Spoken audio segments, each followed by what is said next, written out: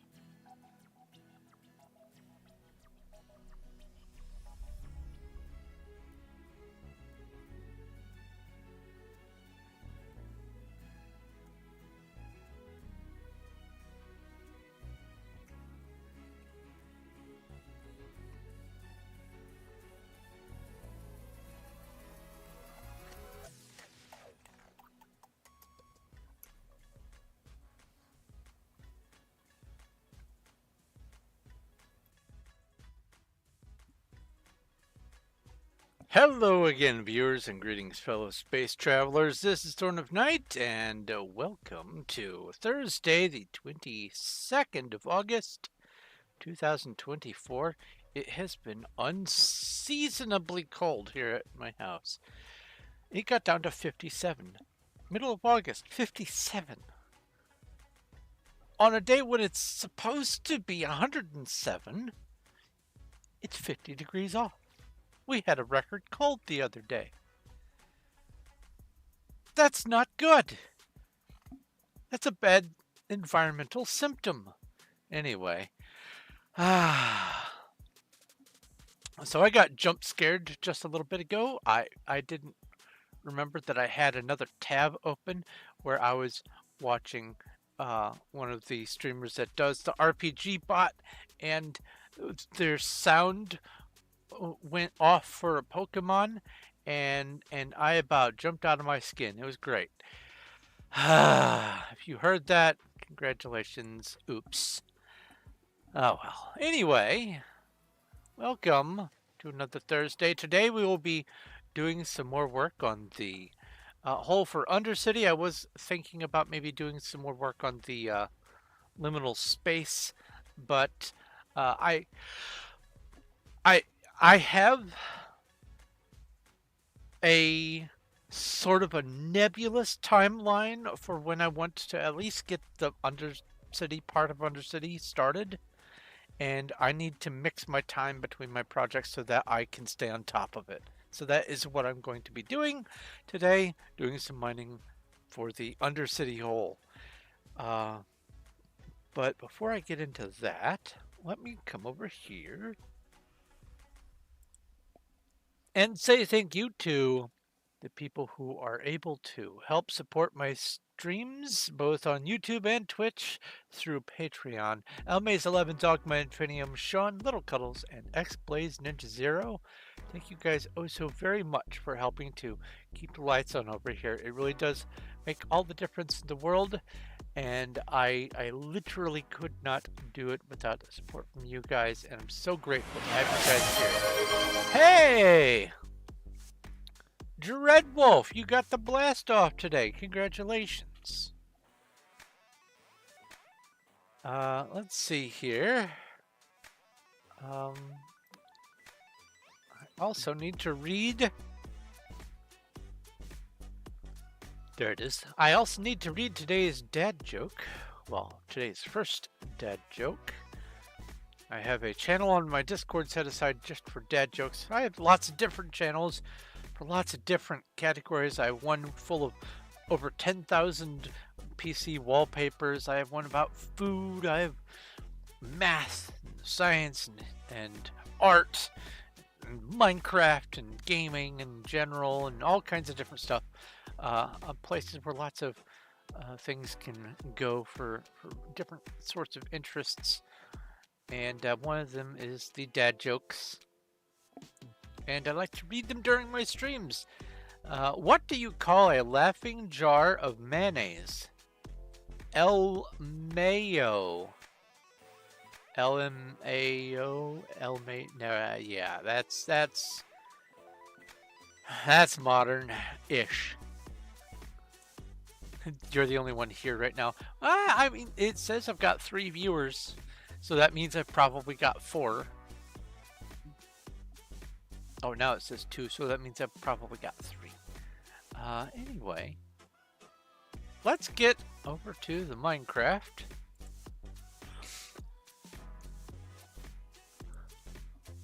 Where the yellow text says uninflammable. And let's bring the chats up to the front. Here we go. And there we go. I will just let that ad play. That way it gets out of the way. Let's get on to Performium. 210 people. Low population today. Usually it's about 243 on a Thursday at 7:30 to 8. Hi. Okay. So, that's weird. Hey, there's Dreadwolf on the server too. Good morning, Bright Eyes. I said Bright Eyes at the same time I put my face into some glowstone unintentionally, so that's kind of funny. Alright, do I have any... Yeah, Let's see here, PV 29. I'd like to start off with a little less mess. Put the stone in here. Let's go deep slate. Deep slate. Deep slate. Did some other mining. Let's offload the remnants of it. There we go. Put these down here. And this should be granite, diorite, andesite, and... oh, more andesite. Not gravel. Then I will put this in here. There we go. A lie. No. Okay. Wait a minute. I wonder... hold on. This is 8-minute invisibility, and this is just a potion of instant health. I just realized something. That may match. It's potion of health. Splash potion of invisibility. I'm gonna grab 3 of these. Oops. I just realized that I could probably complete one of these with the ones that I have over there. That's slow fall. Boop, boop, boop, and boop. And there we go. A full shulker of splash... oh, wait. Hold on. Splash potion of invisibility. I really should have put signs up. This is... okay, so that's full. Good. So this is overflow. Over time, I'm amassing 27 shulkers of each of the potions I can make. And for the ones that have 2 versions, the redstone and the glowstone, I have the extended duration and the extra strong. And then for the ones that only have 1 good version, I have them like this. And I have them all as splash potions because ultimately that's the best kind there is. So I'm just trying to get a backlog. It's why I have it's why hey now. Where's my...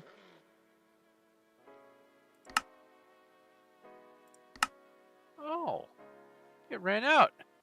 I have this splash potion here. Slowness 6 and resistance 4. a little advertisement. Also, minus 90% speed. Wow. So let's return that to me and go sell $1 billion as an advertisement. All right. Home ring. Here we are.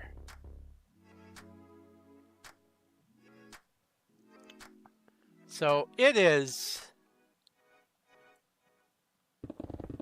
a good feeling to have been able to solve my issue that I was having yesterday with Starbound. I was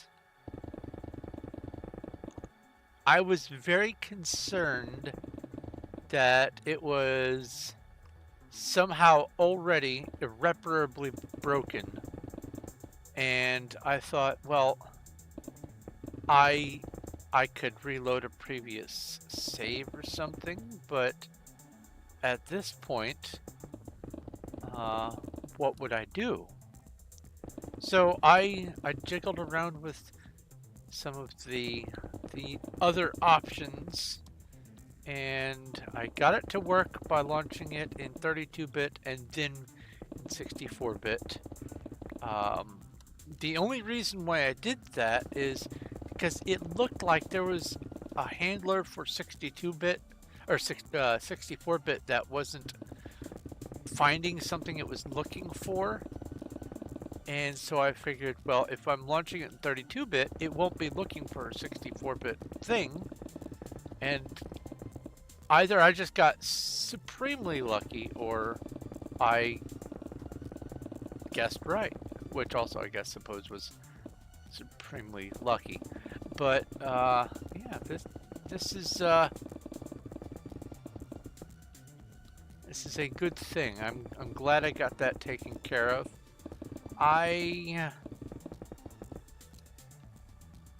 foresee potentially years down the road, maybe even sooner, my save just ultimately breaking and me needing to figure out something else to do. But until then, I am going to be playing with that Illinois Smith character for as long as I possibly can. Already, my backup plan is to make a pretend planet of clones. A facility somewhere where I can go and have a whole new character that I have to start from scratch, but I have access to all of the materials and things nearly from the beginning. I can go fly somewhere else and get the stuff that I need after some preliminary resource gathering, especially fuel. Oh, that was some copper down there. Let me dig up. Let's go forward a little bit. Dig down.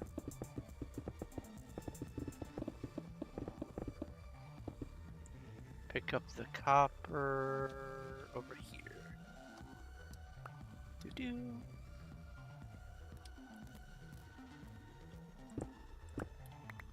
Yeah, that was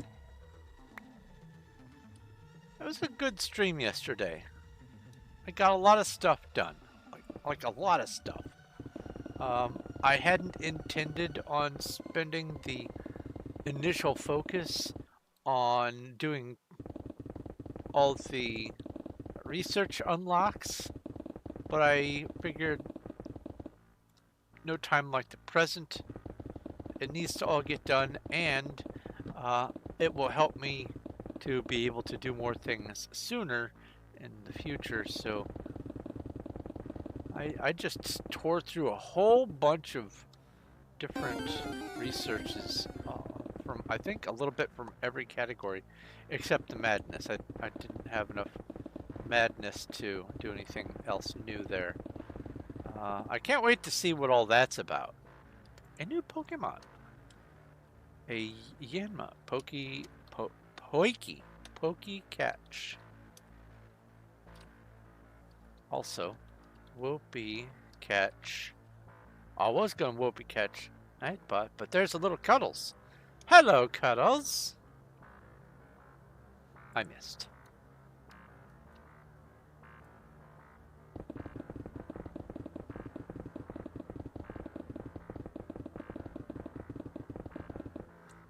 There's some more copper.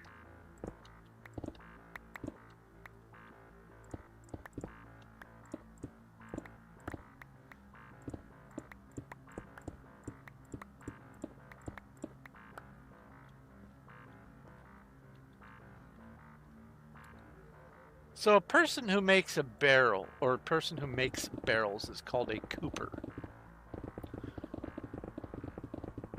I have in my mind a linguistic situation where at some point there was someone who used copper to make their barrels, and they just either on purpose knew that they were a copper cooper, or they were totally oblivious to the wordplay, which would make it even better. And this is one of the many things that keeps me from falling to sleep in a timely fashion when I lay down in bed. Been a weird day. One roommate is in the ER and the second is very dizzy and throwing up. Oh, well, that's not good. Might I suggest social distancing from the person who is throwing up, if at all possible?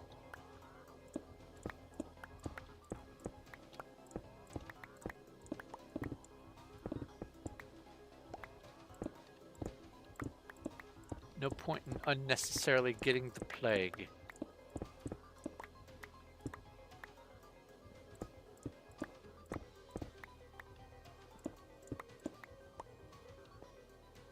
There we go. Whole bunch of copper.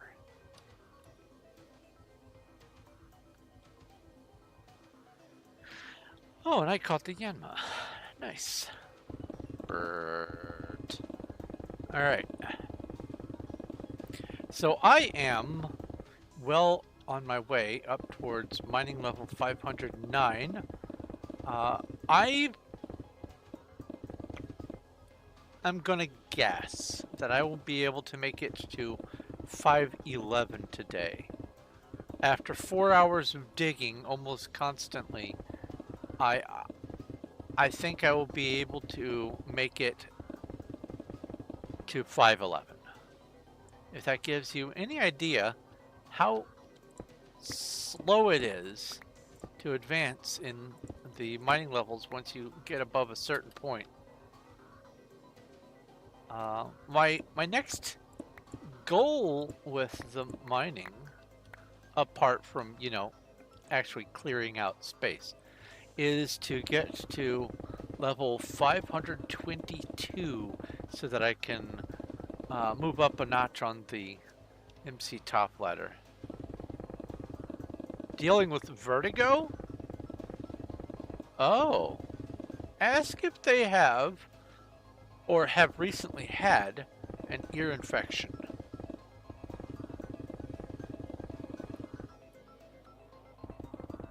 Because I have been noticing a little bit of a pattern. Sometimes, very rarely, I get dizzy. And it's not like blood pressure kind of dizzy or anything like that. It's just, I feel like I am just internally off balance. And I have pieced together that almost every time it has happened has been right on the heels of having like an ear infection for like a couple of days.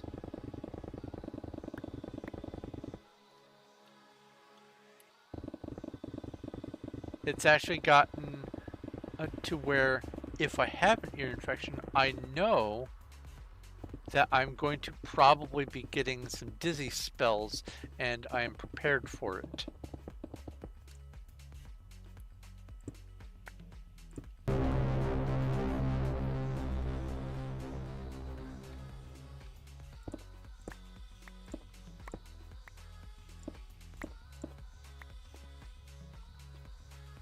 And I'll point out I am not a medical practitioner, but that is my experience when I have sudden bouts of vertigo of my own, is it seems to be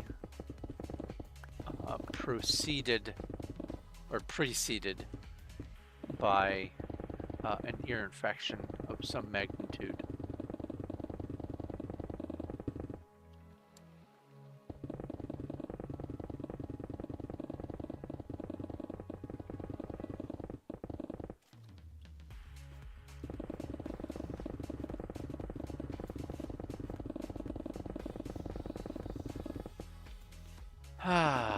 Oh, that was a horde of harpies.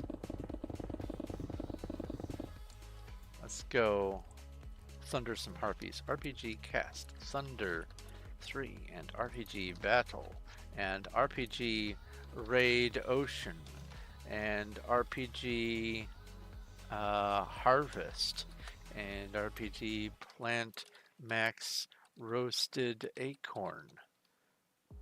And RPG drink small strength massive boss battle. That way when and the harpies have been fended off, I can now go RPG boss battle. I remembered to fight the Sphera before Exploded Soda came in. Look at that.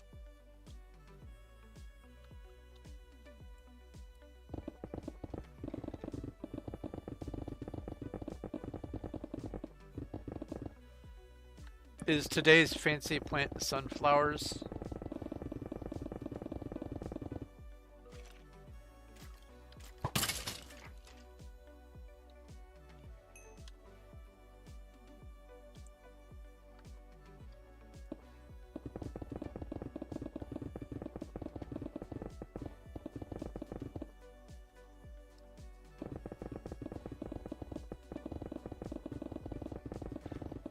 Three massive boss battle. All that happens when you drink multiple of a potion is it extends the duration.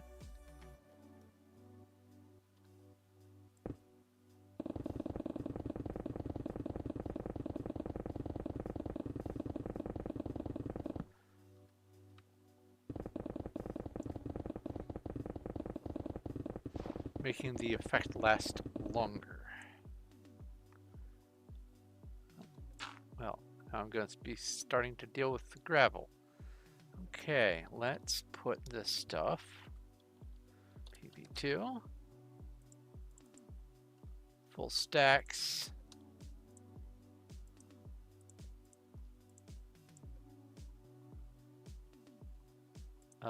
Gravel has already despawned.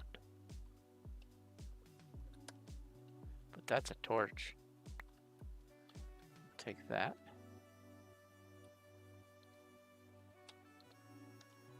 Put you in here, put you in there, put you in there, bring you down, bring you down.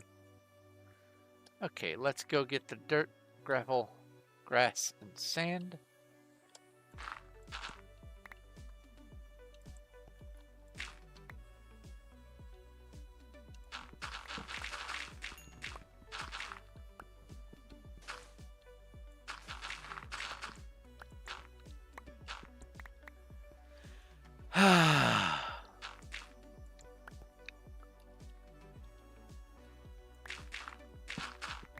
So I had a bit of a busy week this week. Lots of different things.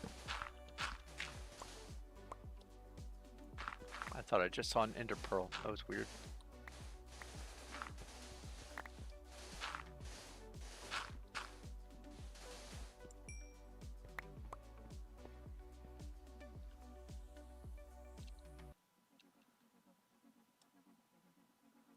Put a torch there. Put a torch here.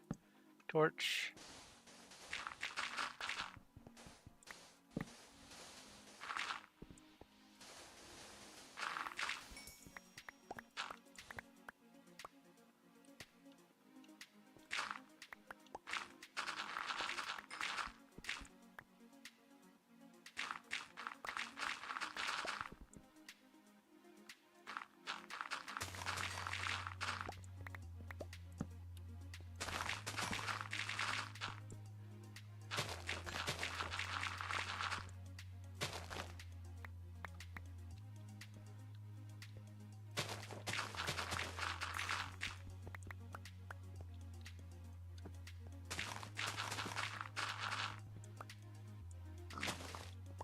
I hear a pig.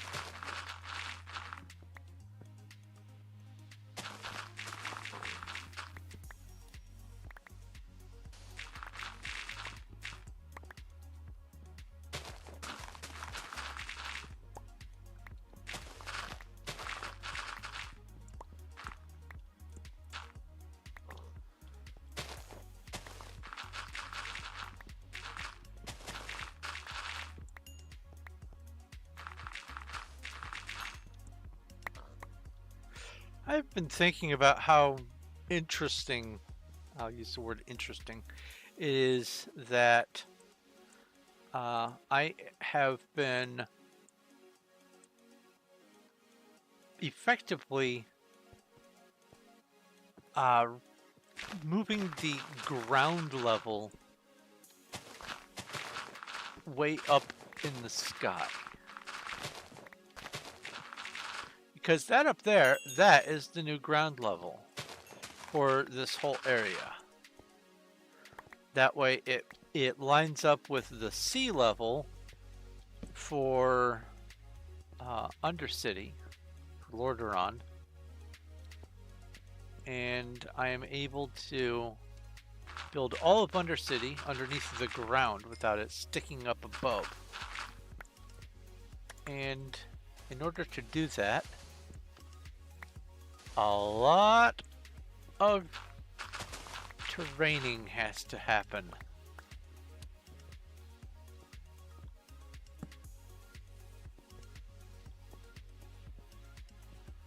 A lot.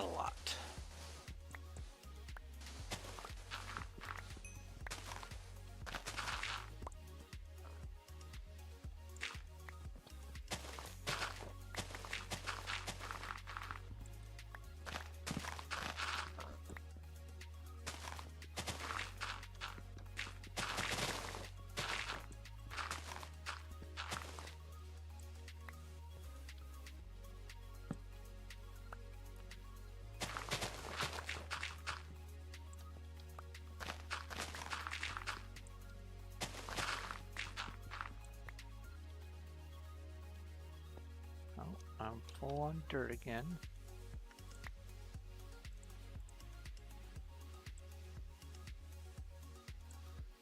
That doesn't do me any good to have.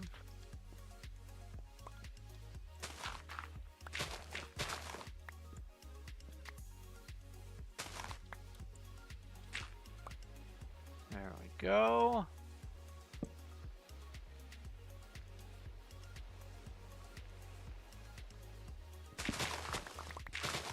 Sounds like it's raining up above.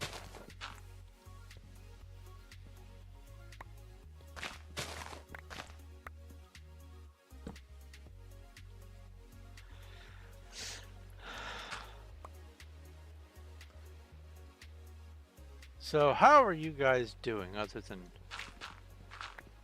having a weird day, Cuddles?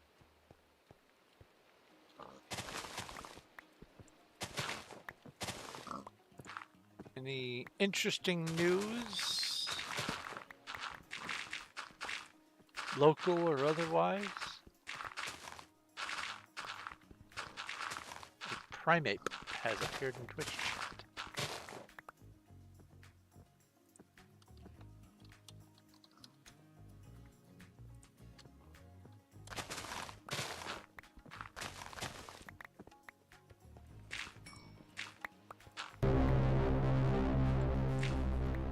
Plus a horde of golems.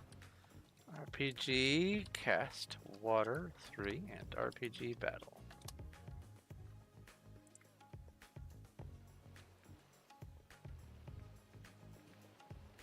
No other dirt.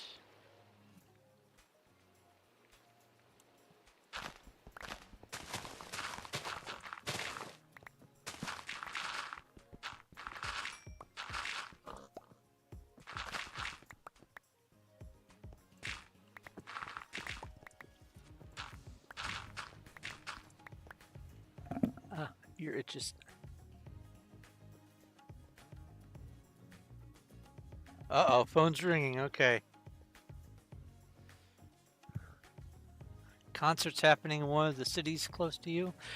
It seems to me like there's always a concert going on. I live in the St. Louis area, and so whether it's at a large venue or a bar or just a field out in the middle of nowhere, there always seems to be some sort of concert or another going on.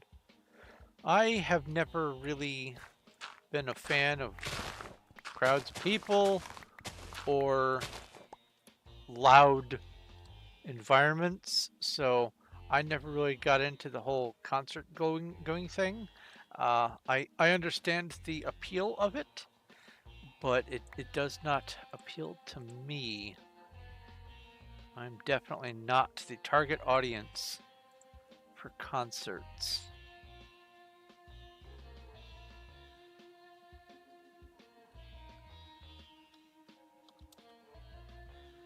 I'll just leave it like that.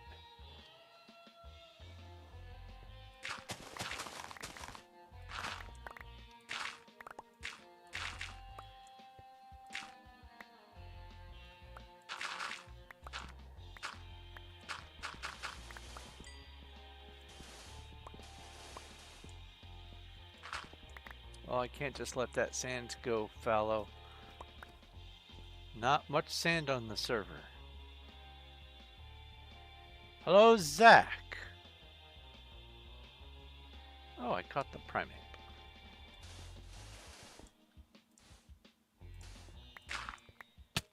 Ow.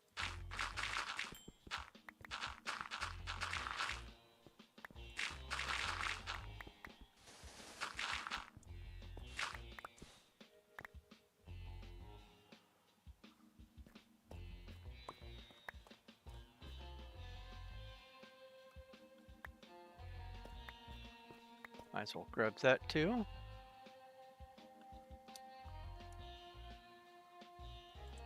More stacks, more stacks. Eh.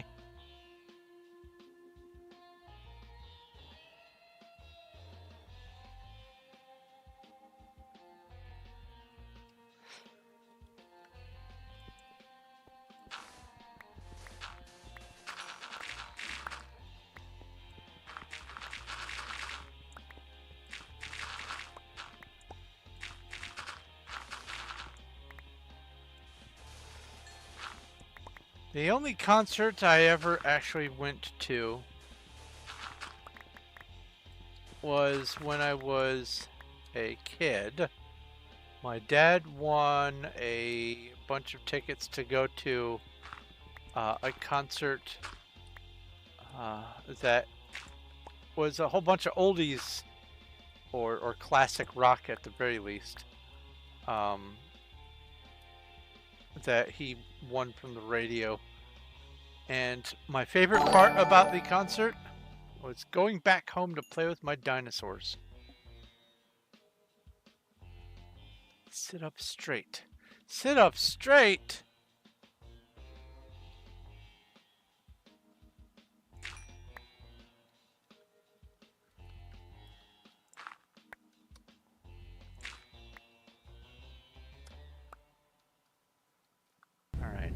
T. Earl Grey hot. 9.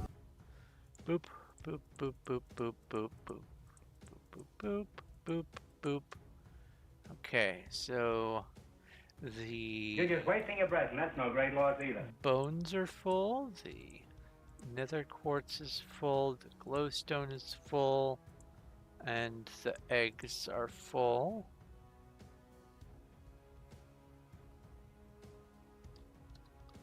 $28. And put these, well, put these in here along with the sand. And then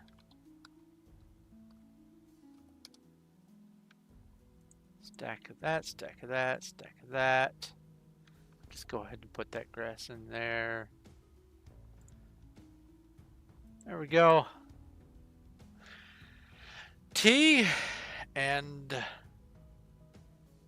dad joke. Tea and a dad joke, 2 bits.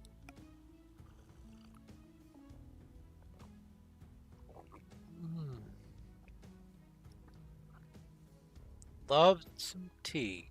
All right. Let's go grab a dad joke. I've got this pencil that used to be owned by Shakespeare, but he chewed the end off it. I can't tell if it's 2B or not 2B. That joke is semi-dark.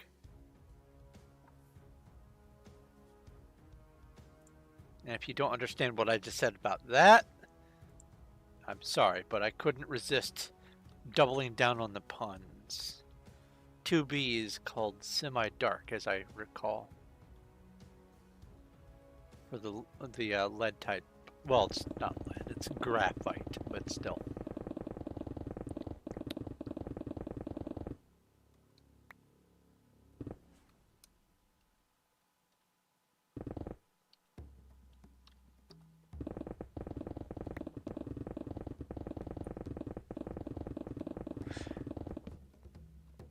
Asked if you could bring the phone charger. Okay.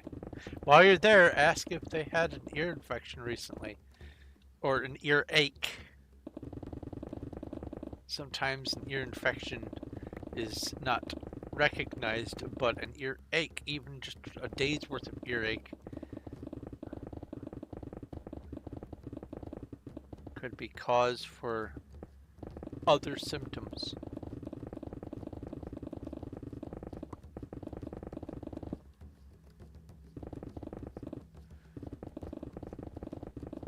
And if I don't dispense the wisdom that I have, then what's the point in having the wisdom?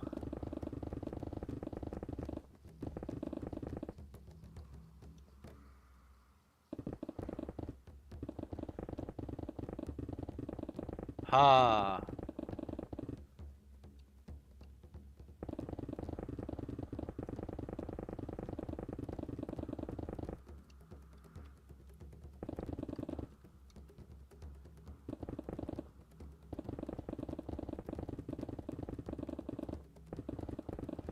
There are several different kinds of things that can cause vertigo, but the primary one is injury or inflammation or otherwise malfunction of the vestibular tools in your ears. They're basically a bunch of spirit levels that tell your brain if your head is facing the way you think it's facing. And if the feedback from the liquid in your tubes doesn't match the presumed location of your head, your brain goes into panic mode and says, I don't know, maybe we're sick or something. And it manifests symptoms you probably don't have, but it will make you dizzy as a result, so you'll get a new symptom. And very frequently, earaches, treated or untreated, can end up with an unintended side effect of vertigo, I have learned.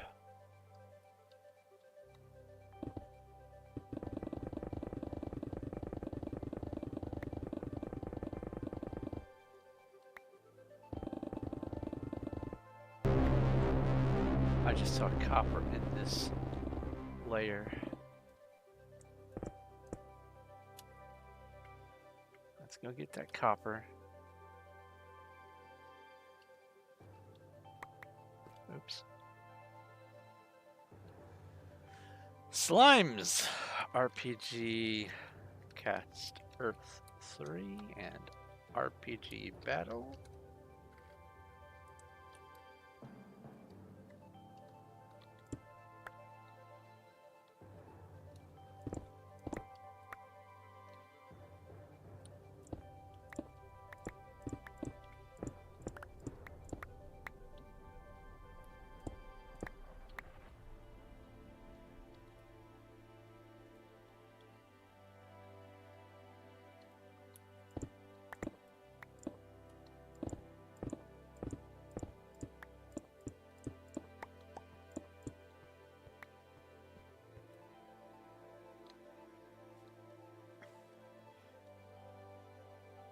So on my Suffer the Dark mod pack that I'm playing on Mondays right now, I have grown to enjoy how easy it is to dig through netherrack. And so when it came to digging stone for the first time, my goodness, it was a slog. I never realized how much more effort it takes to do just regular stone than it does to deal with netherrack.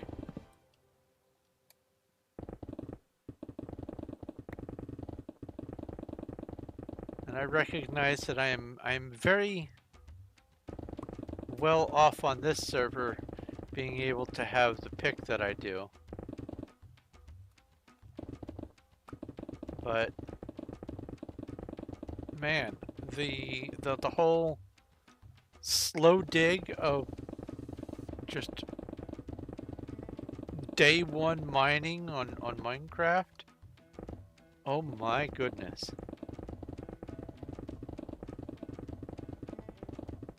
Speaking of that mod pack, I think what I will probably be spending some of my time doing this weekend is refamiliarizing myself with at least how to get started on some of the mods.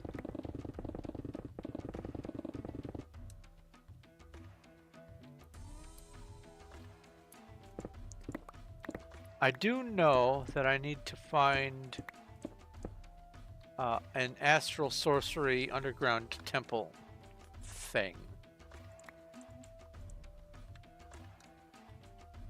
But beyond that, let's see here. Let's put these in the ender chest. Oh wait, let's put these in the ender chest. There we go. That's better. I need to get started on astral sorcery, but I also need to find some specific key biomes to get started on aspects of several of the other mods. For the Beyond, or no, for the Between Lands, I'm sorry, for the Between Lands, I need to find a swamp type biome that is home to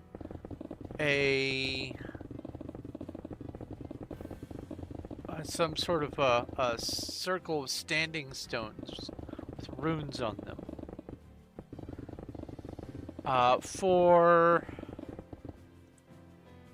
Let's see here, for the Afraid of the Dark, I need to find this dark forest Go figure. For the abyssal craft. Oh, there's a new Pokemon. Sunken Pokecatch. I'm going to need to find something that's probably going to be very close to the swamp biome.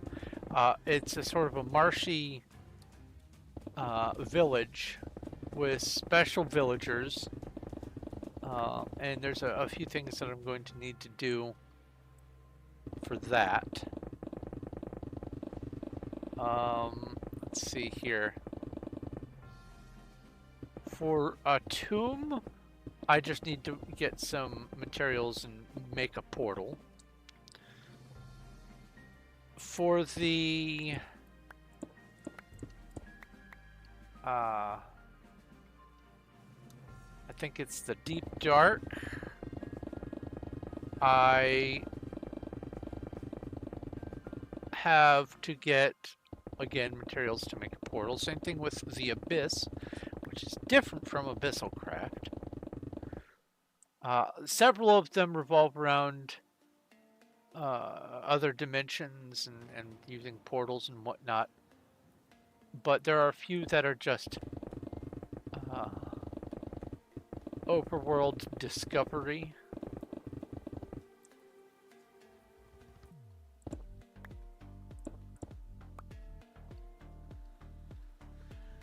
So I have a lot of exploration in my future.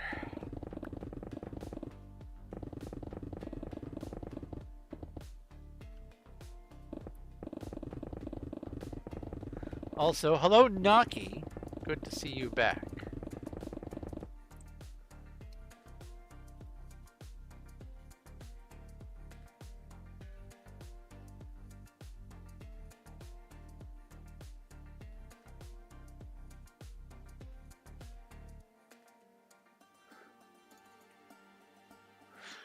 So if the government came to you and offered a free house, but it was on the other side of the country, Hawaii, Maine, etc., but you had to live in it, would you take it? I mean, if I had to live in it, I don't think I would have a choice. Would I have any qualms with it? That depends on... water! Well, it depends on water, yeah, for sure. That depends on whether or not I had good internet access, I suppose.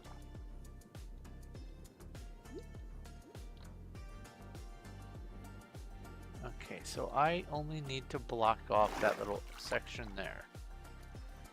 Heal. Also, asking about the state of refugee to Regent. I am still recoiling from that Java update that has caused some mishaps on my end. It also made it so that I have had some issues with the okay, brain, what's the name of the game? Chronicon. There we go. The Chronicon. I need to figure out what to do with setting up the Java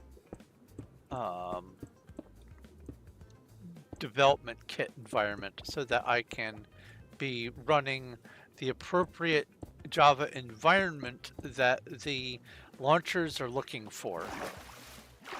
It's annoying, and I have been very frustrated with it, and so admittedly I am somewhat avoiding these sponges are wet. I'll go to the nether with them later. Let's just fill this in with stone. We have the stone. Plenty of stone. Let's just do this.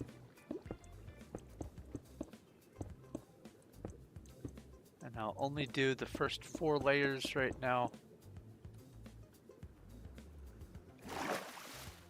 so that I can just deal with what's likely to be coming up today.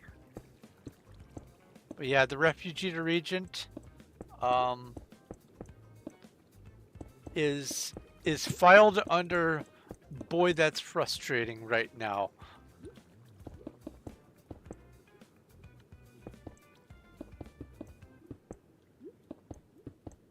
To the point where and this is one of the annoying things with how my brain tries to sort things out. It has also interfered with my ability to muster up the brain space for getting the rest of the Skyrim project good to go. Oops.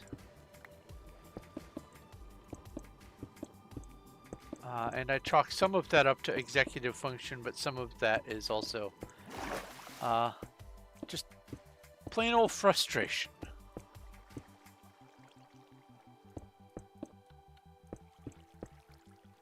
Is that all the water? There's another pocket of water that I'm gonna have to contend with up this way. Somewhere. I think it's there. Oh, actually, I may have drained that one. Come to think of it. Bye-bye, water.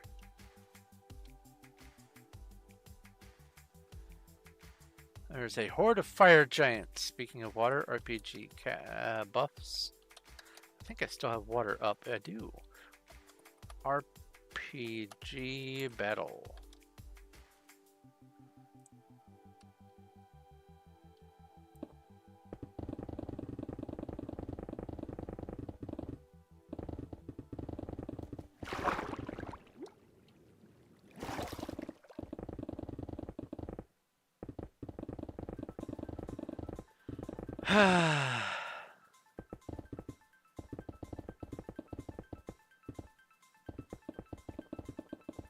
But what it's going to take for me to get the Refugee to Regent and the Skyrim started is I need to basically free up some brain space. And I often say that weekends for me are total mystery on what all's going on, and largely that's the case. I do know that first thing tomorrow I need to take a pair of glasses to the glasses place because some of the frame screw contraption is broken. Not my glasses, the wife's, but I do need to take care of that. There's some other busy work things that we need to take care of. We need to hunt down a washing machine to replace our old one. Just all kinds of little busy work things that detract from me being able to just sit down and have a day of focusing on any one thing. My days, even during the week for just Monday through Thursday for my regular streams, before I start streaming, my day is already crammed full of so many different tasks that I end up having to split my day into two pieces by throwing a nap in somewhere so that I can have the brain space for, or as the wife calls it, the spoons, have enough spoons to do all the tasks that I'm trying to do. And a lot of my tasks are self-imposed, but I'm trying to stay on top of everything as best I can without getting myself sick again. So I am doing what I can, but when I figure out the Java thing, I will be able to pick back up with the Chronocon building and the Refugee to Regent. I have, this whole time, I have had a tab open on my Firefox with some information that I need in order to get the Refugee to Regent working. And it's just a matter of going through all the various steps and getting everything taken care of. It's whoever it was at the Java company that decided to go from version 17 to version 1.8 needs to have a good talking to.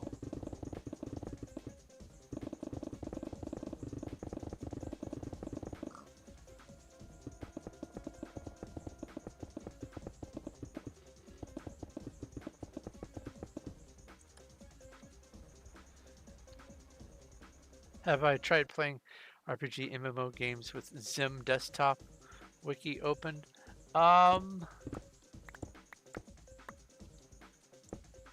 I have not.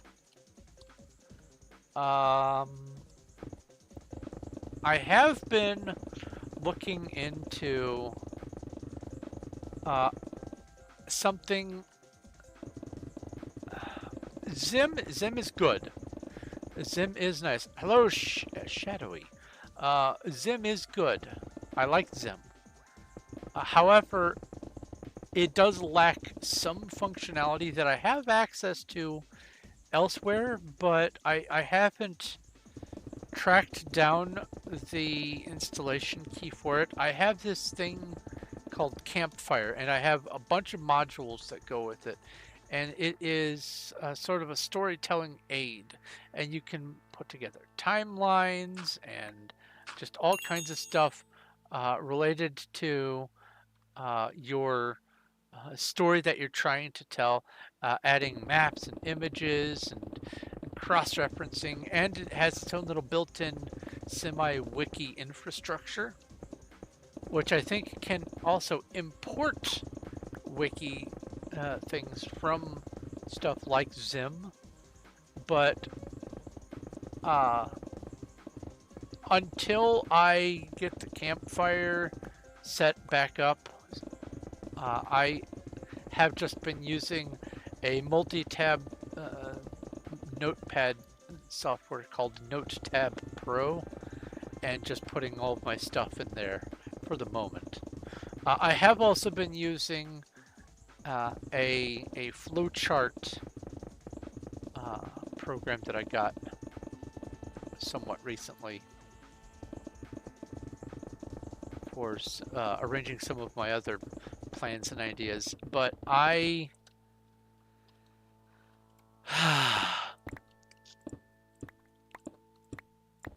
am very reliant on externalizing my thoughts and plans, but time availability is really one of the big factors that interferes with me getting some of the things done that I wanted to get done.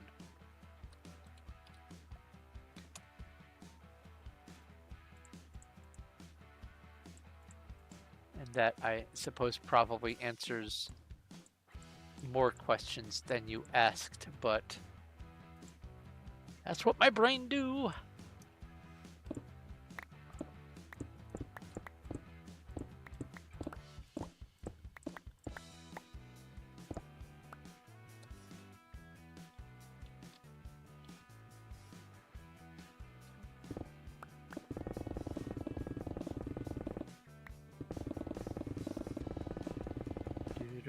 Hey now.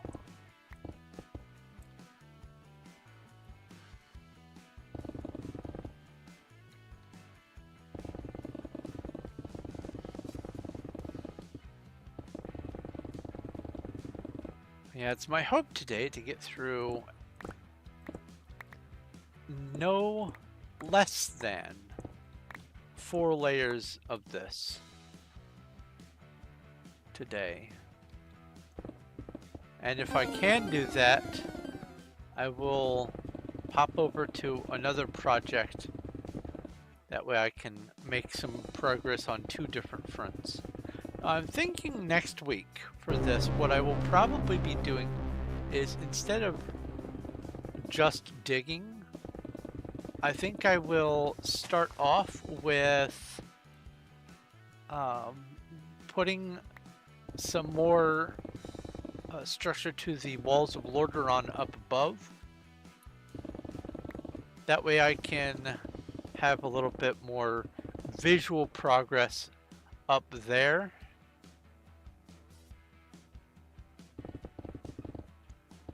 Because that is something that I can relatively easily take care of.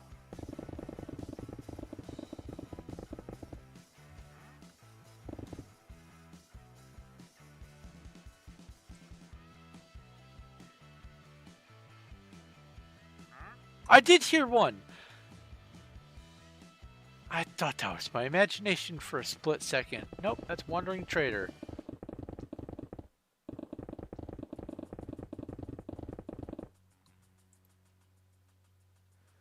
A milk enema?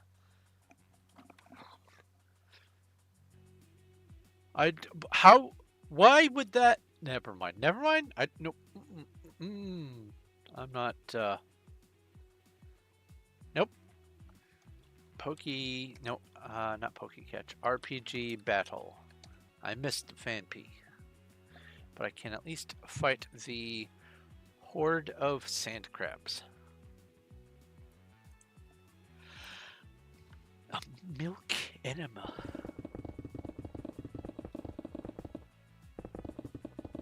I don't understand why some people, their go-to is to say, I'm just gonna boop. That'll cure my problem.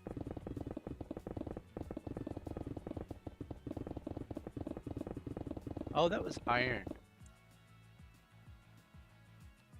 How do I have exposed ores that I didn't catch? I must have been really out of it when I was working on this last time. Are there any other ores that I am going to encounter? I don't like having to go down to the bottom to go chasing after them.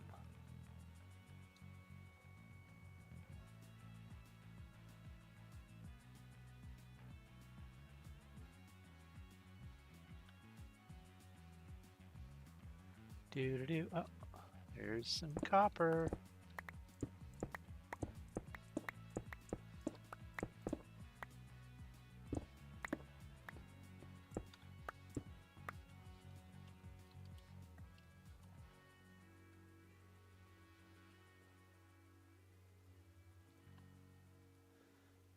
According to Google, NASA says the moon Titan's surface has hundreds of times more hydrocarbons, crude oil, than all known deposits on Earth.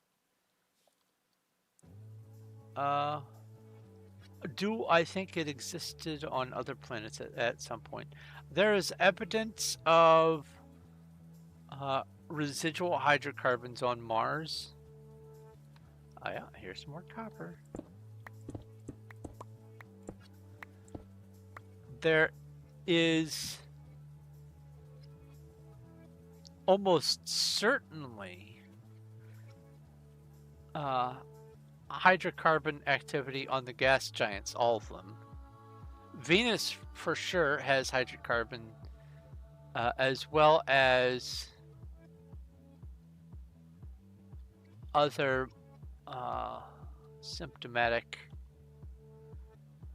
greenhouse type materials.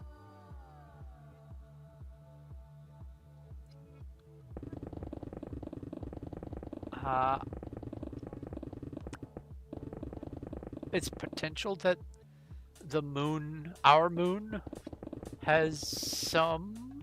I don't know. I don't know about Mercury.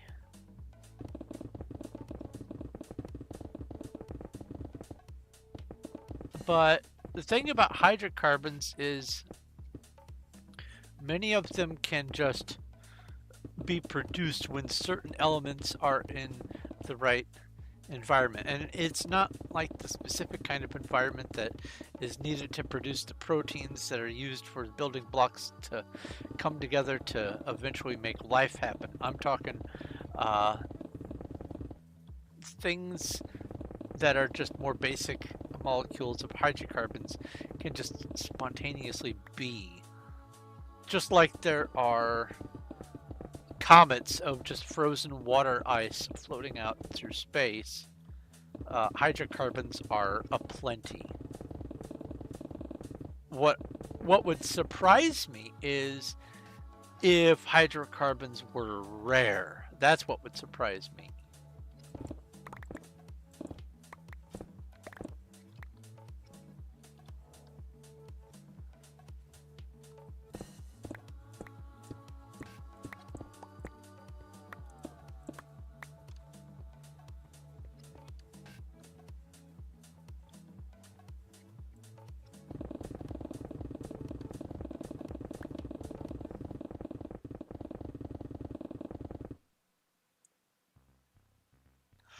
Oh, I see. Now I understand the purpose for the enema. Ha ha. Okay, well then, that makes sense.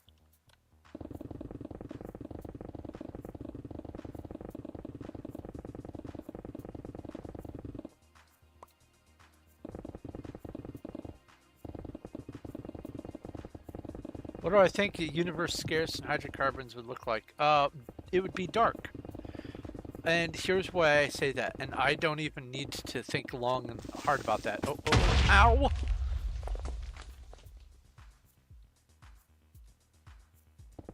Goober?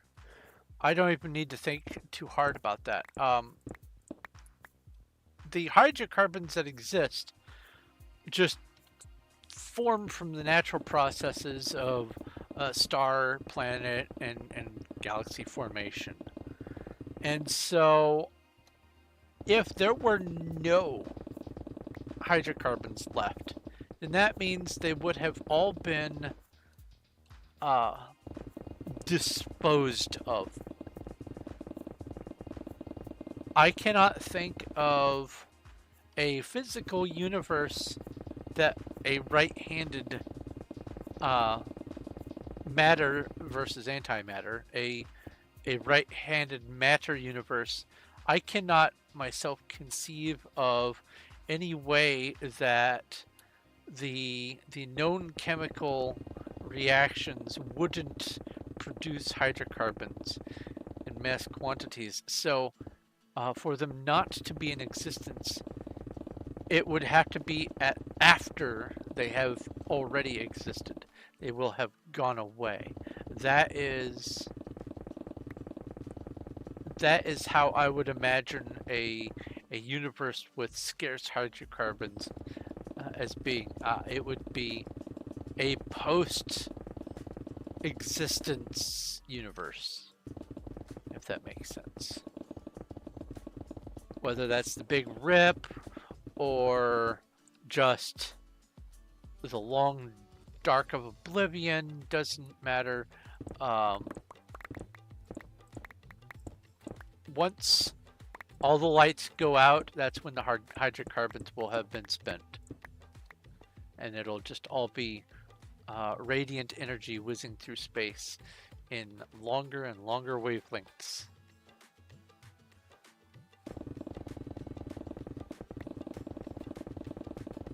Very, very dark.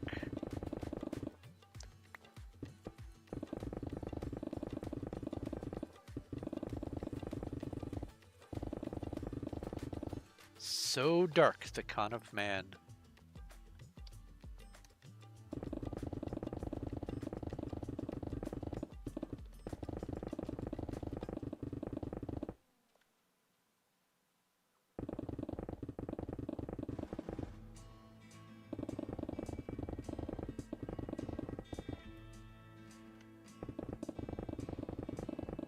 Also, good to see you, Naki. Long time no see. I was actually in the process of typing up a message to fire at you to see if things were still going all right.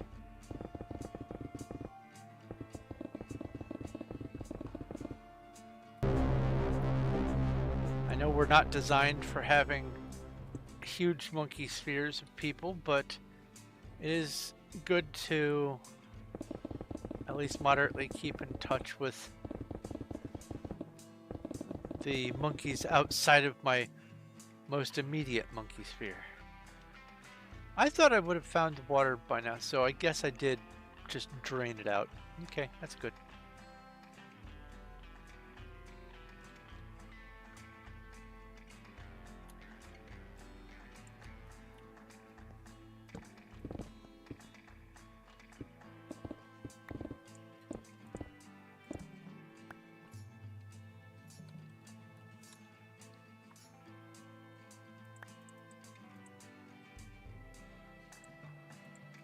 Do do do do do. There we go.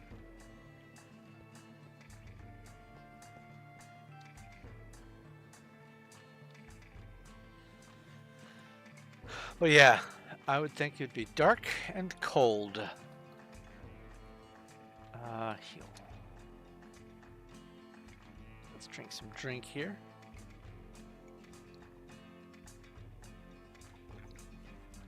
Hello, Emma. Fighting bandits, I see. RPG battle.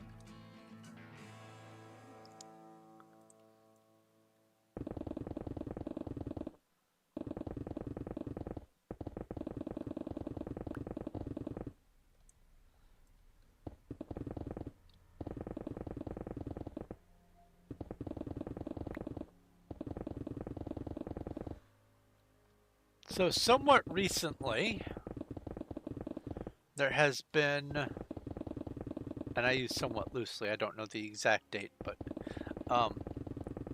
it's been within my lifetime. There have been discoveries of dinosaur bones and other long ago creature non-dinosaur bones that have raised some questions about what other possible creatures science is overlooking and underthinking. And one of them that I was reminded of recently was the giant ichthyosaur, or the Titan ichthyosaur. A fish kind of dinosaur thing. And I just loosely use the word dinosaur for most of those creatures. I know they're not all thunder lizards, but it's easier to talk about those ancient creatures and call them dinosaurs than to rattle off all the different kinds of things that they are. Anyway, ichthyosaurs, big fish things. However, because of some fossils that were found in multiple locations by multiple people, including some found by a kid on a beach. Hey, I'm talking here. They found that ichthyosaurs, at least some kinds of them, could be larger than blue whales. Blue whales, I don't think I need to point out, are enormous. And so having an ichthyosaur that outclasses blue whales is just bogglingly large. And I watched a video talking about them recently on SciShow, I believe. That's why they're fresh on my mind, but I also like to think about dinosaurs sometimes just recreationally.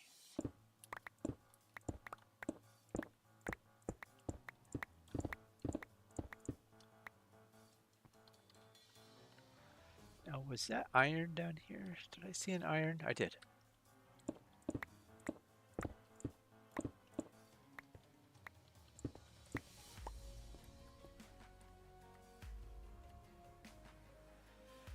All right. PV. Whoops. PV 29. And boop, boop, and boop. A tranquil. Pokey catch.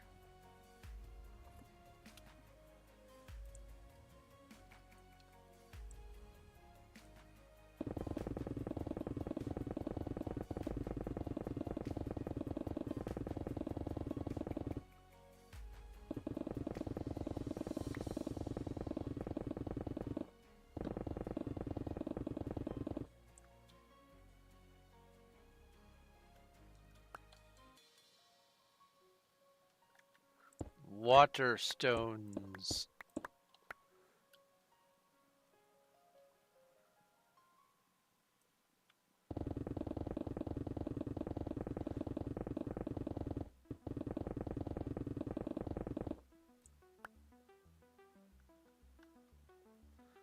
Clearly your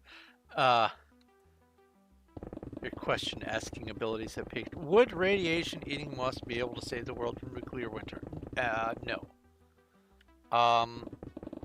It would if radiation eating moss were to proliferate, it would help to remedy the fallout as long as the moss was mobilized and pulled away. Moss, depending on the kind of moss, can have a rudimentary root filament infrastructure that it can use to distribute some of its resources between itself and other critters nearby. Well, plants anyway. And it is possible for a batch of the radiation consuming moss types to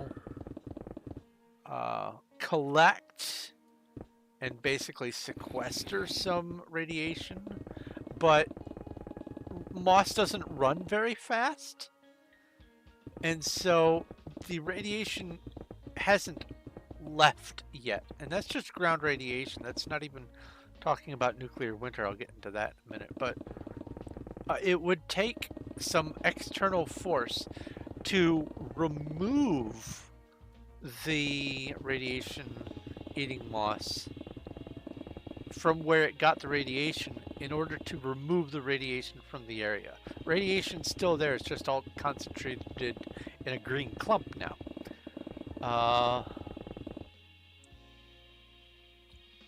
TPS? Be careful.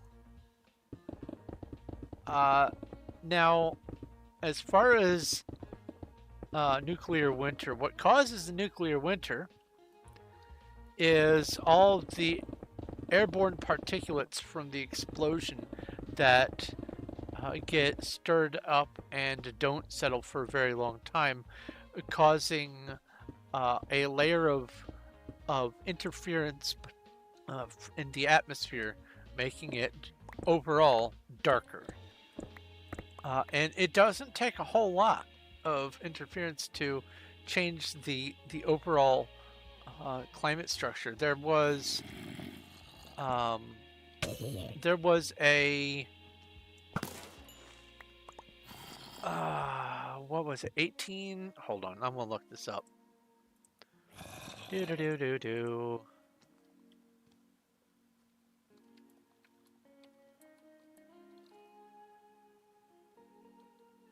(1816). Okay, in 1816, I knew it was early 1800s. In 1816, there was it was called the Year Without Summer, and this was because uh, a an event, Mount Tambora, there it is. Mount Tambora erupted in 1815 in April, and that was April, and it caused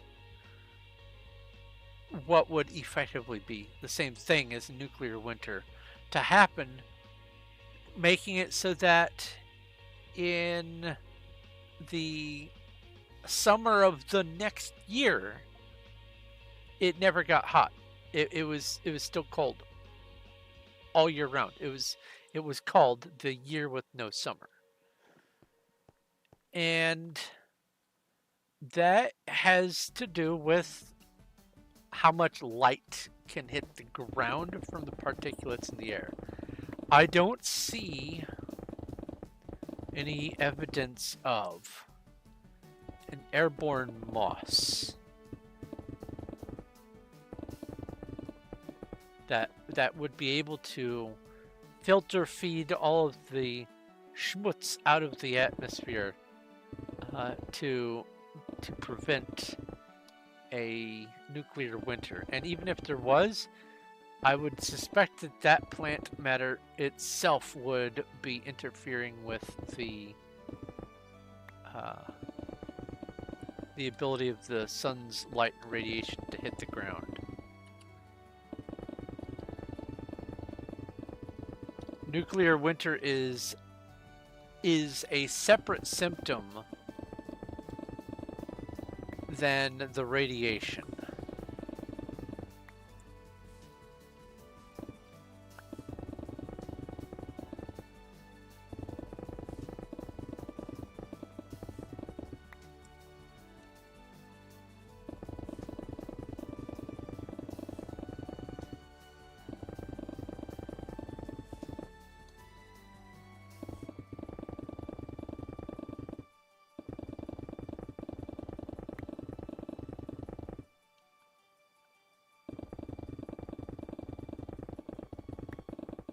I'm 509. I was just about to say I'm about to level up. 509.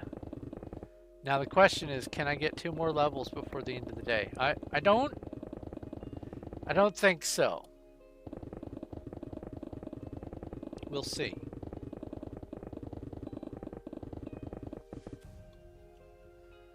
I was a third of the way through 508 when I started. That was 1 layer. So 2/3. I might be able to make 511 today. I might. We'll see. Maybe I can push for 511 even if I don't make it all the way.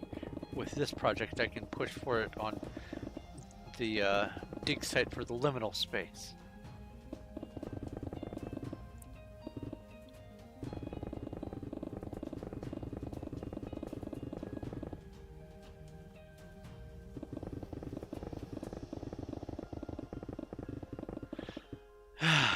Love Naki's questions. Naki always has some good thinkers.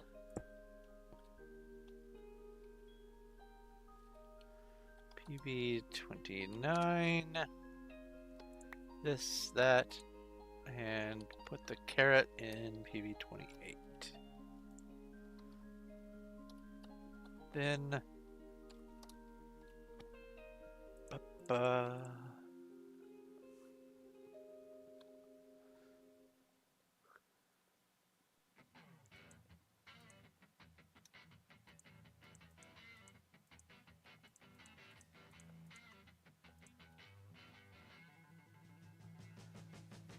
oh, stone, partial stack. and andesite full stack. There we go. That's granite.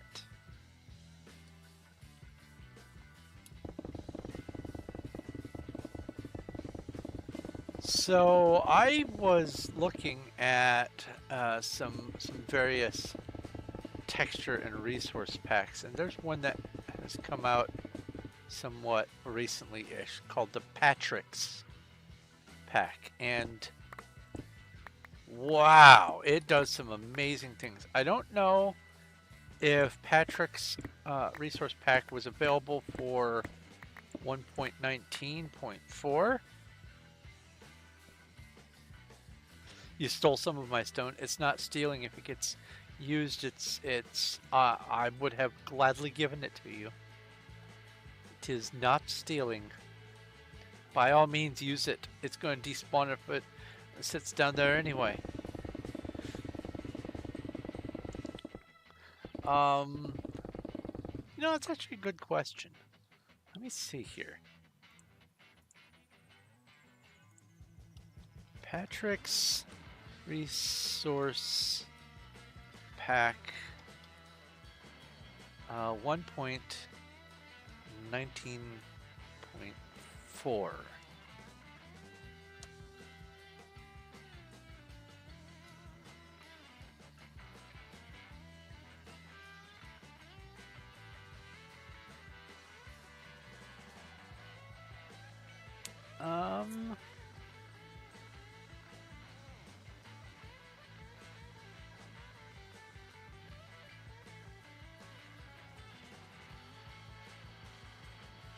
Shaders mods. Alright, website, don't have sound, please.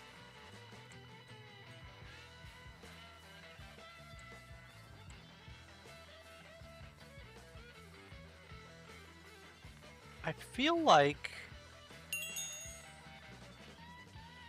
this is... No, they had it back in 2019, so it could be 1.19.4.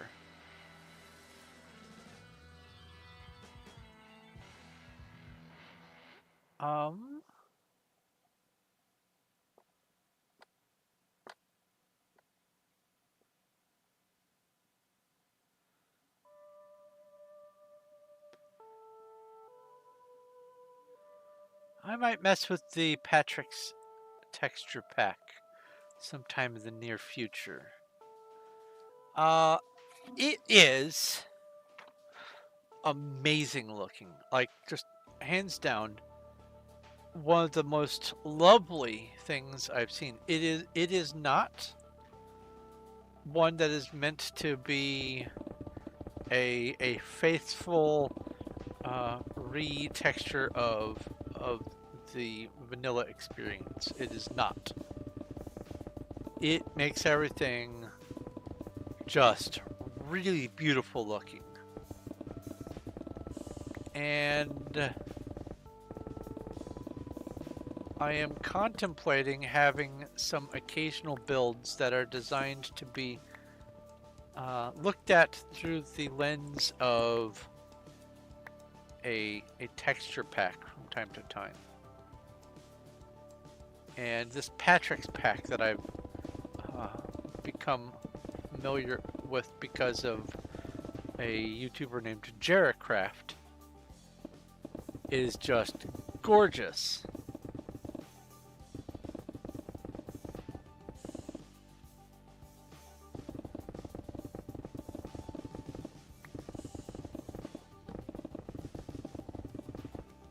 Is that dirt?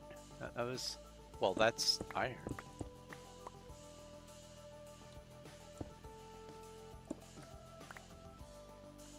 No more iron? Okay.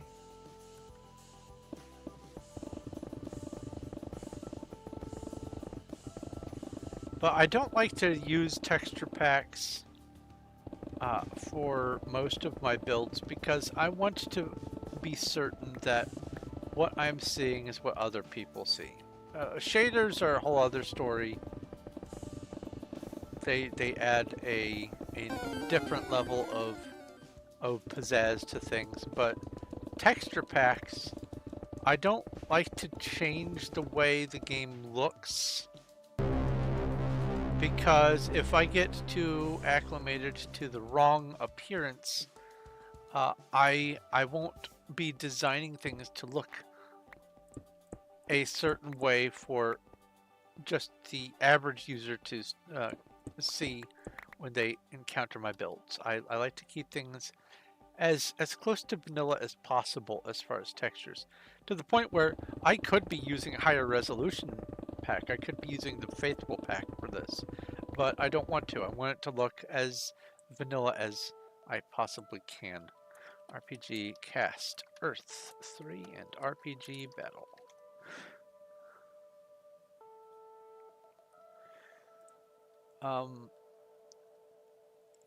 It's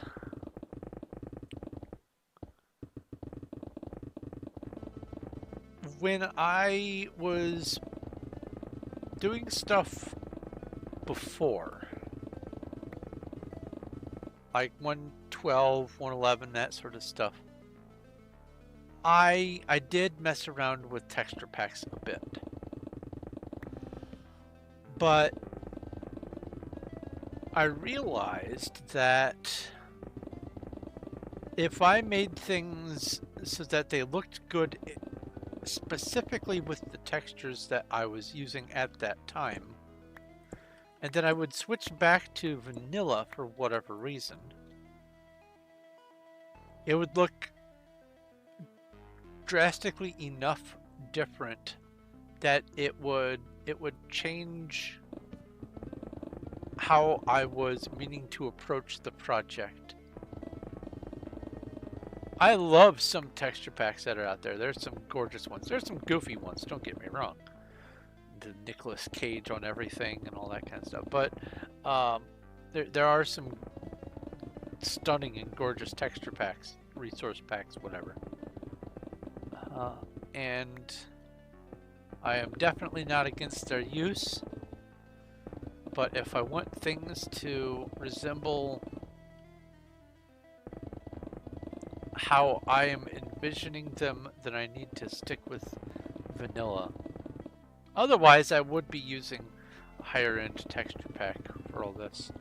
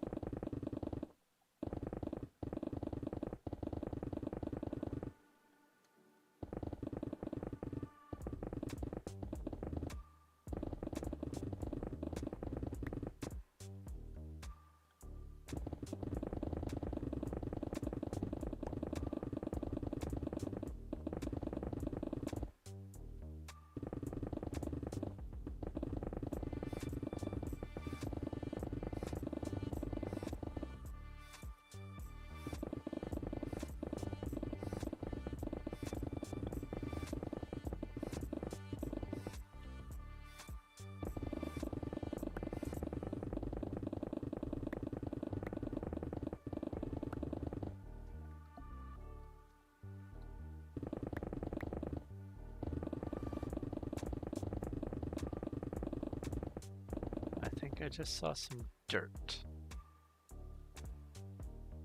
Yep. Water! Oh no!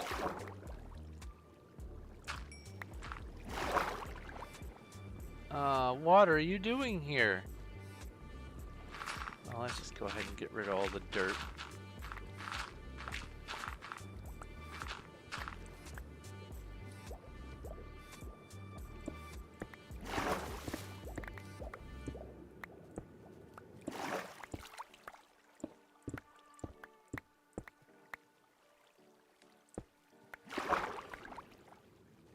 Okay.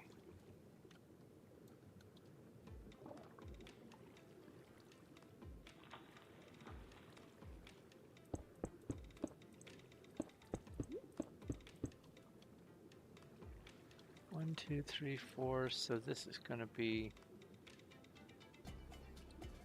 Oh. a bit more of a mess than I was anticipating. Let's go into the air pocket. Let's heal. Alright, so this is the second edge. This is the third. This is the fourth. So I only need to go to here.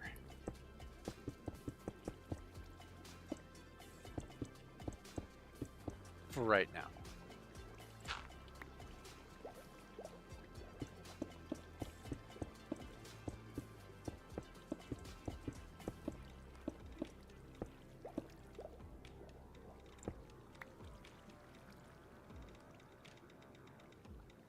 So let's see here, that's back 2. From here, 1, 2. Okay, so that's good there. Grab this, why not?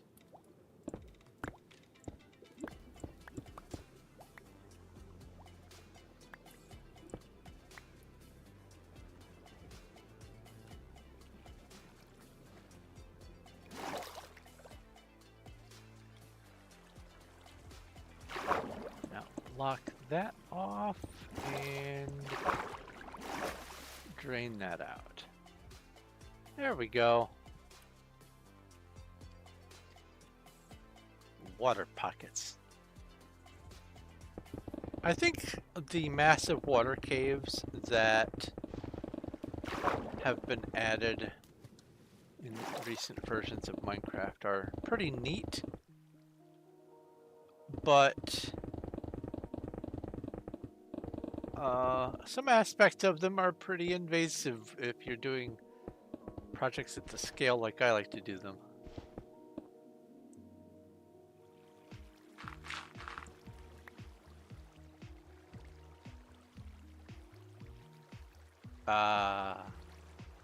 Water. All right.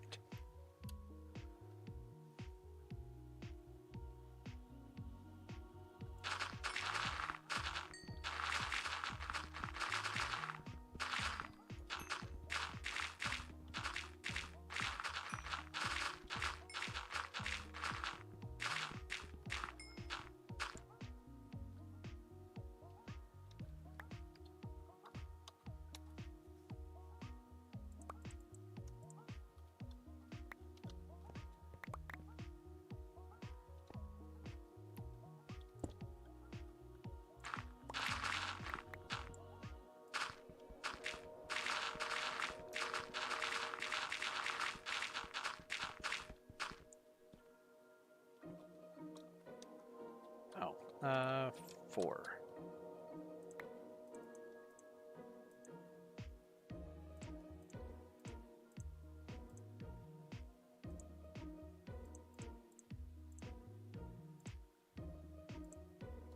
There we go.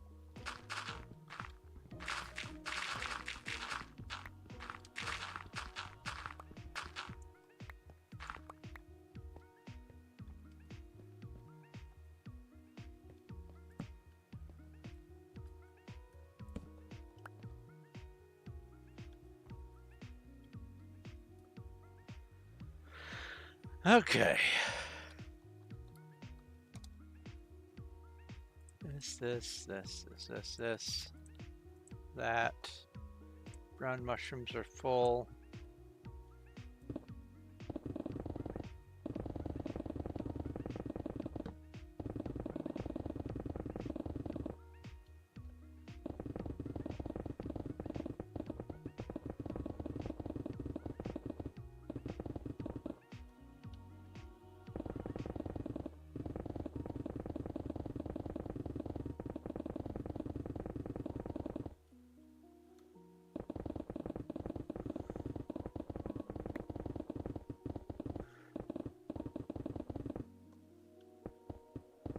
So I don't know if I would be doing this project if I had sort of up level of capabilities, like being able to do world edits and that sort of thing. I don't think it would be nearly as fun for me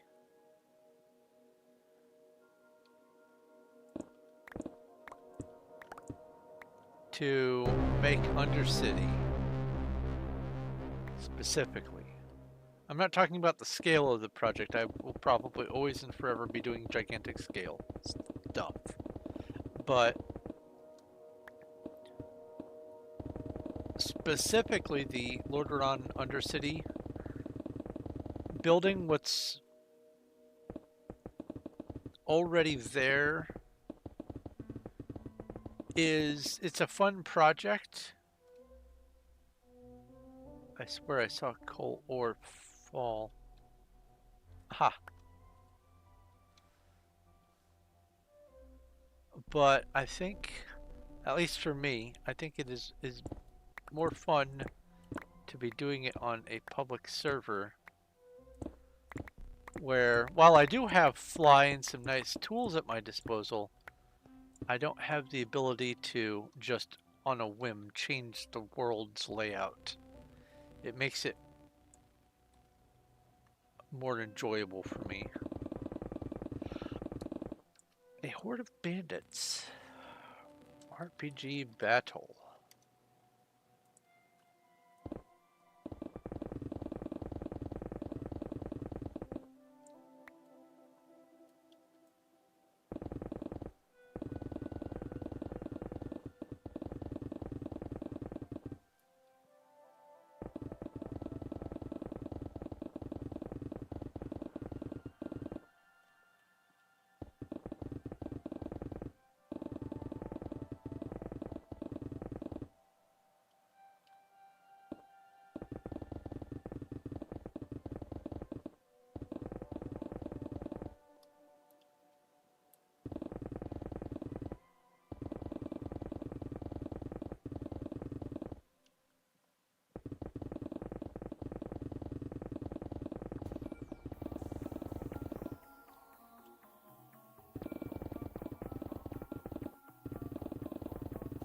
Is that a copper that I just saw?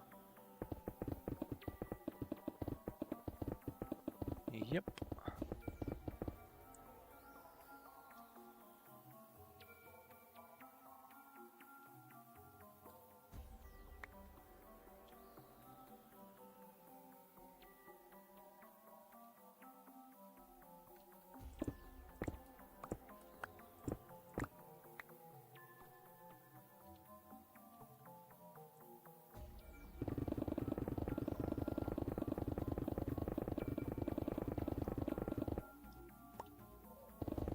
Pickaxe, go burr.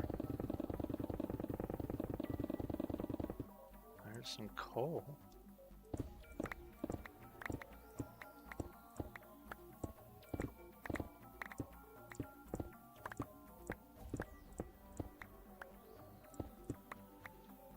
One of the things I do enjoy about the MCMMO plugin, one of the many things, is when it comes to mining, once you get above level 100 or 200 or something like that, one of those two, it's every generated block that you break, you get twice as many. But then, if you activate Super Breaker, you get 3 times as many. So let's say you find a bunch of diamonds. You find like 8 diamonds in a row, and you are max level as far as this server is concerned, 100 or 200, whatever, mining, and you activate Super Breaker, you get, instead of 8 diamond ore, you get 24 diamond ore. And then you take that diamond ore and you apply several levels of fortune to it, and oh boy, diamonds for days.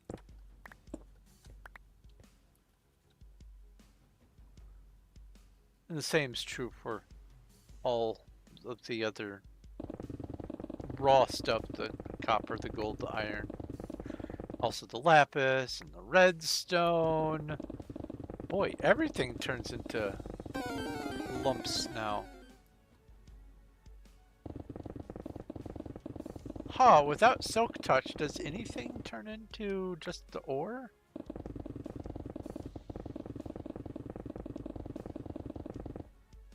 Not coal, not iron, not copper,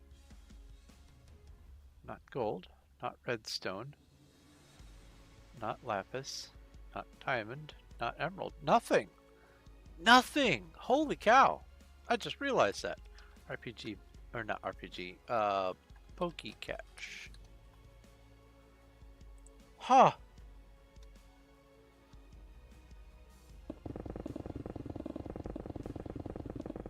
Used to be you'd get ores from breaking the blocks.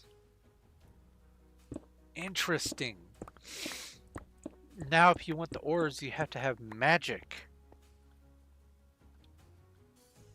You have to use the souls of the dead. That's what experience is.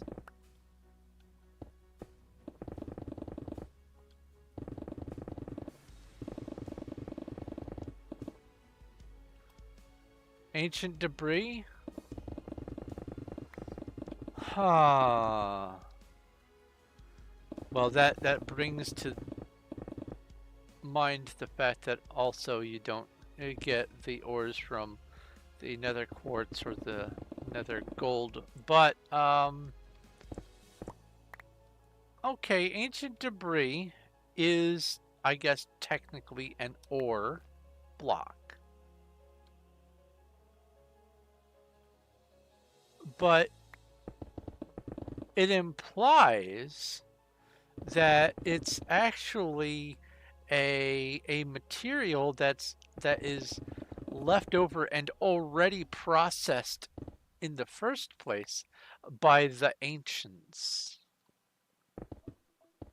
Hence the name.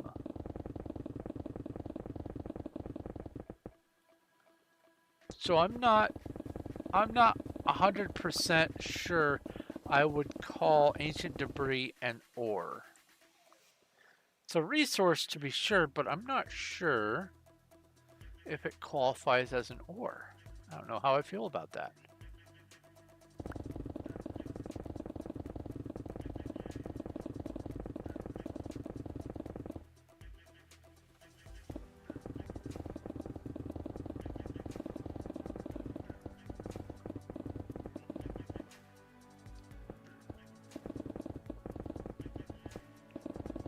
But that is a good point.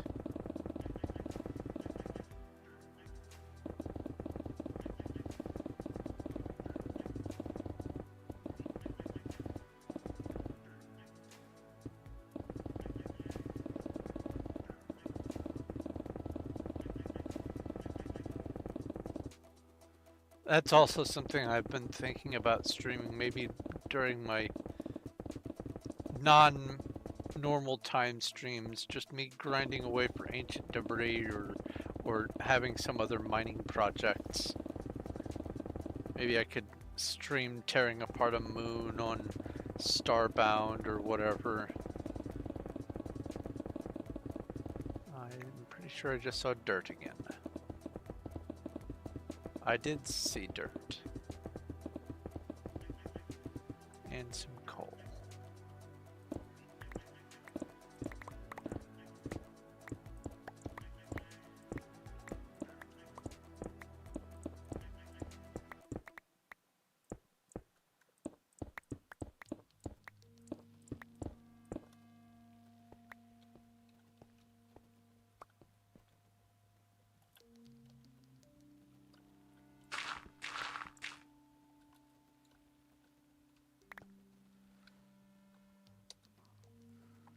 Go ahead and put these in here.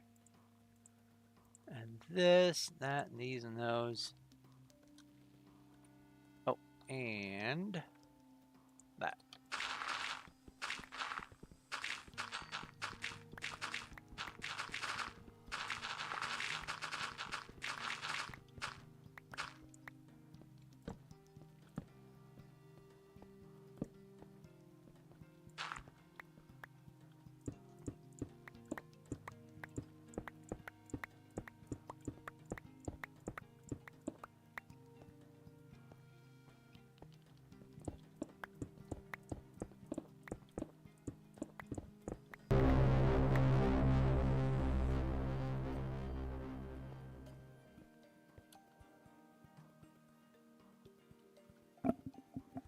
We have a horde of fire giants. RPG cast. Wait, do I still have fire up? Buffs. Earth. Okay. RPG cast. Fire 3. RPG drink small looting. RPG drink small strength. I should have done these at the same time. And RPG battle. And RPG raid. What am I raiding now? The ocean. I think. Well, I've already done it.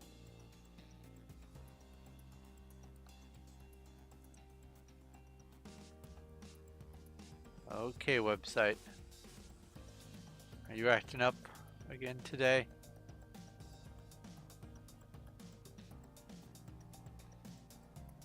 I'll look it up later.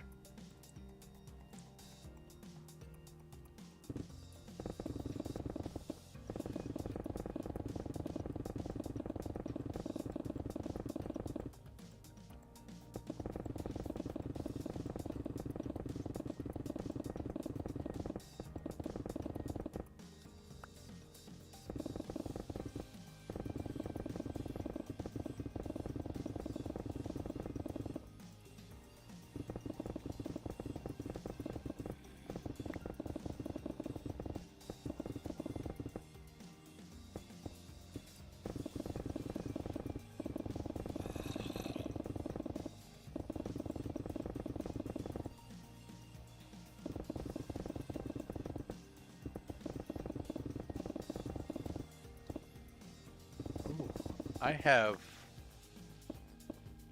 75,000 mithril arrows. I've been going up in arrows. That's nice.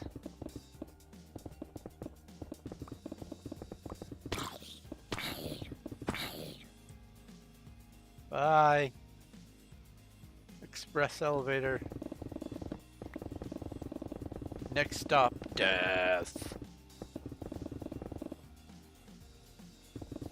And lingerie.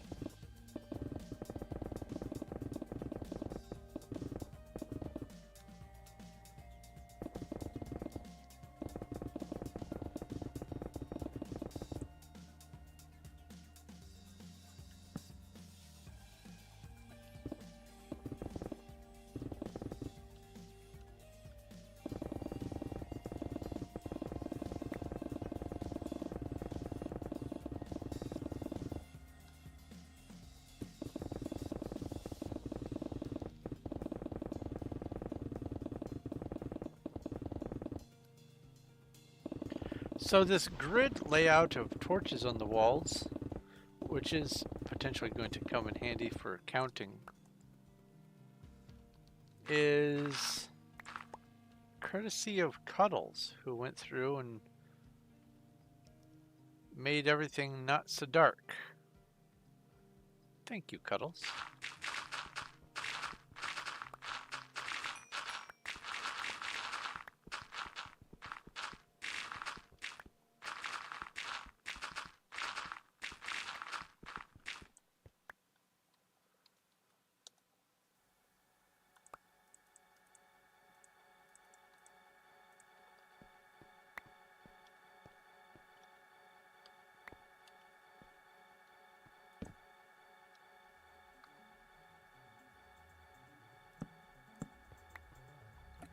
Ouch. Any point on the surface of a sphere can be plotted using two variables, horizontal radius and a vertical radius. You can cast a ray from the center of the sphere. Wait. No.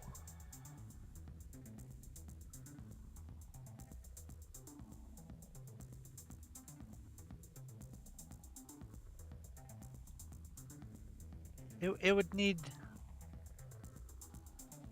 3 coordinates.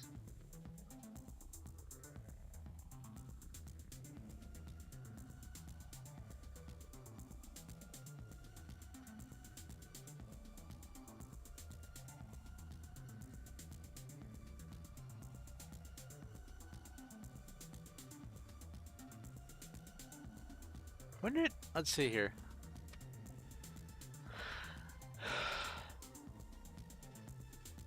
Anything above there? Anything over there?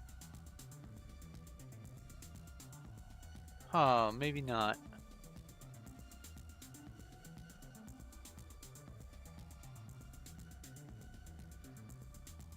You just have to have enough coordinates up, down, and enough coordinates right, left.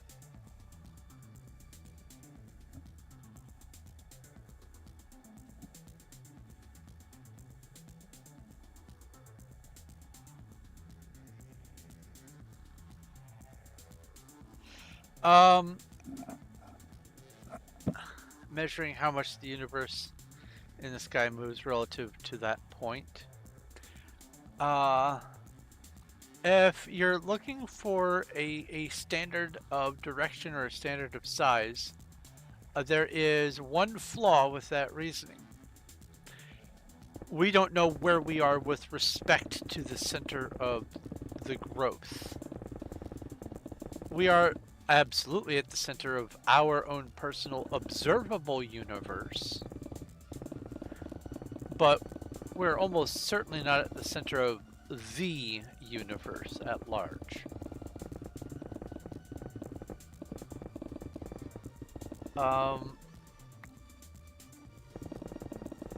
So while we could arbitrarily have an axis with respect to some local body, say the ecliptic of the galaxy, or the ecliptic of the solar system, or the ecliptic of Earth, or whatever,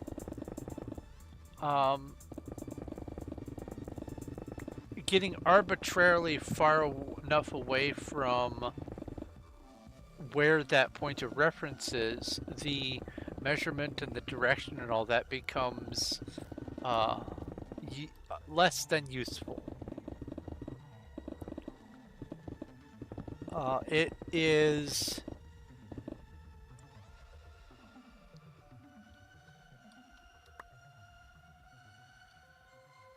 a difficult conversation to have with any astronomer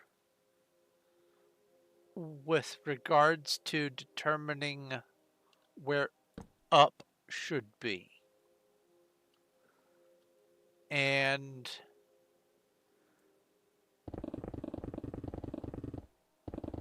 I guess commonly, especially after lots of fiction, especially Star Trek,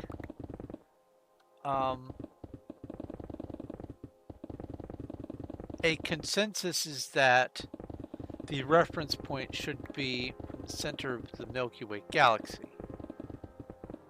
Okay, that's fine. But then if you go to the Andromeda galaxy, are you measuring that same upness with respect to where the Milky Way is at that moment, or where the Milky Way is observed to be at that moment? Because the Andromeda galaxy is famously very far away, and our angles and orientations are changing as we approach one another. And so upness is also going to be changing a lot. So I'm not sure we could have a lasting universal measurement for direction with regards to space. I think all measurements in space would have to be relative to the observing body for anything. That includes time. A wild Zatu has appeared. Pokey catch. And also, Whoopee catch exploded soda. A wild exploded soda has appeared. I got a 12% exploded soda. I think I have a bigger one already.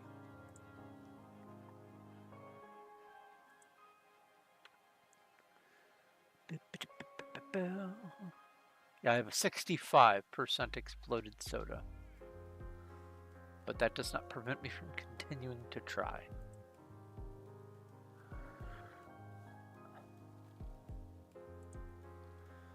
Now, if we could establish a 100% certain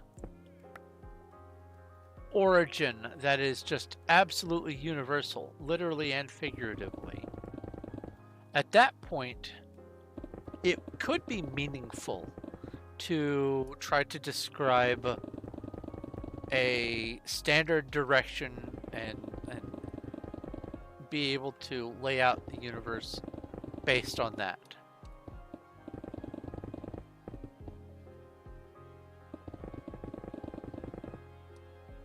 Because like with any bodies, small or large, there is axial rotation. So the universe at large should be spinning around very slowly. I mean, relatively slowly. Anyway, and so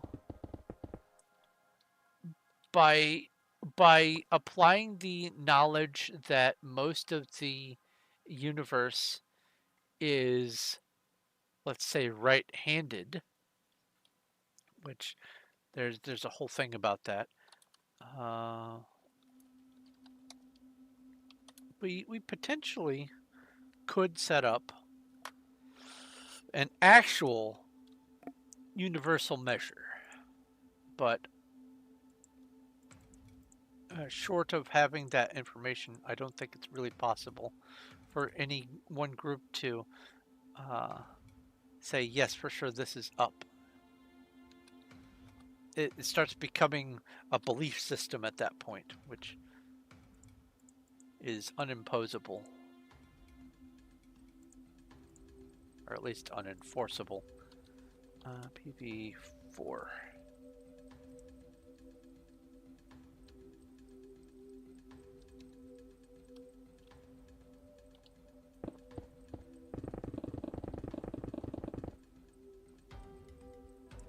Oh.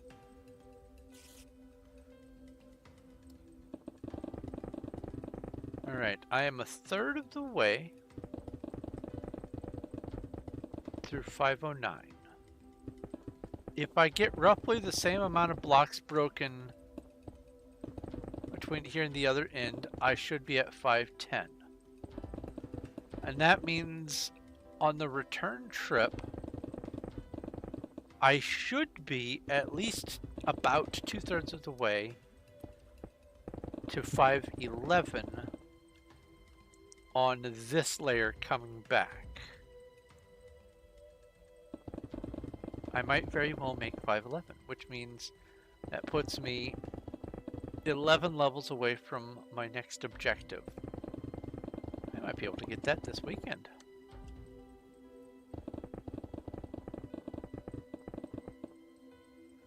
And the reason why I'm going after that specific number, not PV, MC top mining, is because I'm in 6th place, and in 5th place is Pineapple Pizza, who does not play on here anymore. Then obviously Cuddles and I will be working our ways up toward and beyond Fuzzy Pickle, but that's a large future task.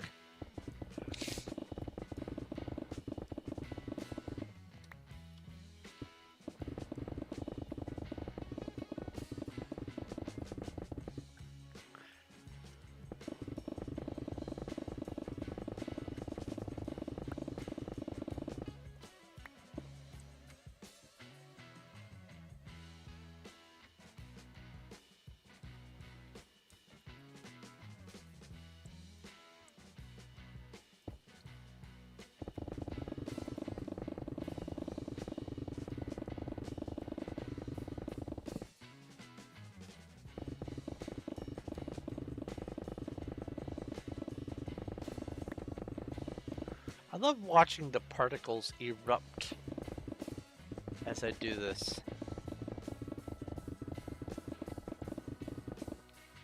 when I go down, watching them spray up like that in a fountain of particles, I think that's so cool.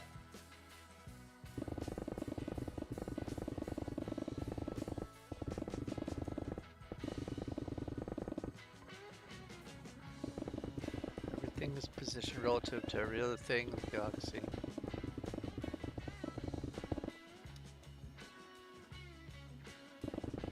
Simulating past the movement, everything that goes on in the galaxy is known to us. Emma the Eldritch Zoroark has redeemed TTS. Ask a question. The particles look like Peter getting Thanos snapped. Ha ha ha ha ha. I know, it feels so good, Steve.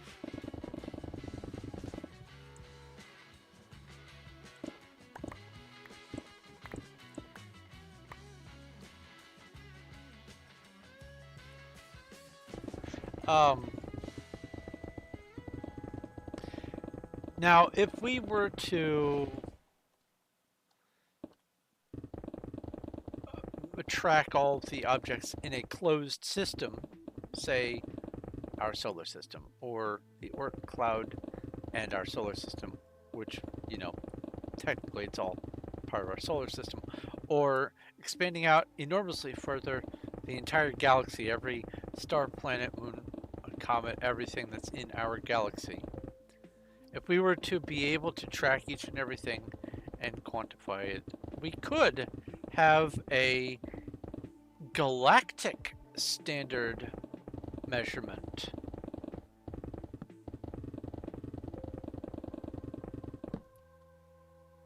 But it would stop being meaningful at distances and directions of even other galaxies nearby.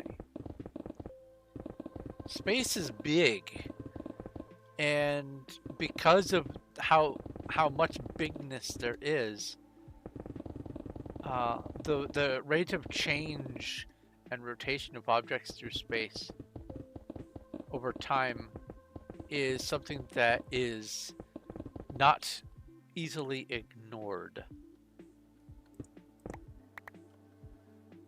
Dirt go burr.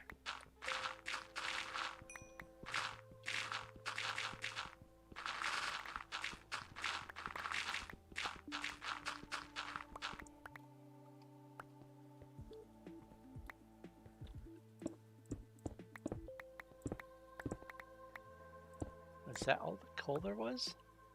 Oh, I bet that the dirt interfered with the coal vein.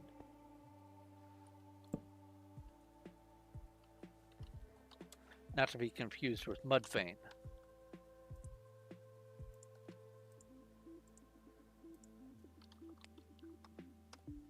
Oh.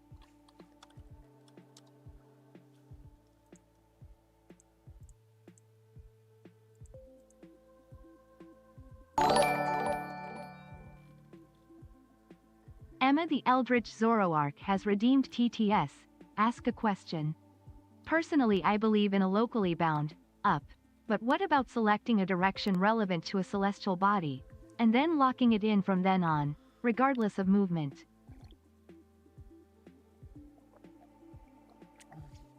Okay, let's examine that. If you were to select our sun as the central body and measure its axial rotation and its axial tilt, and use that as the standard for up, then what that means is, from the perspective of the sun, just our solar system alone wobbles around like a top. The sun and the earth and everything else in our solar system, the axial orientation wobbles around over vast amounts of time, but it does wobble around. And so...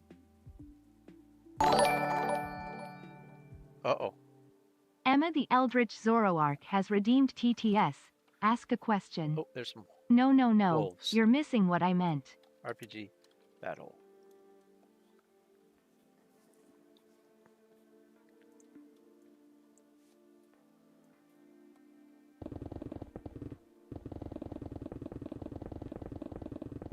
I'm missing what you meant. Let me go read it. Do do do do do do do do do Twitch. Why doesn't the text-to-speech stuff show up on this activity feed? Emma the Eldritch Zoroark has redeemed TTS. Ask a question. Regardless of movement, I mean selecting a point of up from a singular point of time, and then going with that, regardless of axial movements, etc. Oh, from a single point in time. Okay. Time for whom? The further away you get from that point in space, that point in time changes. And so if you say, oh, up at this moment, people very far away will go, oh, you mean that object right there is up. Okay. So forever they'll think up is at a different angle because of when it happens to them. That's why everything has to be measured relatively locally. That's the problem with huge distances.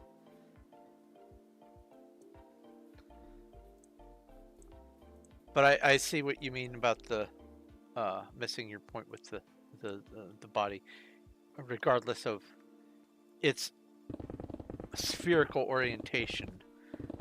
You're talking about just pretending that it is a point in space and time. Now, if there was no time, then doing that would work. If time did not move, that would work just fine. But it does.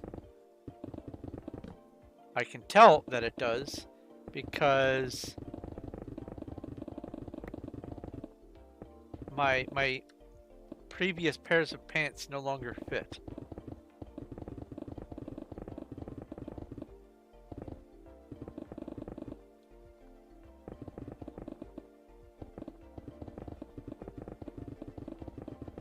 So therefore time moves outward with regards to my waistline.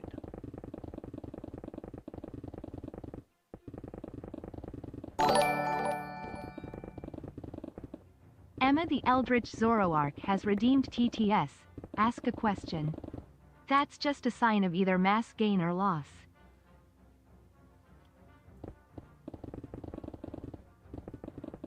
Actually, my poundage hasn't really changed much. That's what's frustrating. I have stayed within the same weight range since like 2000. But my waistline oscillates wildly several inches year by year, and it's actually rather frustrating. Some years I can wear a size 36. Some years I have to wear a size 40. I don't like it. I don't like Emma having the to have Eldritch a Zoroark selection. has redeemed TTS. Ask a question. Alternatively, mass redistribution.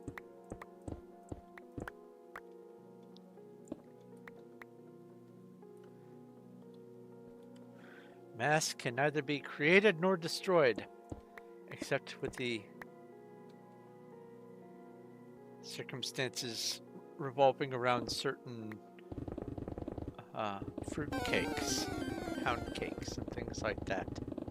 I think certain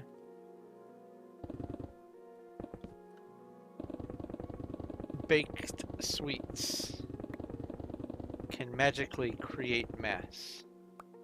I've come to this conclusion.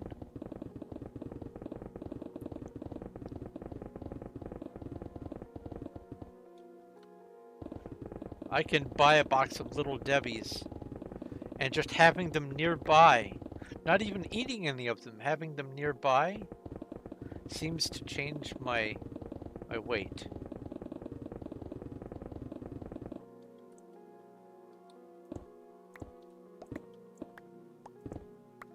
But I think that has more to do with my brain going, ooh, I'm in the mood for sweets. I'll just eat this, though. Emma the Eldritch Zoroark has redeemed TTS. Ask a question. I mean, I'd totally hold a mass worshipping sweets. Does that count as creating mass?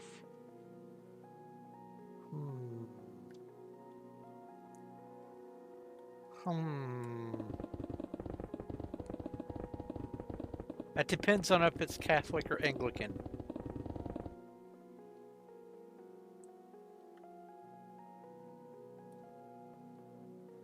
Now let's come back over here.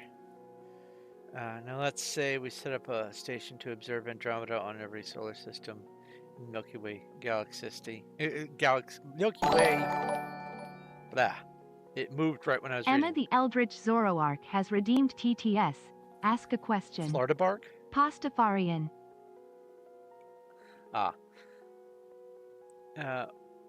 Could we triangulate the position of the observed Andromeda from our galaxy? All hail the magic little devies. Yes, indeed. Well, yes, but then you would have just created a slightly larger closed system. You would have to keep expanding it for every other universal body. Because now you've got the Milky Way and Andromeda in a closed system, and they get their own little up. But then what about some being that's trying to understand direction in the M34 galaxy or whatever? You would have to then expand out to a universal constant out there. That is the problem with the scale of the universe, both in size and time, is due to the expansion of the galaxy. It is literally impossible to make a standard, to the point where it is hard to even define actual reality.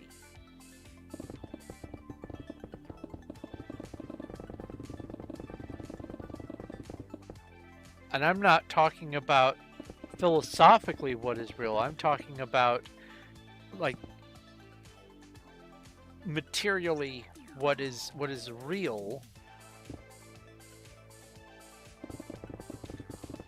It becomes hard to talk about on such large scales as the universe is. Our teeny tiny little brains just cannot fathom the sorts of scale that the universe exists on. Even more so if we tried to throw into the mix multiverse. I thought for sure I saw some coal.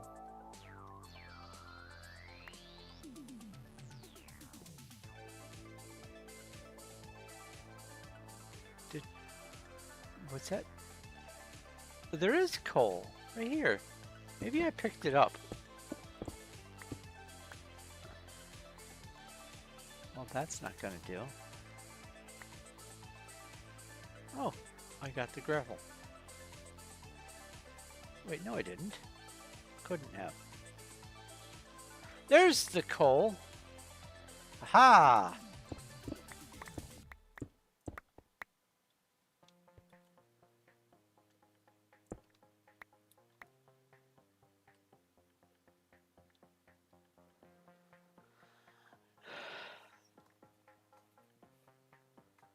But yeah, when talking about some of those kinds of things, it is hard not to lean into some amounts of heavy-handed philosophy.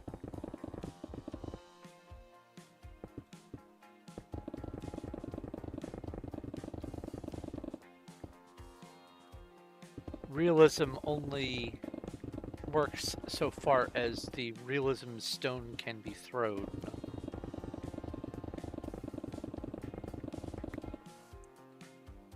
We have a horde of spooters RPG battle.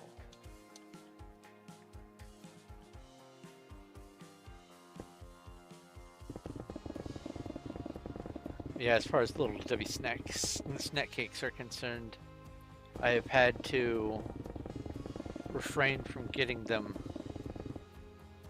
I sort of started falling in love with the flavor of the peanut butter sandwich cookie things. And that was getting delicious, but expensive very quickly. We've done a lot while listening to this stream. Well, that's good. I like productivity. Productivity is nice. I like to be able to look at something at the start and then look at something after some amount of time and go, okay, I can see the change. That's progress.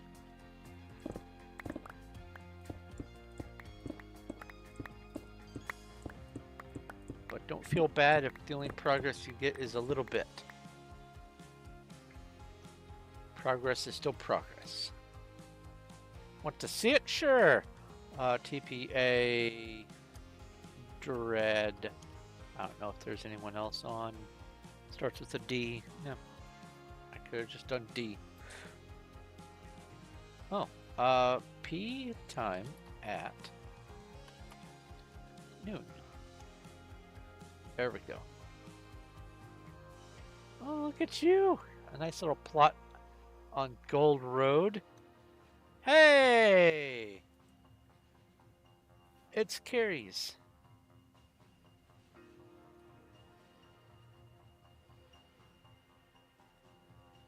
I know roughly where this is.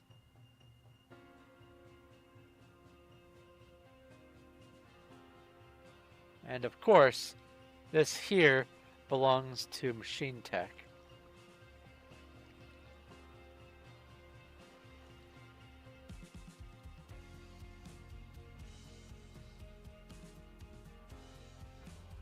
Is this? Yeah, that's Dinos. The gate area was difficult to figure out. Excuse me? Okay, well that works too.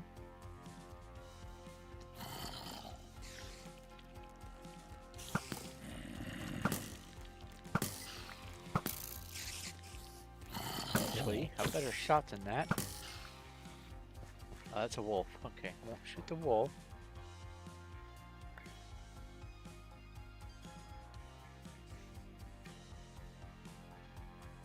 Ah.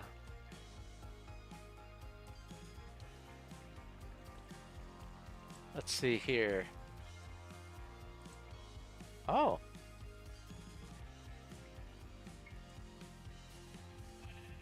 Wait a minute. Why didn't this come all the way? You must have had your platform come back to here previously.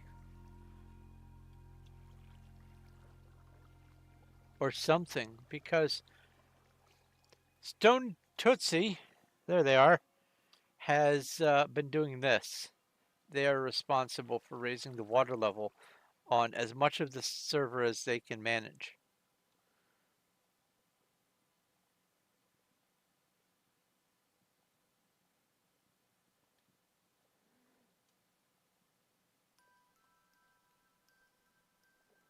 To the point where you can start seeing huge swaths of dirt where once there was grass. This looks like a face. Hooray for pareidolia and other forms of apophenia. This is mysterious item. I don't know who they are. They have a big place. Oh, wait a minute.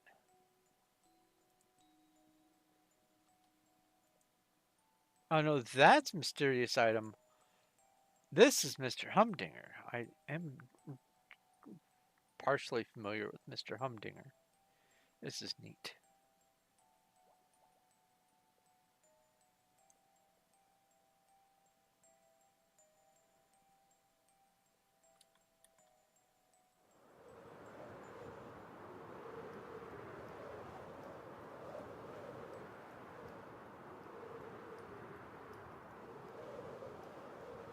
There's the pyramid.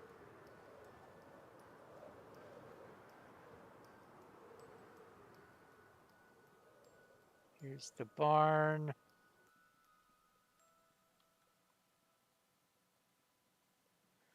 And this is Zen's place.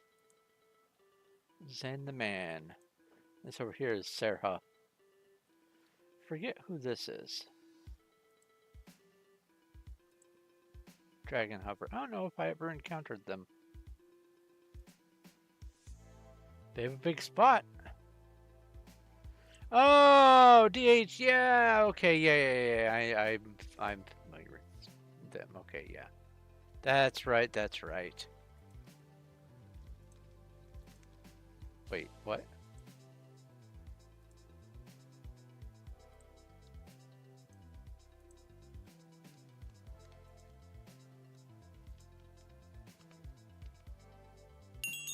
Why didn't Iceman's claim go all the way back? I'm very confused.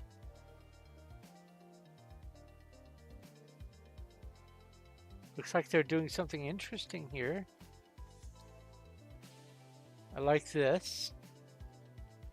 That's neat. Let's go down here. I'm gonna be nosy.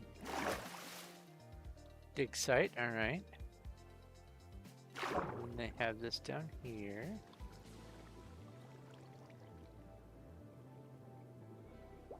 Oh, look. A lush area.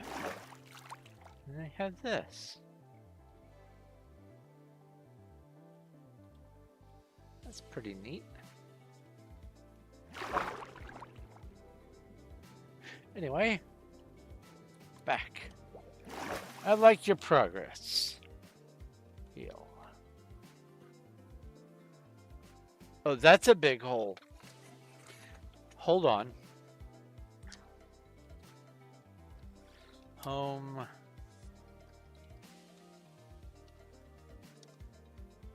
Oh. Home. Sky Cave.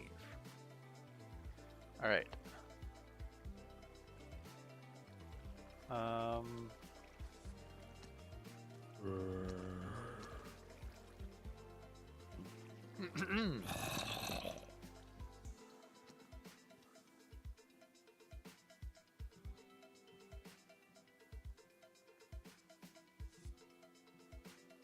So we've got ground level. And then we have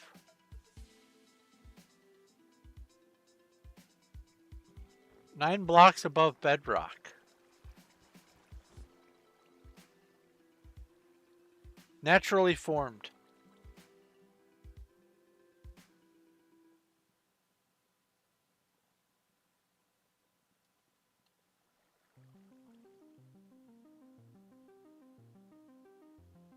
This is the biggest of these kinds of things I've found on the server so far.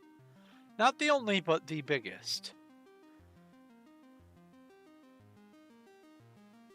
It goes all the way unobstructed.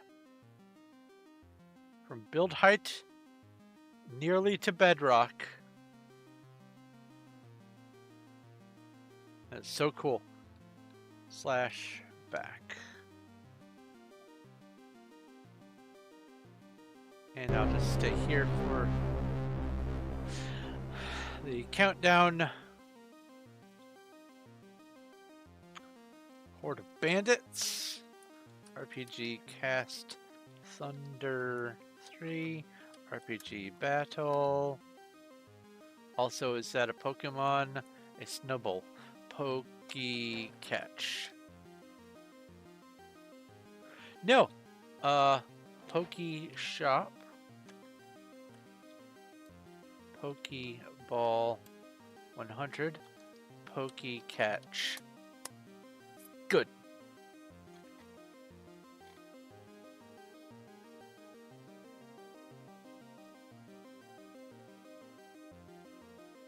Want to see if I catch it. Oh, also, I bet I get some gems from the furthest right of the daily rewards today. Because I was on earlier today. For a few minutes. It takes me having to be on multiple times for me to get gems. If you go back through all of my streams over the last almost probably 2 years, you'll see that, or at least a year anyway, you'll see that I haven't recently been getting the playtime one.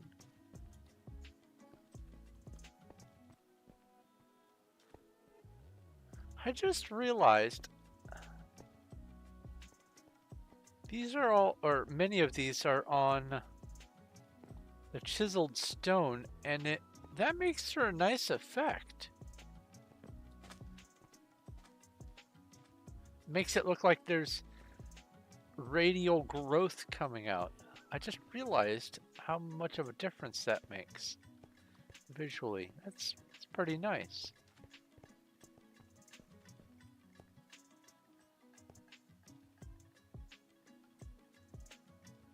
Anyway, it's Cuddles. Cuddles is 77. I am 55. That tells you how much more time Cuddles is on than I am.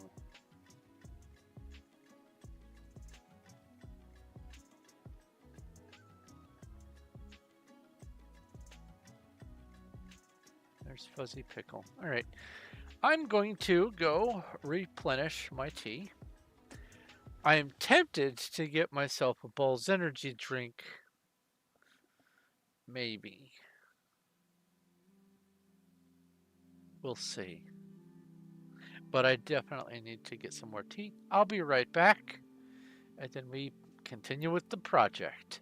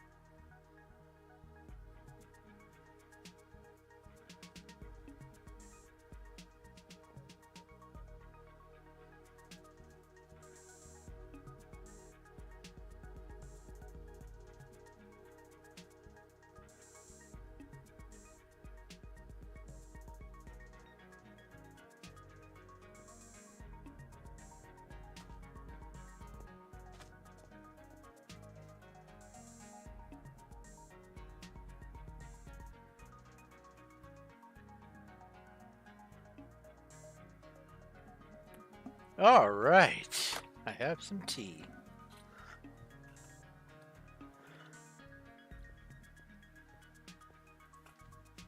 Boop. Let's get back at it. Oh, a horde of skeletons.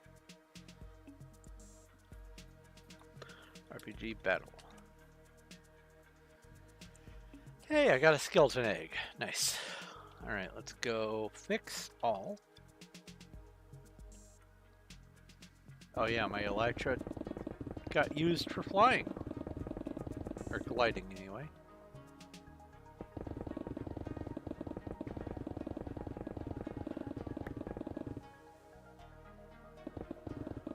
Was that an iron ore? Yes, it was.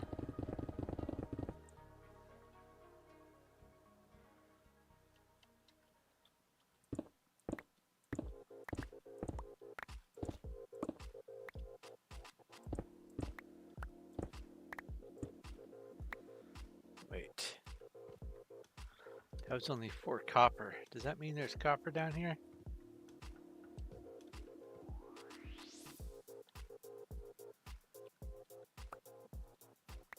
Well, there's iron.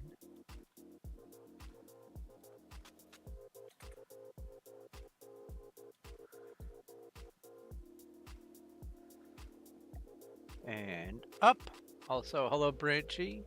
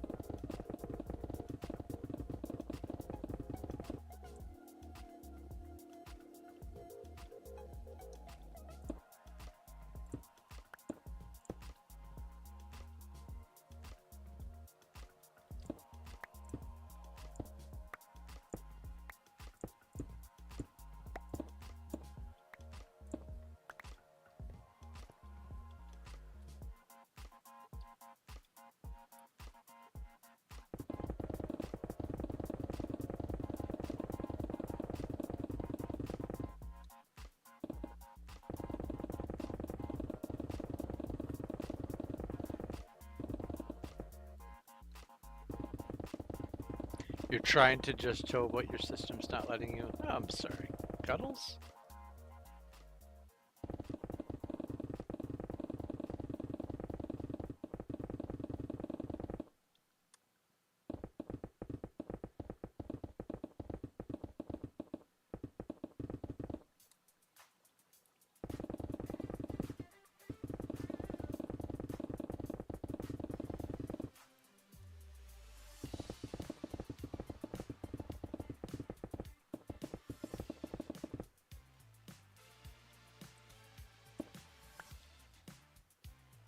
Now I saw some more copper up here.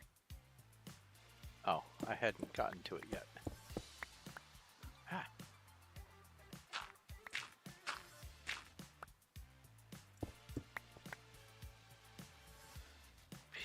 PV4. That sounded more like a question than anything. PV5.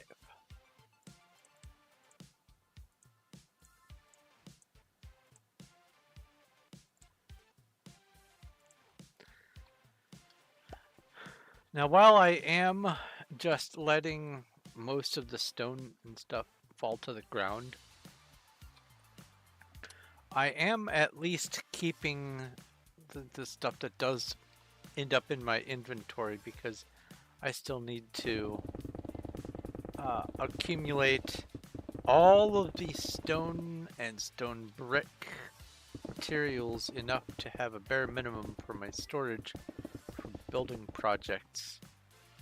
So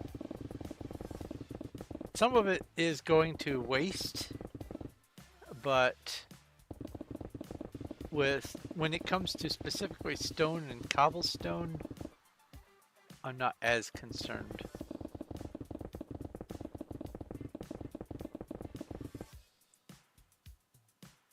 And deep slate and all that. You got a med that's making your tummy upset. That's no good.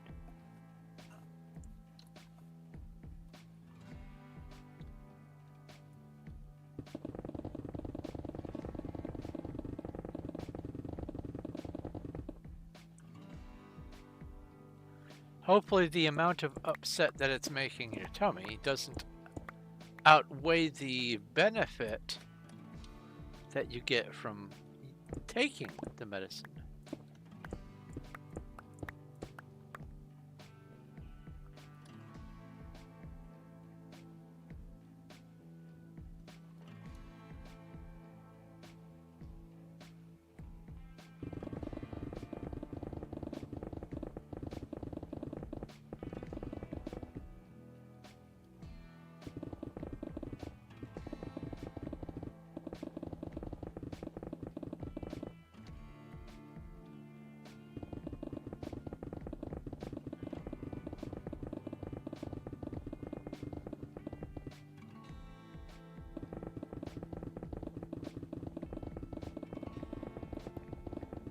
Alright, we're almost 2/3 of the way to 510.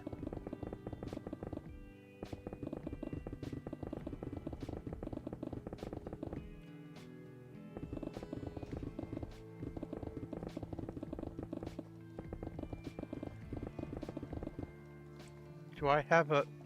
Oh. That took a long time for me brain to identify what you were saying. Do I have a spare, S-P-A-R-E, amethyst, A-M-E-T-H-Y-S-T, shovel that you can have?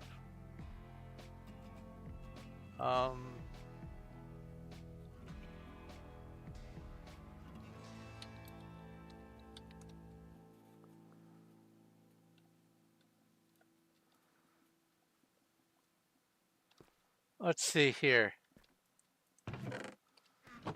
I do. If you do one thing for me, correctly spell the phrase spare amethyst shovel. I want to see if you can do it. I'm encouraging you. I believe in you. And I will fight the Sphera alongside Exploded Soda. RPG boss battle.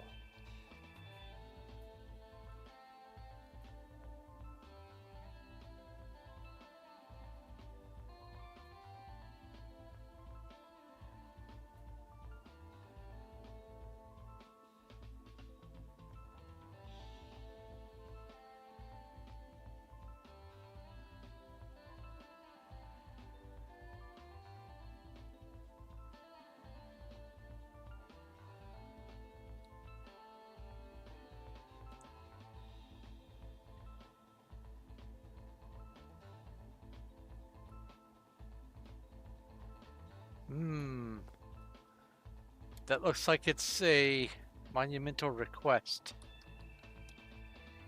The offer still stands.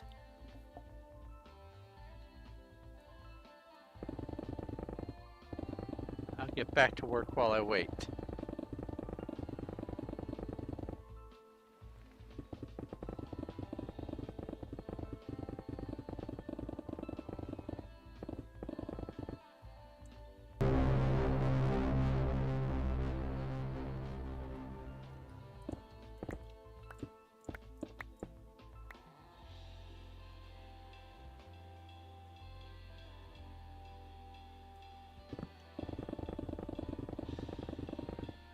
A wandering dragon appeared. One thing I find funny about this, they call it a wandering dragon as in wonder or ponder. Not wandering with an A, it's wandering with an O. RPG battle. I find that hilarious.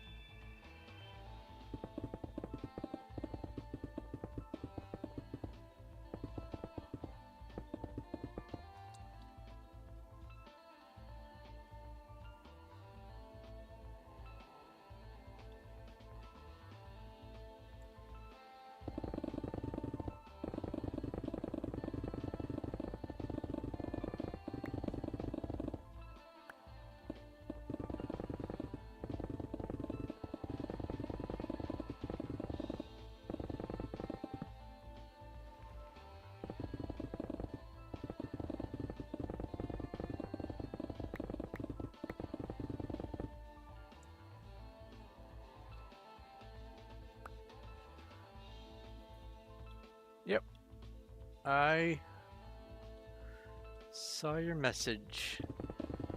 You do not need it.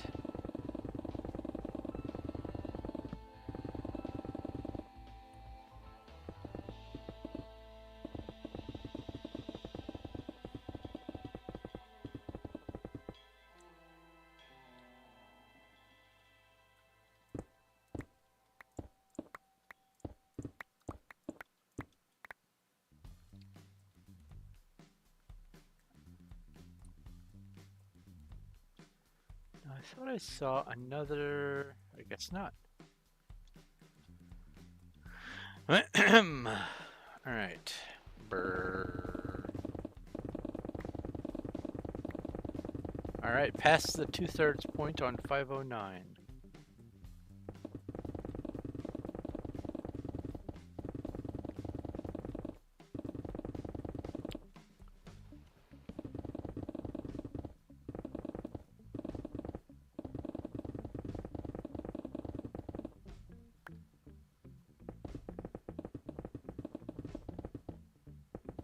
That makes me moist.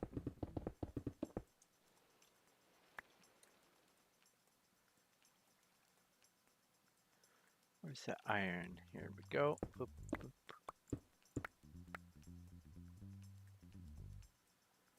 And you are just a single block of water.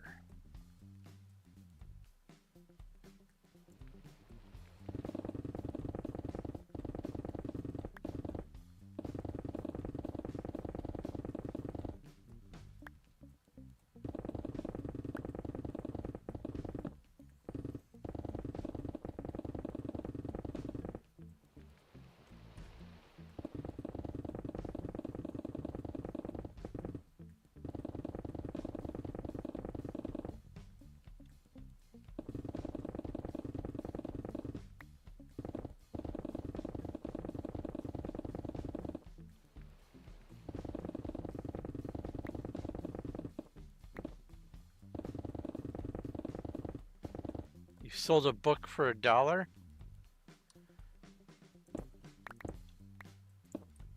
I can't tell if you mean in-game or not.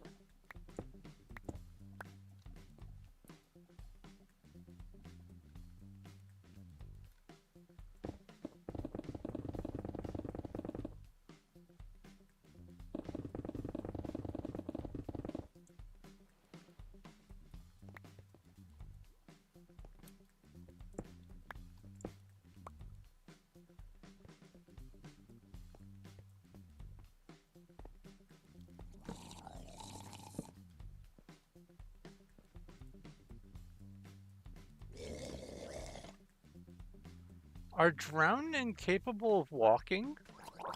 Nope, guess not. Why aren't you attacking me? That was weird. Is that normal drowned behavior?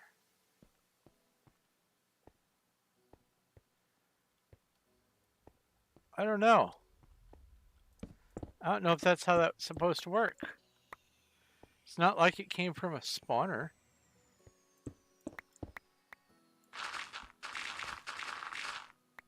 It wasn't just me. That was weird, right? I would expect the drowned to be attacking, not just chilling. Plus, it was holding an arrow. That must mean it was a zombie that was holding an arrow that got turned into a drown. That is weird.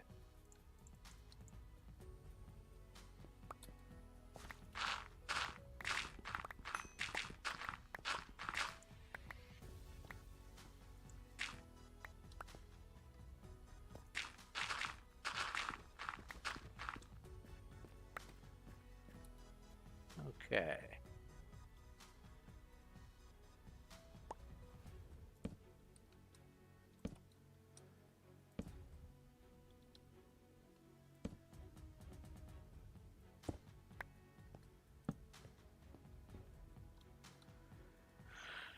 All right.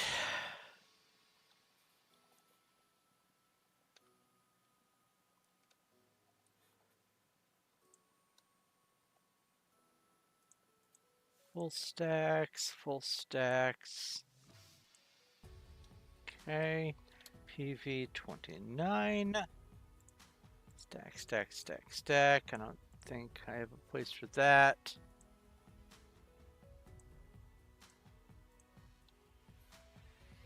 PV28. Various weird things go there. I'll just put the arrows in there too, why not?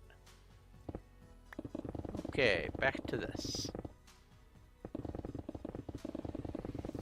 That was weird. I don't know how to feel about that drowned. It almost felt like it was placed.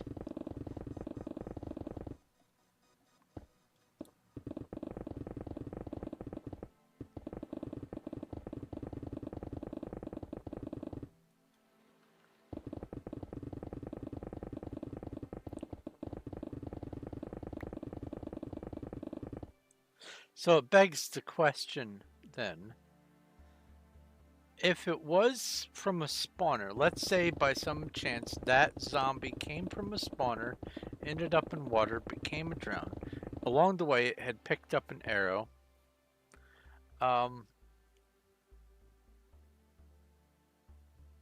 Obviously the drown was walking around by itself.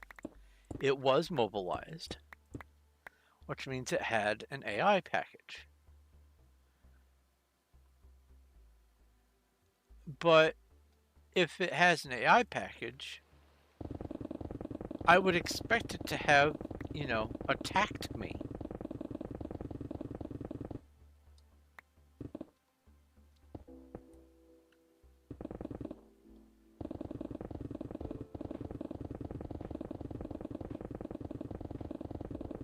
It felt like an incomplete mob.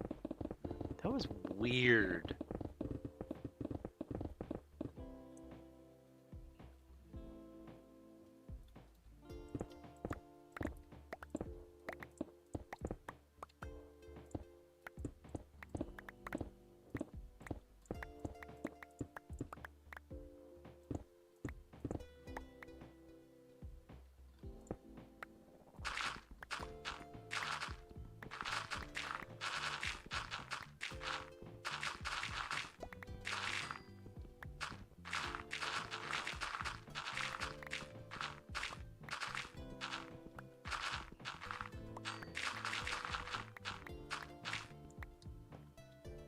I love it when it does this.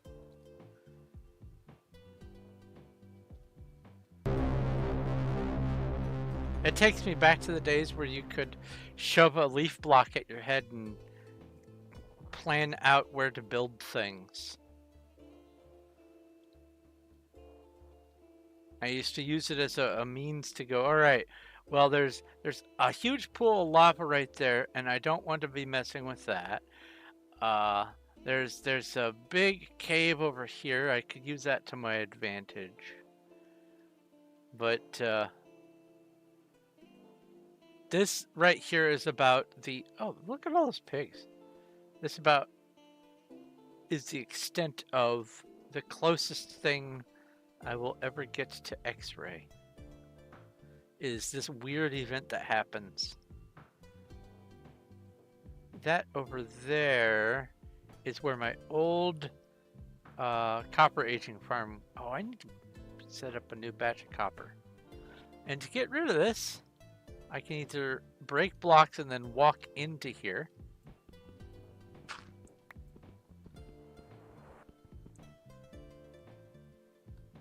There we go. Or I could have zoomed in. Either one would work. Neat effect. Alright, there's some sand crabs. Oh, I missed the magnemite. RPG, battle the sand crabs. PV 9.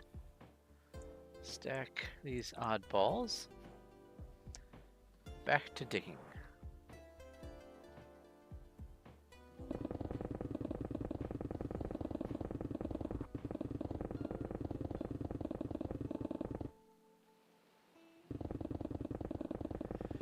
Back in much earlier Minecraft, there used to be this issue with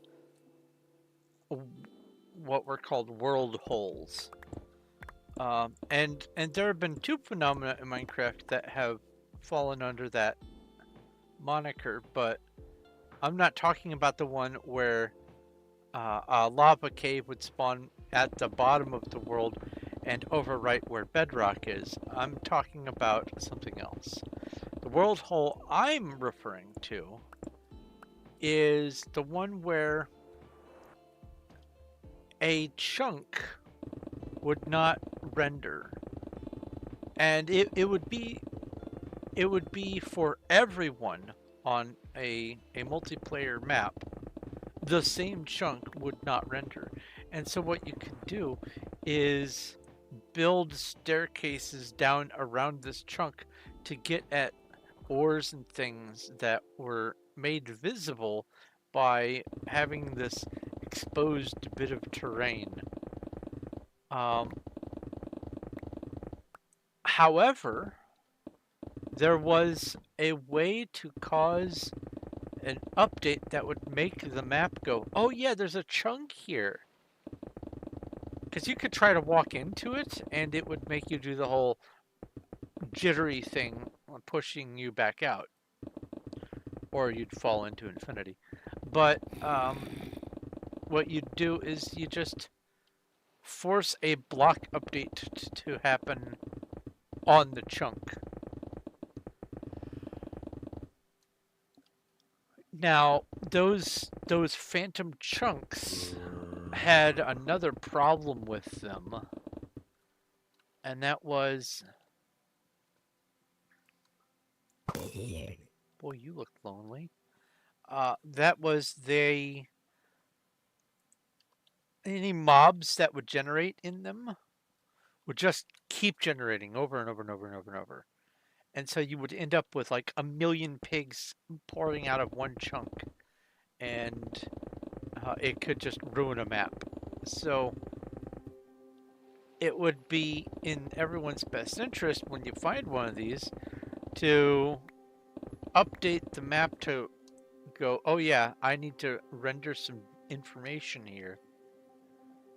But of course, everyone would look at it and go, oh look, there's diamond down there. I'm gonna go get it.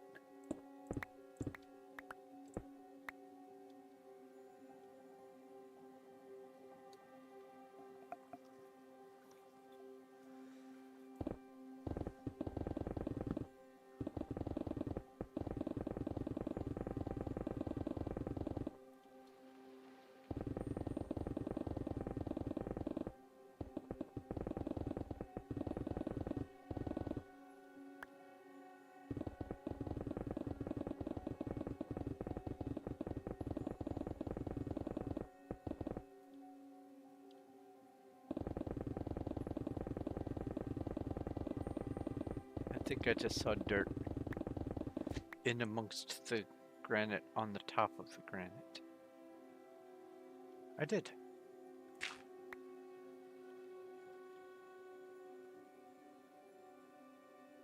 A single dirt.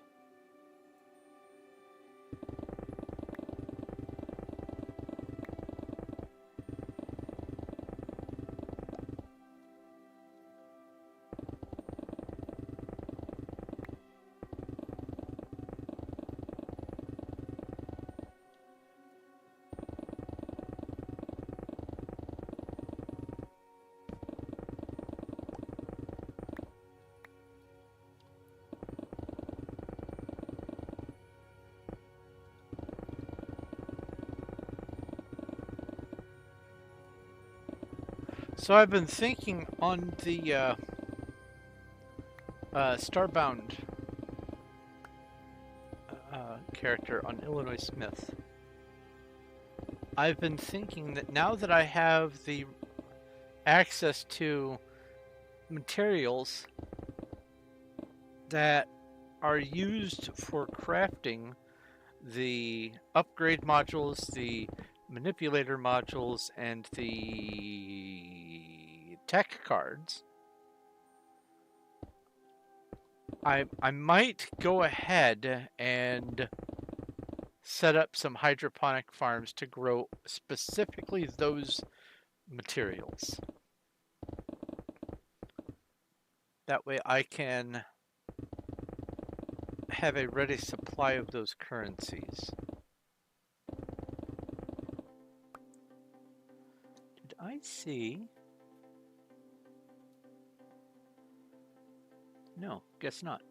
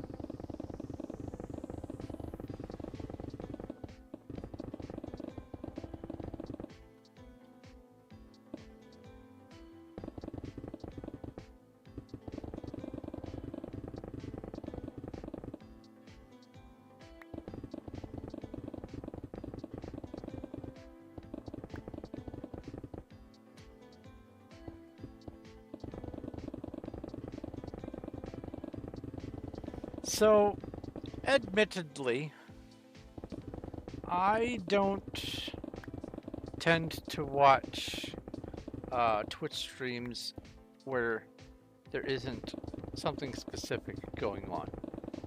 I tend to watch goal-oriented stuff, whether it's someone playing a game or like the RPG bot and that sort of thing. I don't really watch the chats where people, or the streams where people are just chatting or just chilling or whatever.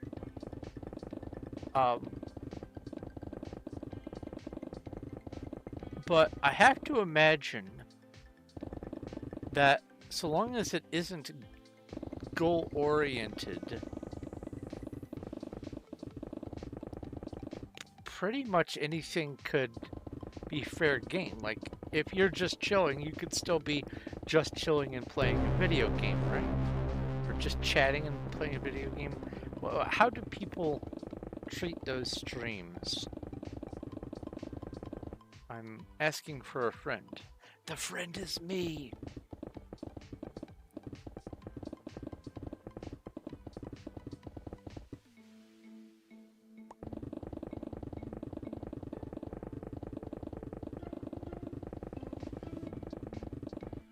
Because I've been thinking, other than just, you know,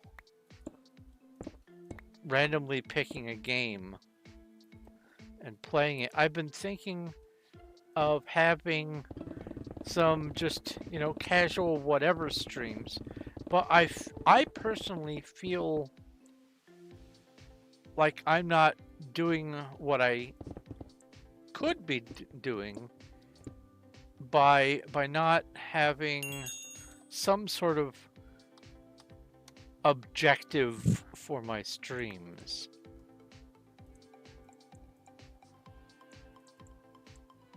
It feels incomplete if I'm not going into it with some sort of large-scale plan. And that's a symptom of my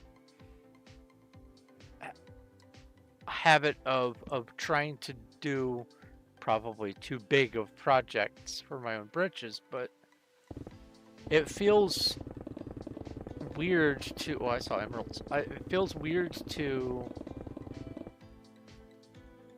not have some sort of objective.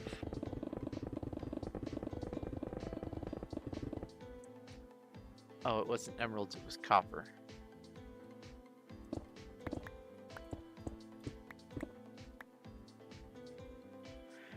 Unless there was an emerald. Nope, guess not.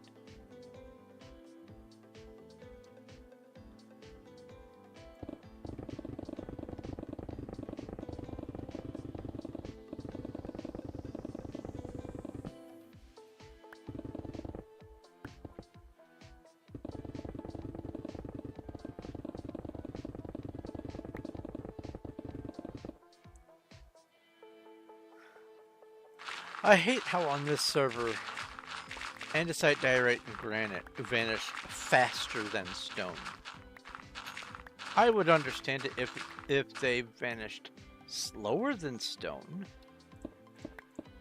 because they are rarer, but they vanish faster than stone, and that is so annoying. It's part of the main reason why I don't really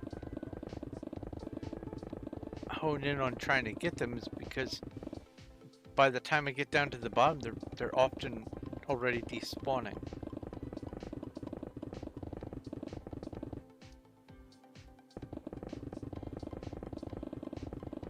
Alright, we're almost at the end of this layer.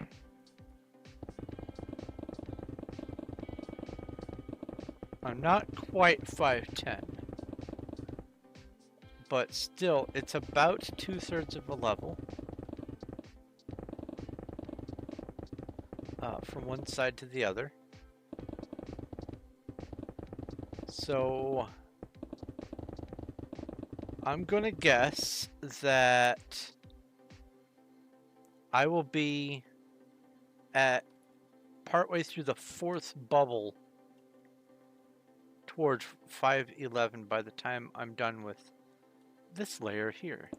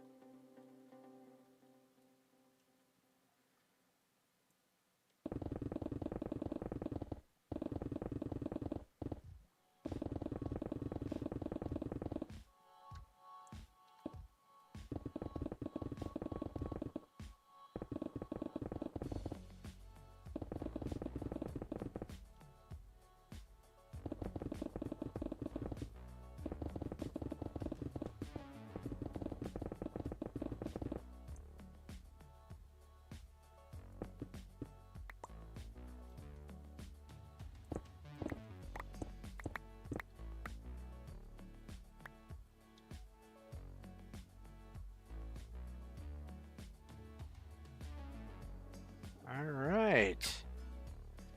Next layer. Heal, fix all. Drink some drink.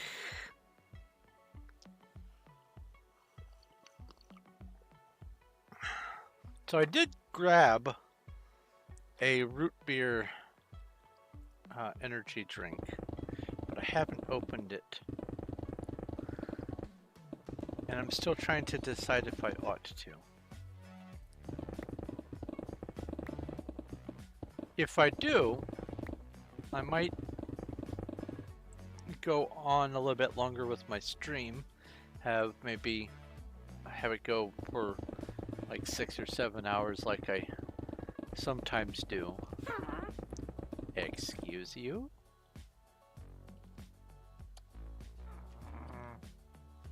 Oh, you're behind the wall over there.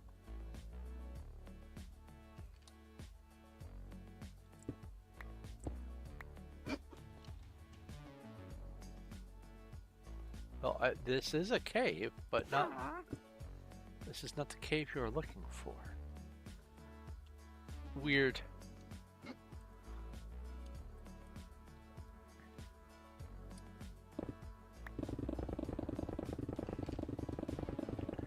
But anyway, back on the subject of the just chilling, I feel like I could do mining projects, things that I need to get done, and just use them as just random just chilling,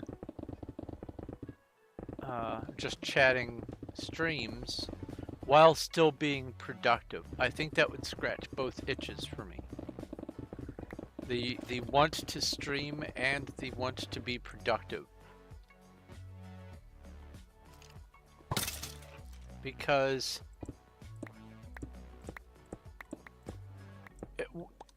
inevitably, anytime I go into a stream with an itinerary to talk about, I get sidetracked, I forget to bring some of the subjects to bear, I go on wild tangents,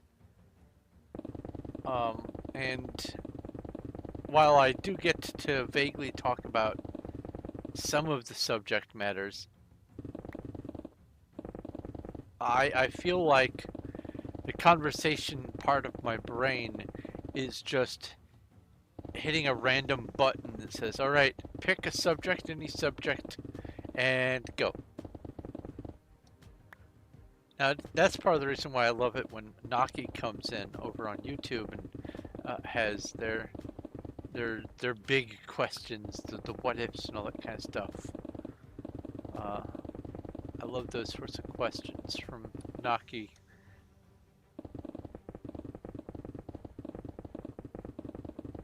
But going in with an itinerary is tough for me. So I feel like having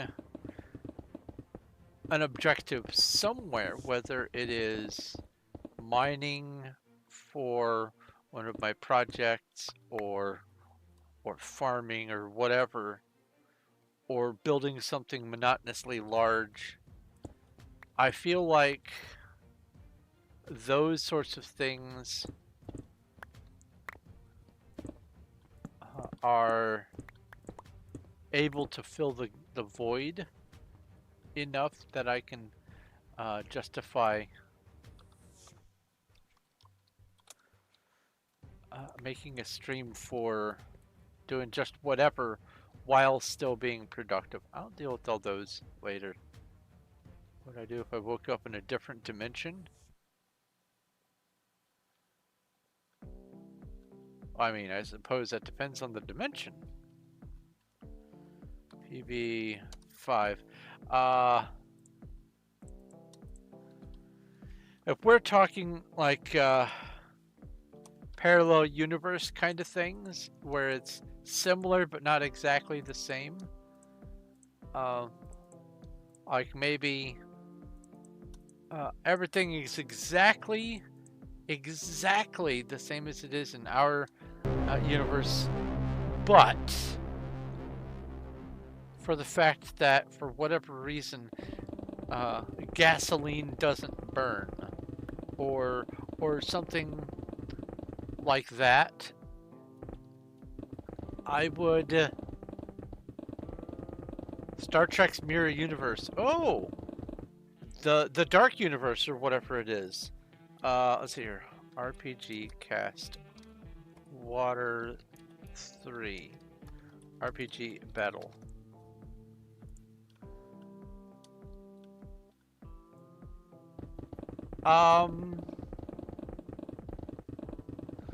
Well, for one thing, I would recognize that the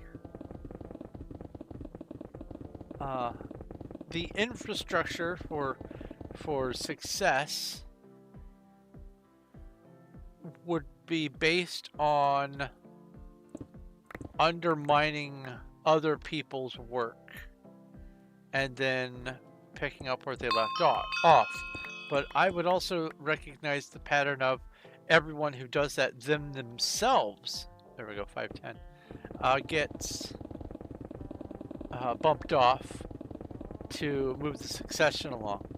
So I would put myself in a position where I wasn't at the top, but I was advisory towards the top.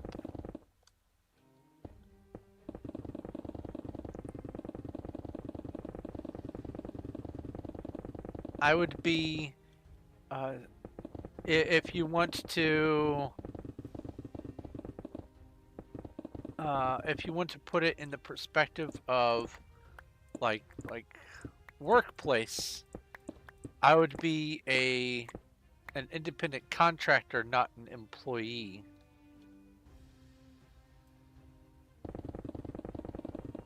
That way, whoever takes over, whoever bumps the head honcho off, I could still be doing the same thing, only for them now.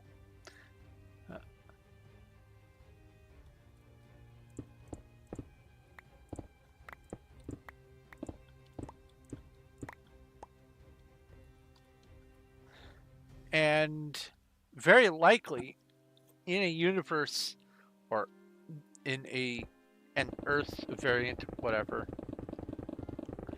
where there really isn't an advantage and it's actually a disadvantage to have scruples, I would identify that pretty early on and just not have them.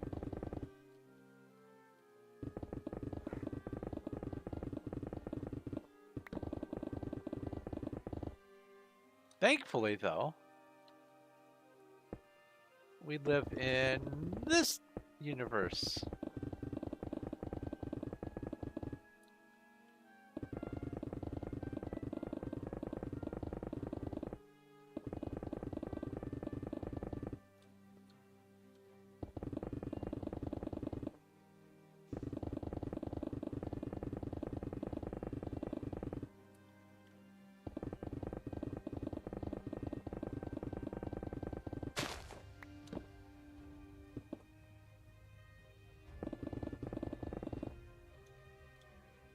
I'm so glad I found out that you can spread the glow lichen with bone meal.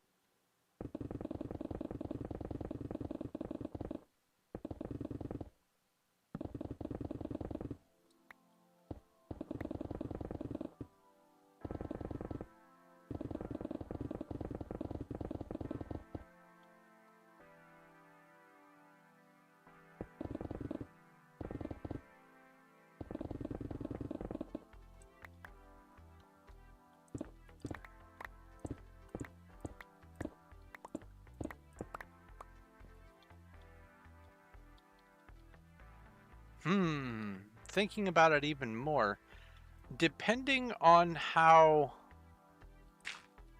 religion would work in that sort of universe, I would probably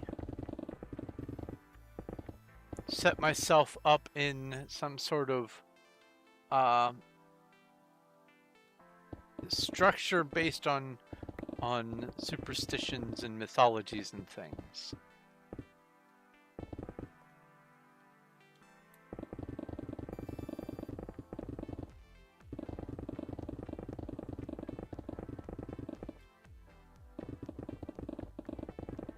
Because I still do believe I would enjoy the interconnectivity of certain types of stuff.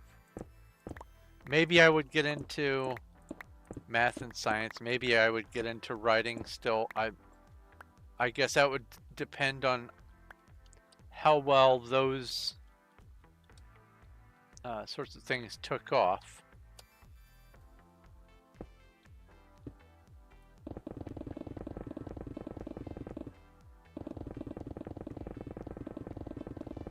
But I could see the circumstances where if I were forced to be a selfish person, I would be able to step into the role with practice.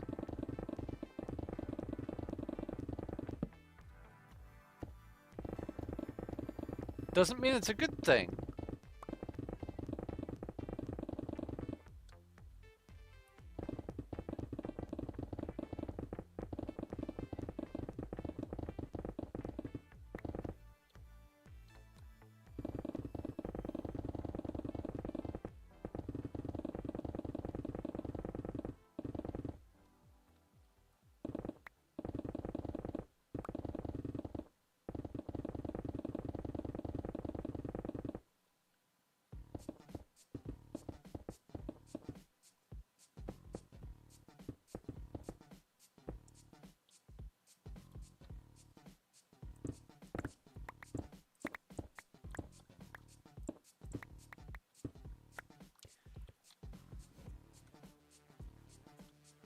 Similarly, there are lots of other shows that touch on the alternate universe being the evil universe, and it's always the us versus them phenomena. They are evil. What if, now hear me out, what if we are in the evil universe?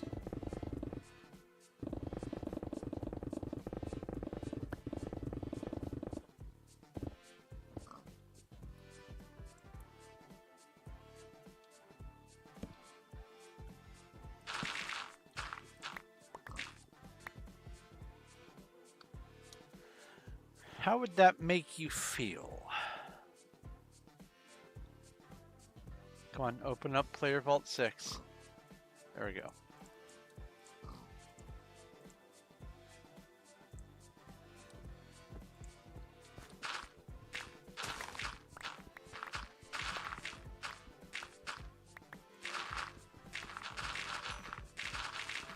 And if we are in the evil universe, what would your good universe you be doing right now?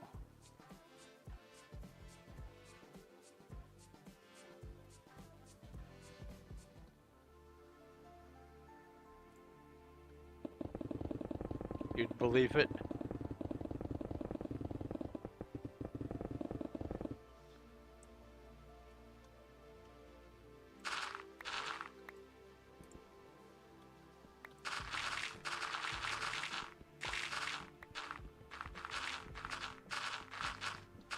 Like, if you found out that you were just inherently evil or malicious or whatever, and found out that that is just a part of your biology, no matter how good you think you are, and you just found out that it is true that you are in the bad universe, what do you suppose your good universe you would be doing right now?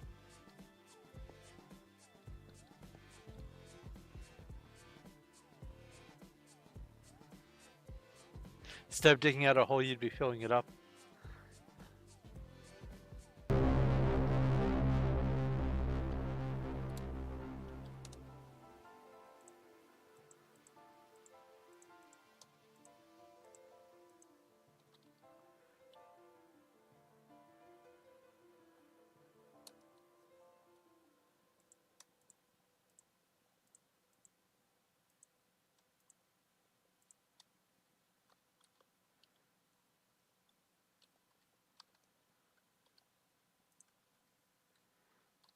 There's a horde of sirens. Oh, and a kingdra. Pokey Catch and RPG Cast Thunder 3 and RPG Battle.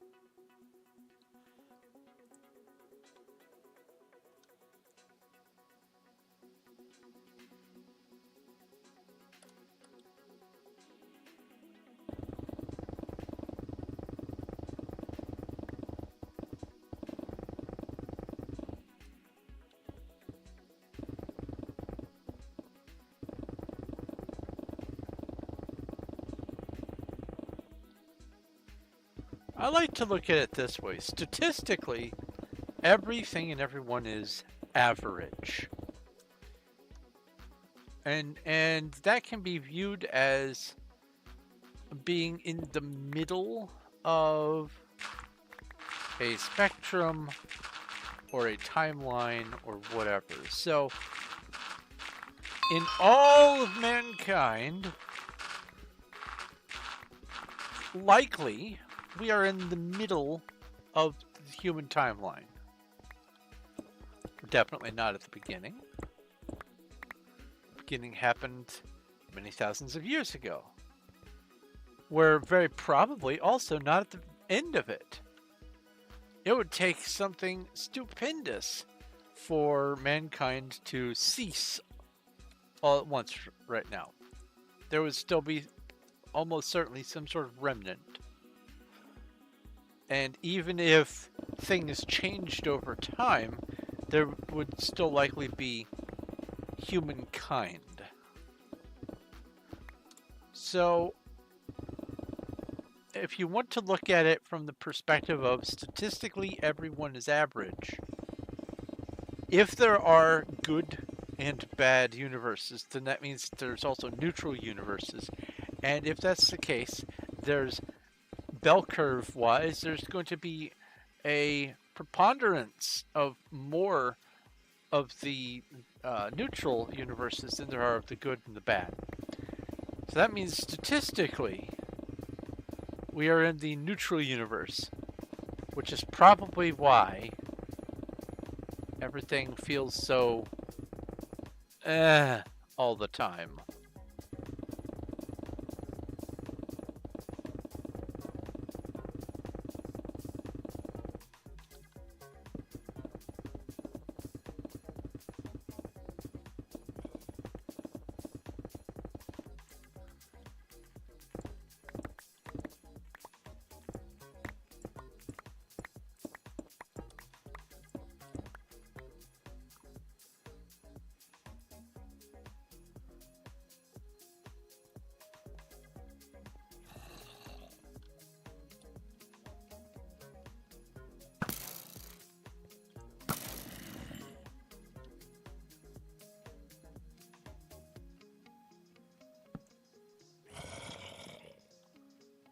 Boo.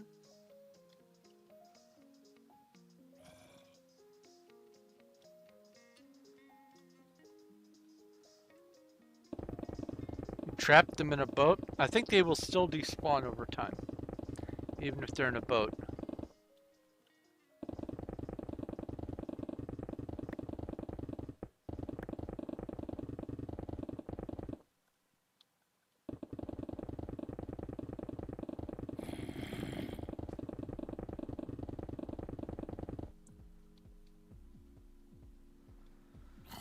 My favorite boat trap was one time I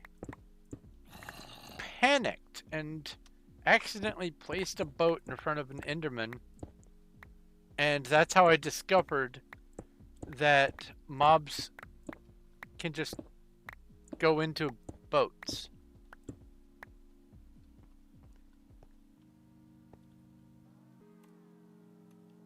It was just sheer panic mode, and out came a boat. I'd been using it for exploration, and then suddenly Enderman exists. And it was upsetting at me, because it existed in my visual range. And it started chasing me, and I just went, nope, nope, nope, nope, nope, here. Place a block, place a block, place a block, place a boat. And all of a sudden, Enderman in a boat.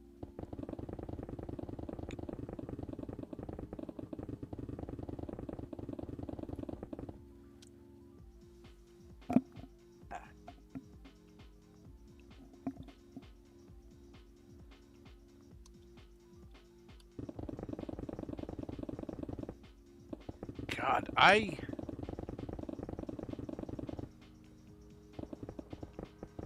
remember when Endermen were brand new. That will never stop being a point of interestingness in my timeline. It did not matter what blocks you placed. You could place obsidian, you could place bedrock, you could place cobblestone, you could build your structures out of any old thing. Every single block in the game was fair game to an Enderman.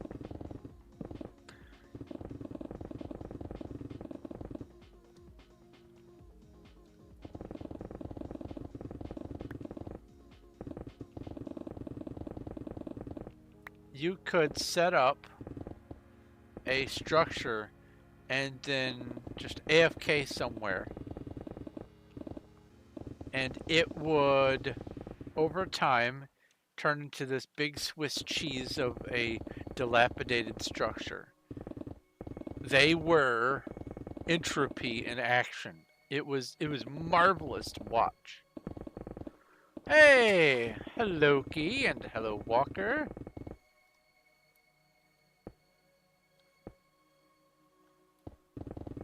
The only reason there are pyramids in Egypt is that they're too heavy to be carried to the British Museum.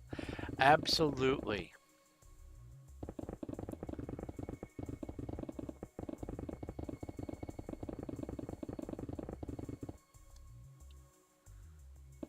Yeah, Eagle was that was a nice raid. Thank you for the suggestion. Always open to looking into new good folk.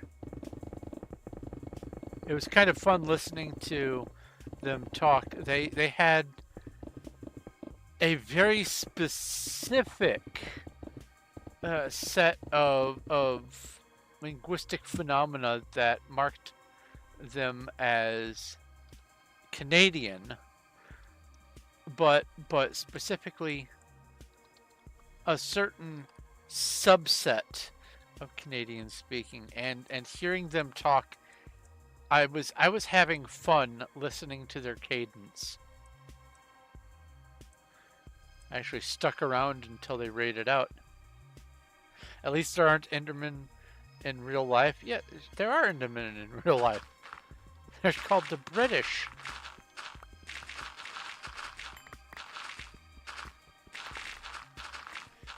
Have you ever looked at a British museum? They walk into somewhere and go, oh, that's nice, I'm going to put that over here. They do the same thing with spices. They go, ooh, that's neat looking. They don't bother tasting it, but they go, ooh, that's neat looking. Conquer places for spice that they will never eat. British Enderman. Brinderman.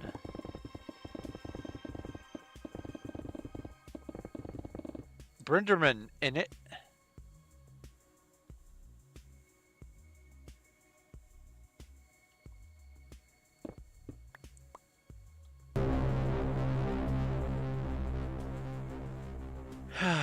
A horde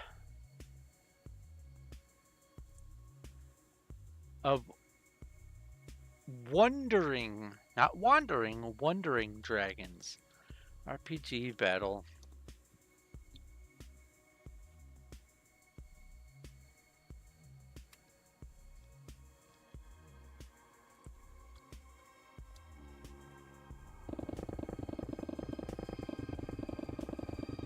One of the exhibits in the British Museum that I think is just hilarious is there is this set of 1, 2, 3, 4, I think it's seven pillars? I would have to look it up. There's a set of, I'm going to say 7 pillars that in Greece that they have all of the originals. They're all there, except for the one that was stolen by Britain and put in a museum. And they have they have all the pillars in Greece. They have them all set up as they are supposed to be, with a little piece of placards basically saying, oh, and this one was taken from us by people with another museum. Ooh, that's right, Walker. Whoopee catch at Walker. Can I get one? Can I get one? Can I get one? Aw.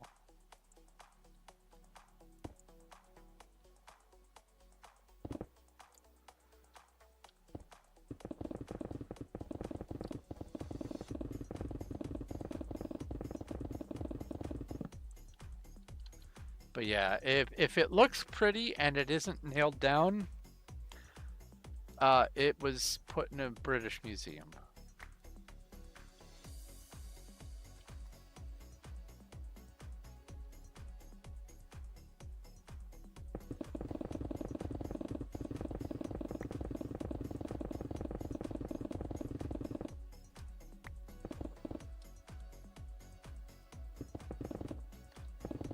By the Brinderman, yes. I like to think that when they got spotted, they would open their mouth and scream at someone.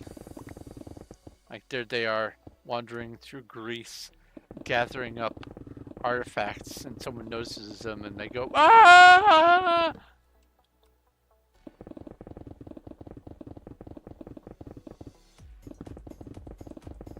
That's their defense mechanism.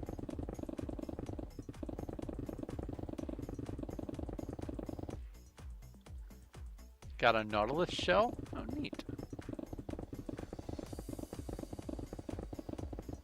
The real rarity is the conduit. The heart of the sea and the conduit. PV30. I've got a heart of the sea right there and a conduit right there. Those are some treasures on this server.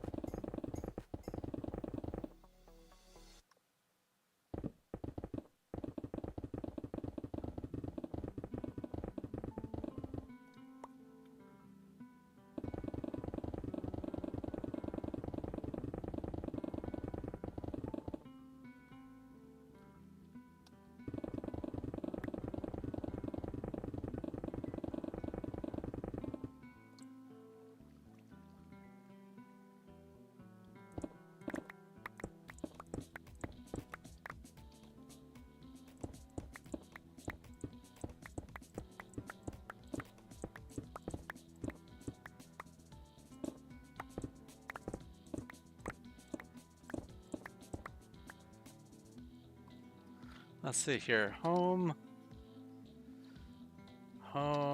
Guardian. So, not only is this a fully intact Guardian Temple, but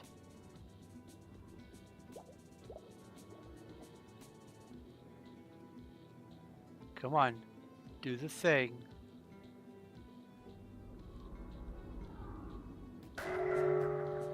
It's got the Elder Guardian still in it.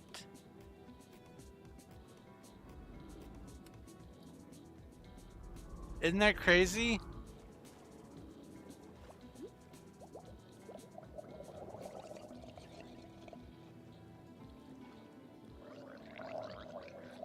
I hear some drown.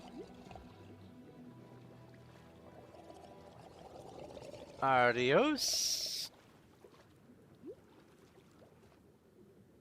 Drowned there.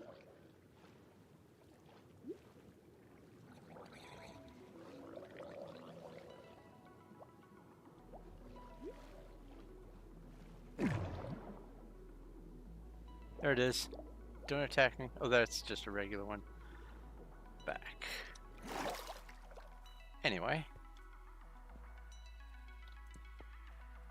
Oh. Heal. There we go.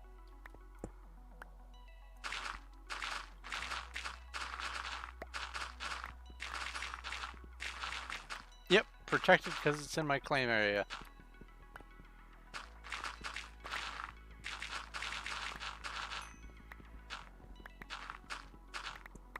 What's really weird is I only recently found it. That means this whole time it's gone unbothered.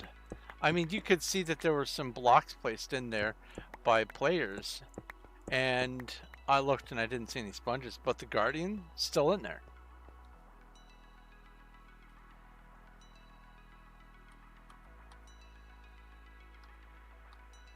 Let's see here. Offload these and the bones and the netherrack. And then it's, what is it, 6? Yeah.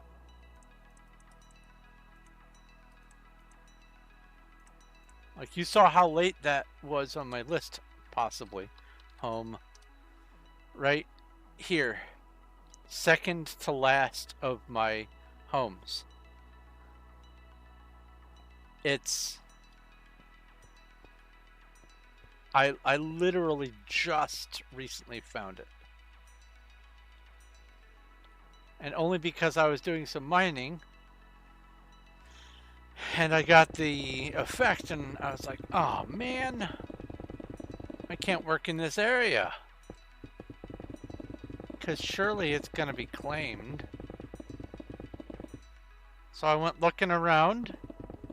Wasn't claimed, not at all.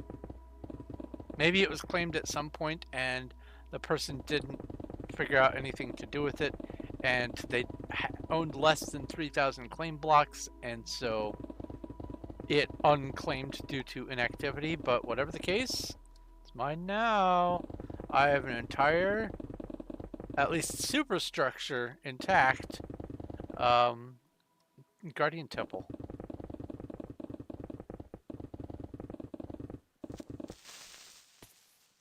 And it only cost me about 3,600 claim blocks.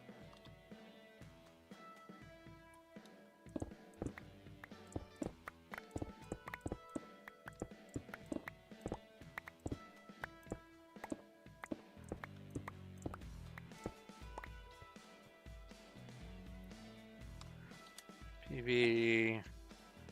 Oh, well, I don't need to do that. I've still got plenty of space.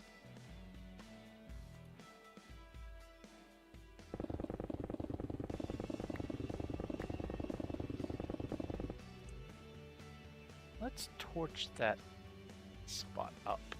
Boop. If someone gets banned, do their claims go away? No, unfortunately. As long as their account has 3,000 or more claim blocks to their name, they... wait, is it 3,000 or 5,000? 5,000. 5,000 or more claim blocks to their name, their claims are forever. There were several banned people on Duck that I would love to have gotten a hold of their stuff.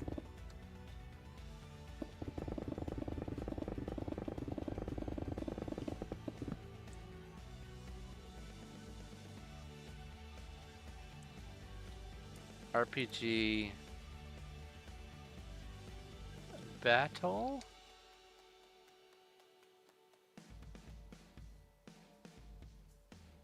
Yeah, I missed the knocked owl. Oh well.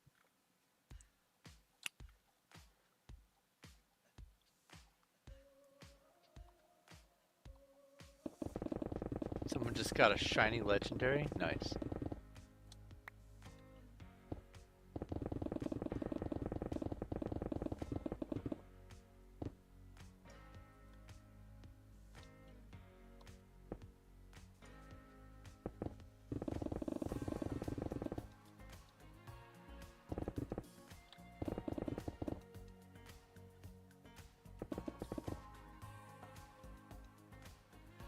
Roaming legend, that's what they were talking about. Oh, that makes more sense.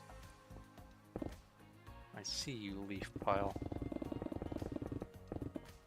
You hissing, spore-spreading monster.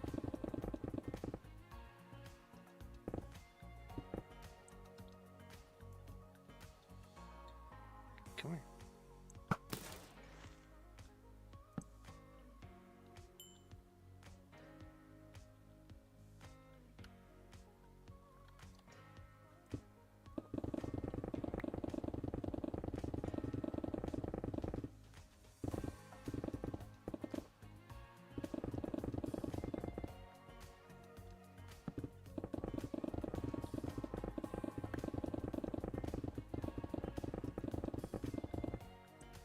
I'm formulating a thought here. Makes my brain feel funny. So, what if in Minecraft, what if what experiences is actually a spore infestation?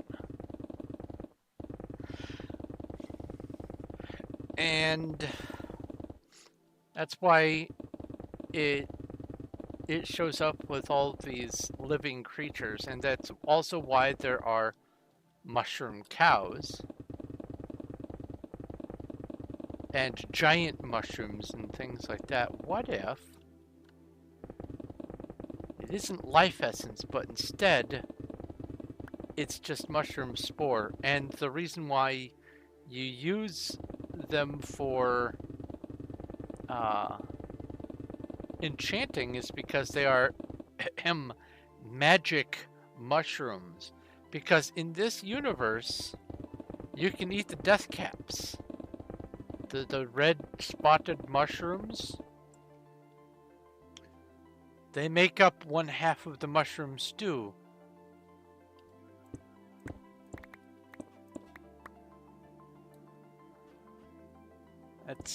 That is not a good thing to encourage people to go looking for to try to eat.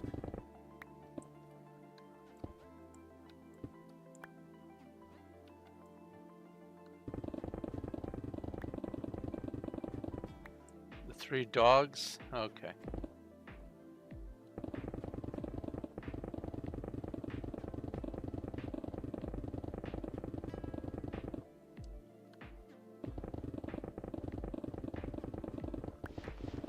Well, if it shows up here, then hopefully I'll catch it. Hey, it's Cuddles again. Sorry you're not feeling well, Cuddles.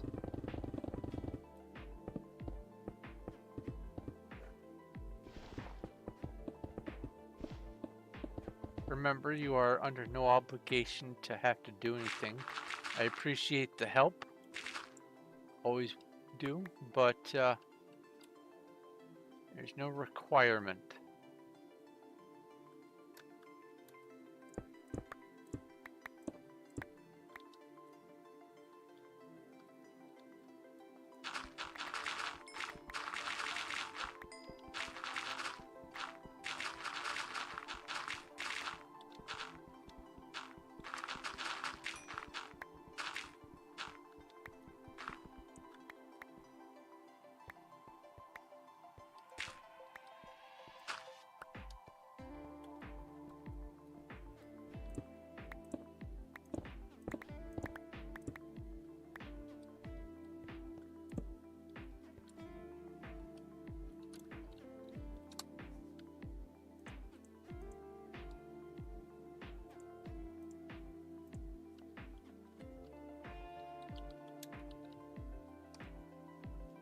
Oh, not escape.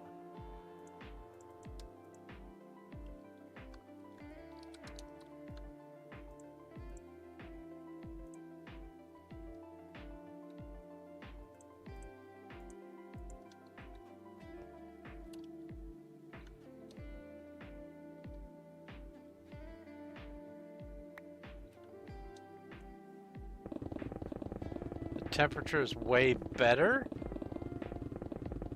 in New Mexico than it was in Texas. The temperature or the humidity?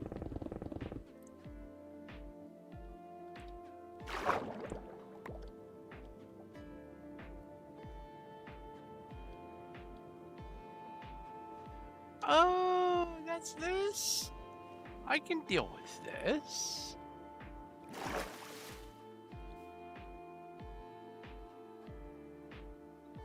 Let's see here.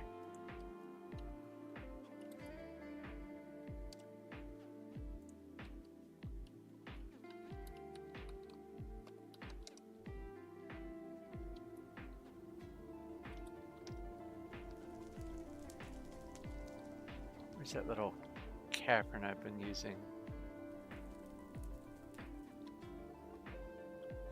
Oh, hello. Go ahead. Yep. Uh-huh.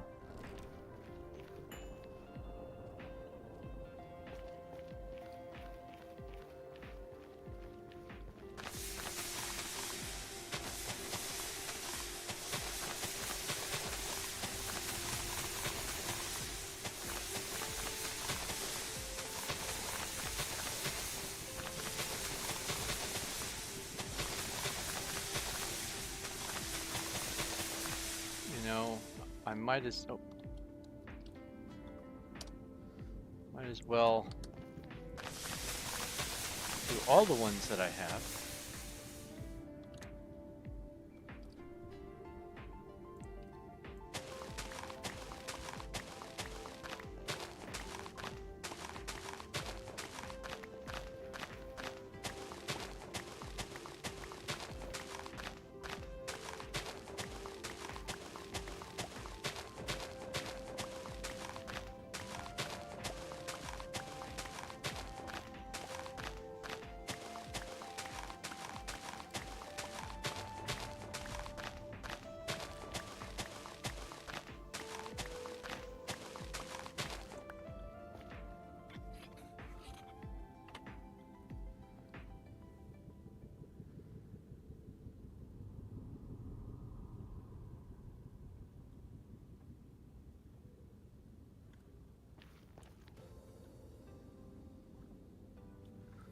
Okay.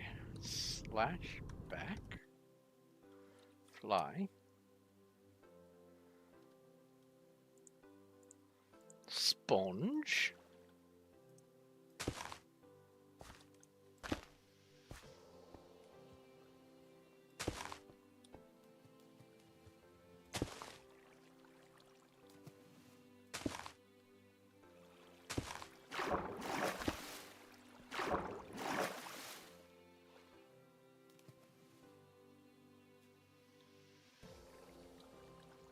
Nice.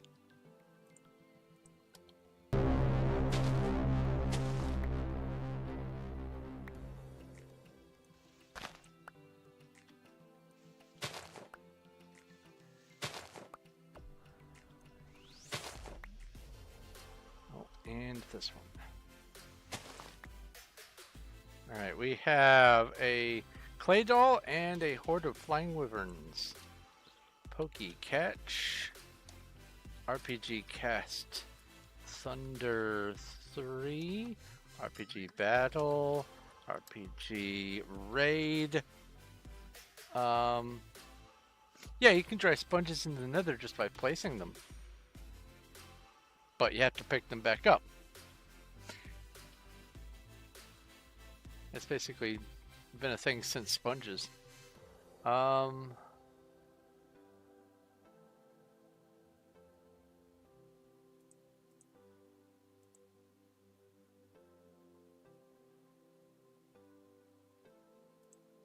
Reload this tab. Ah.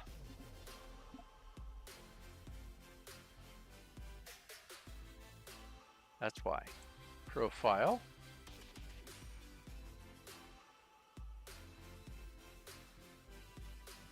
Come on. Community. Community. Characters. Avril. Quest. Ocean. Okay. Ocean.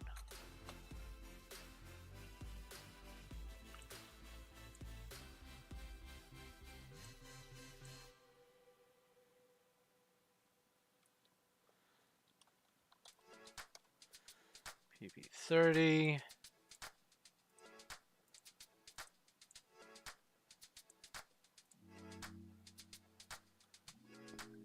And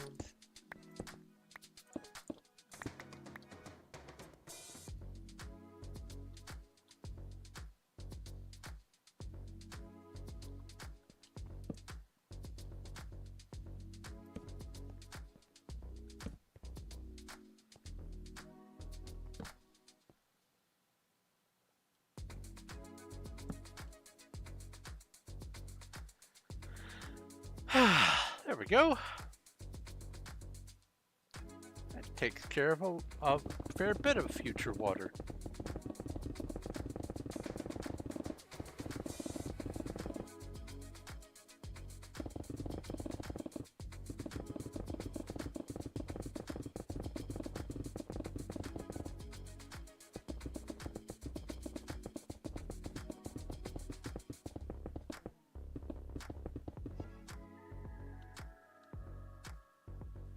Is this andesite?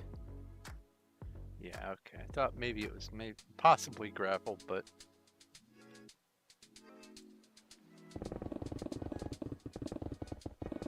brain playing tricks on me.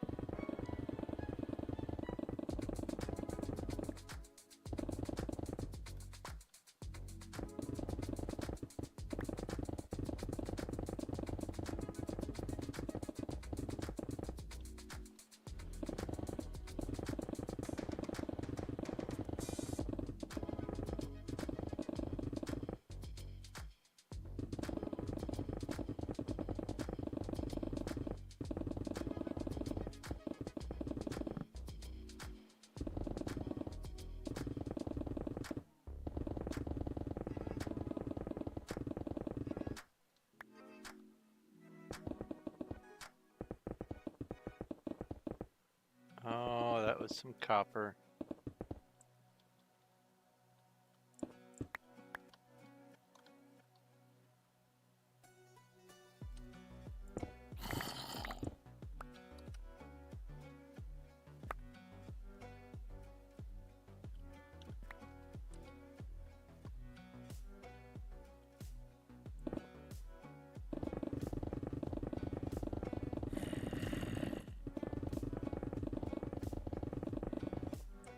Oh yeah, RPG Daily.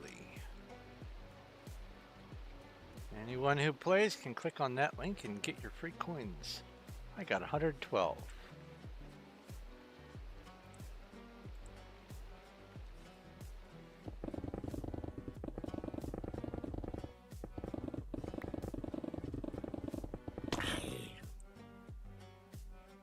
Rip.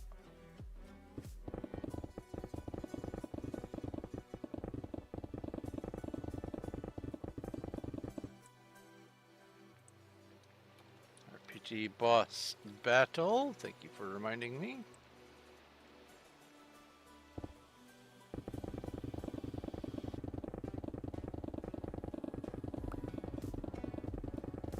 Saw some iron. You finished the walls of the keep.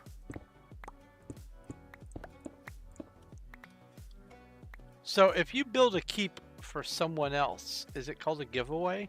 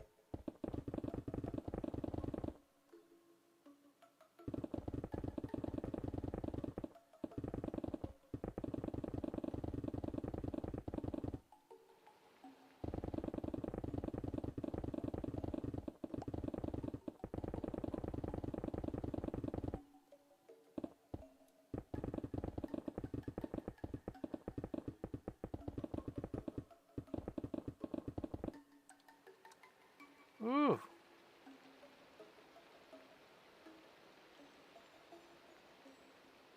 Sunrise.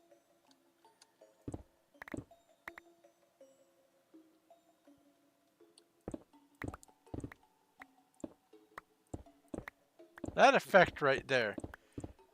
The amazingness of it really does just hit home how obvious it is for basically any kind of culture to look at that phenomena and go, I'm going to base, if not a religion around the sun, then at least some ceremonial importance around the sun, and build structures that predict where it's going to be and when on certain days and all that kind of stuff.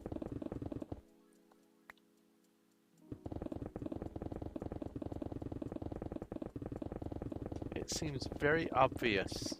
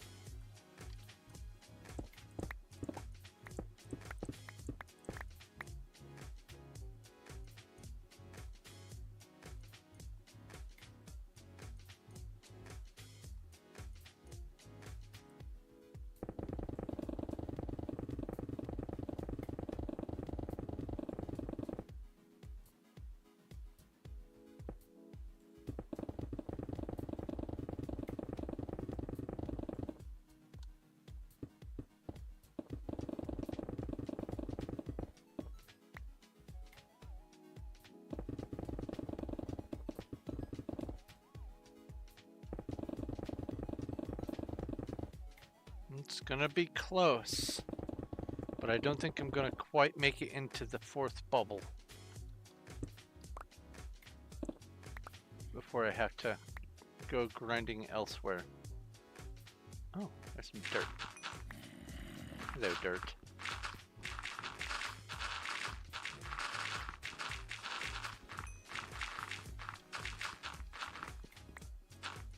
Goodbye, dirt.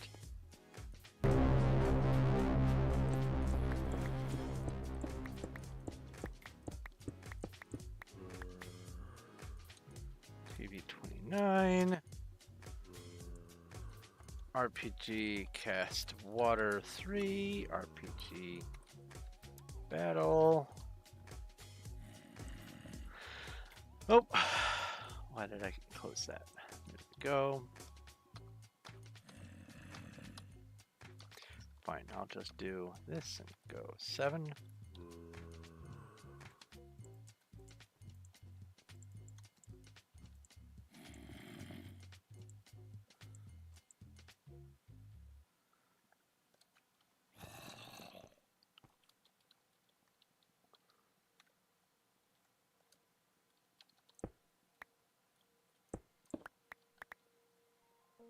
Oh, more dirt.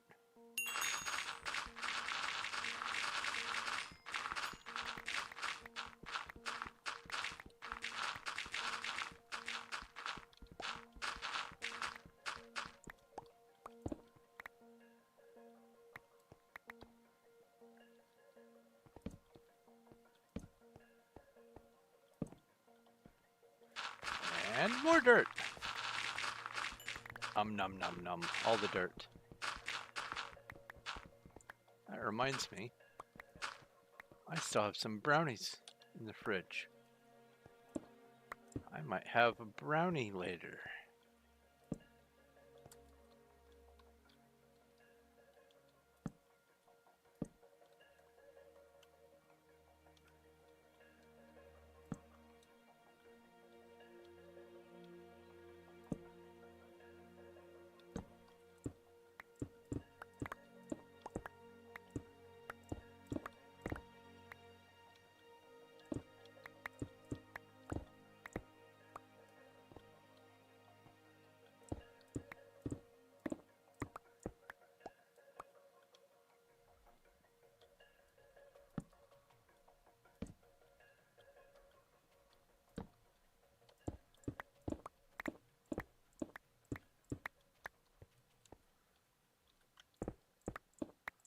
All the low-hanging fruit.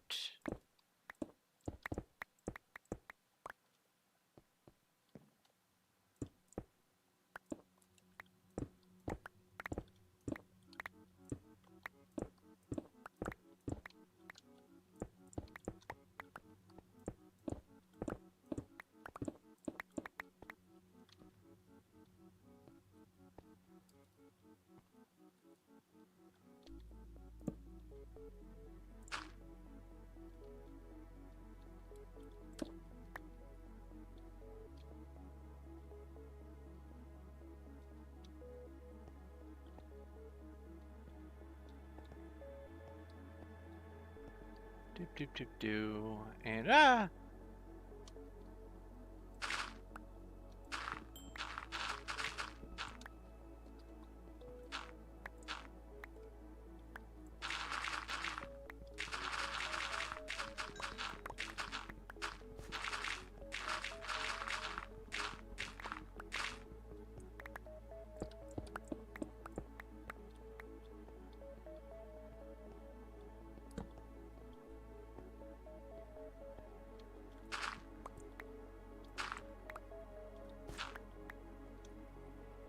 Okay.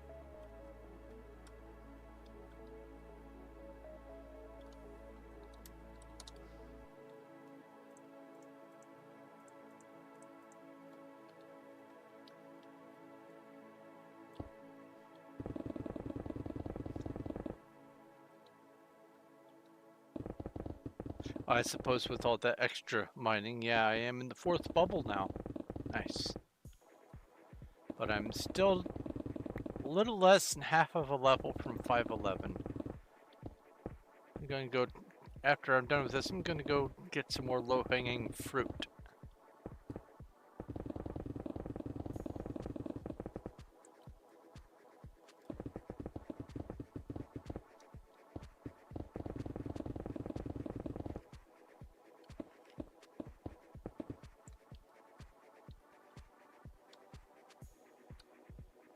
There it is.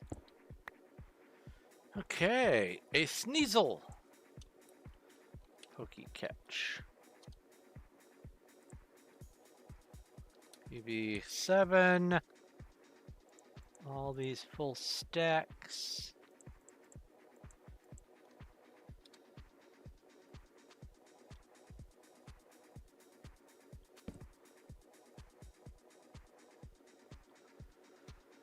All right.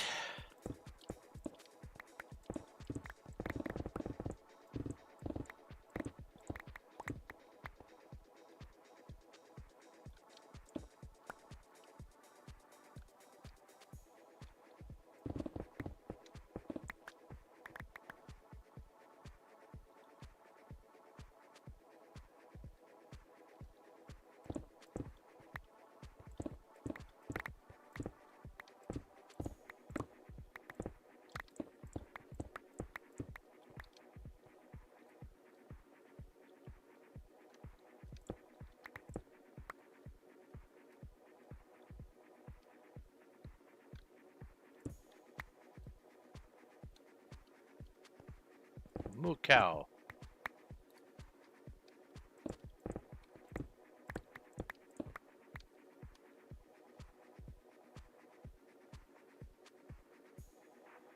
No one caught the sneasel. No one caught the sneasel last time it came through either.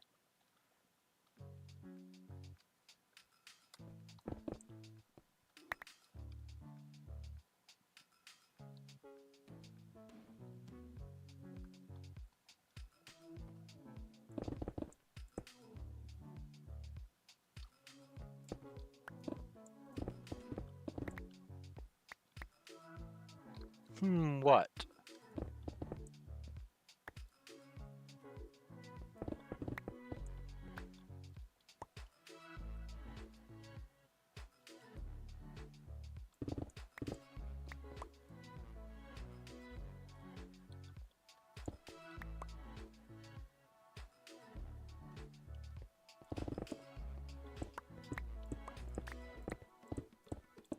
You heard your name? Did I mention Cuddles?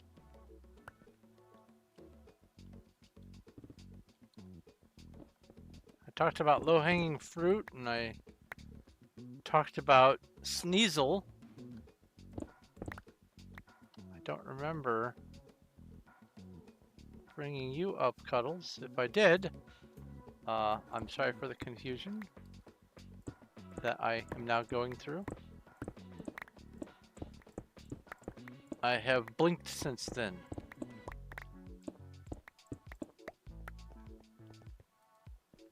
Hello.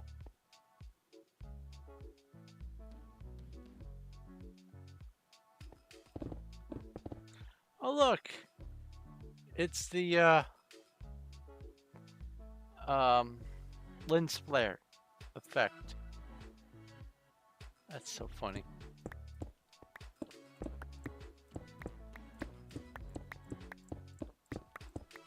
Ton of coal over there. I'll get it. Don't you worry.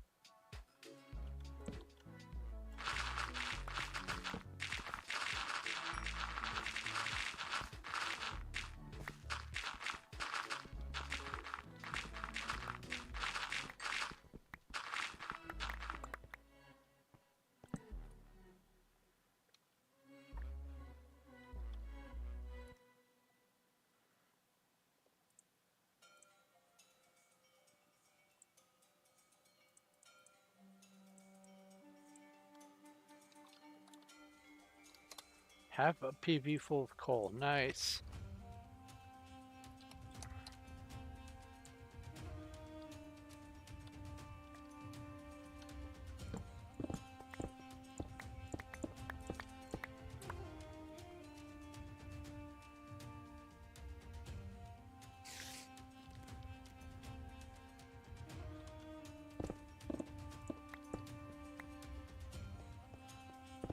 Kind of my goal right now is to make it to mining level 511 before I wrap up for the stream.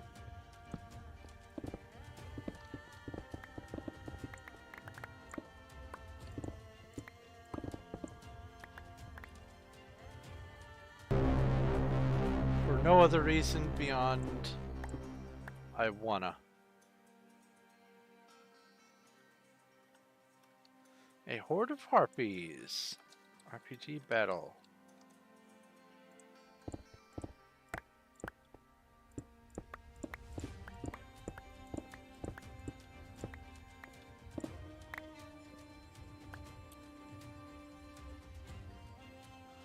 Now you're actually done. Or so you think.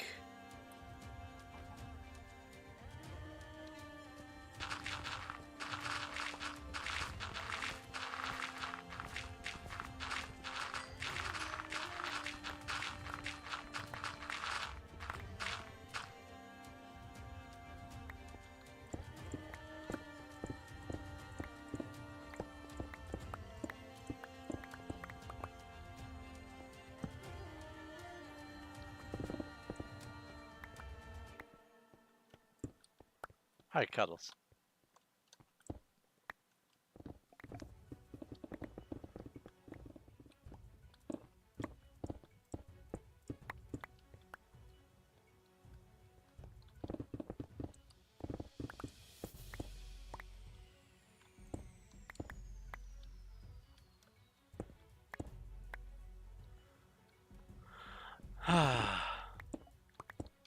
I was just thinking about the word milestone. Milestone is the word for something to mark every mile. However, that's not really true. It was set to mark every meal, M-I-L-L-E, which means 1,000 steps.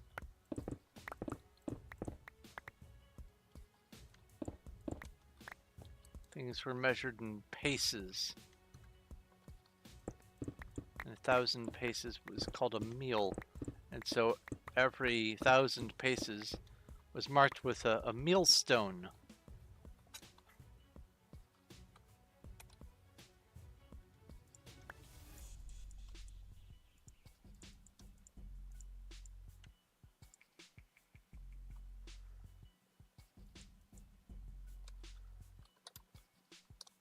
Oh, not 20, 29.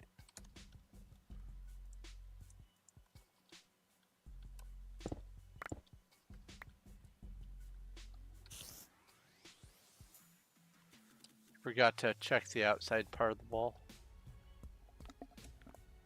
Ouch.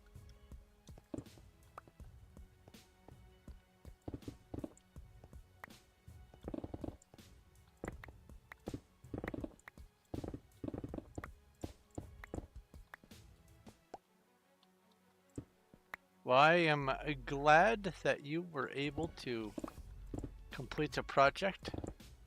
I would like to think that my nonsense, low threshold rambling helps to facilitate the completion of your project.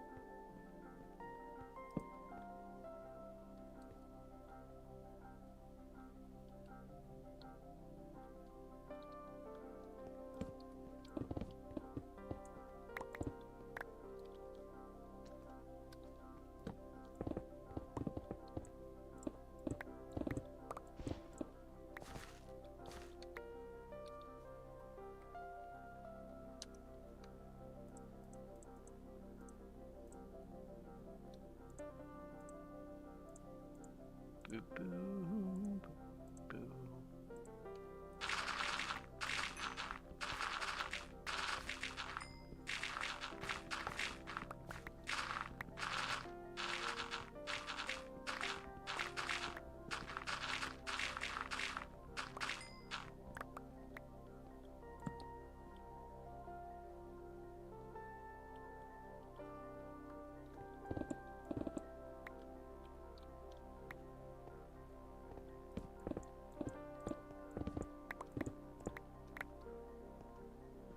Getting closer.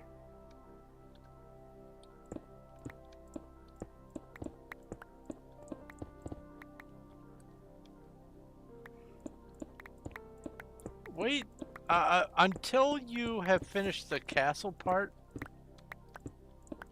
I think I will refrain from seeing periodic updates.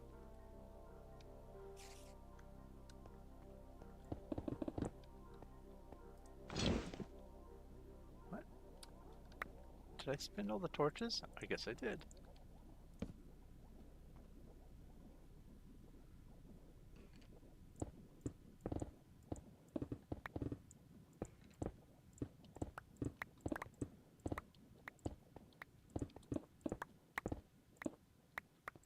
It's going to be a small village. Ah, well. Either way, I shall wait until there's a little bit more progress.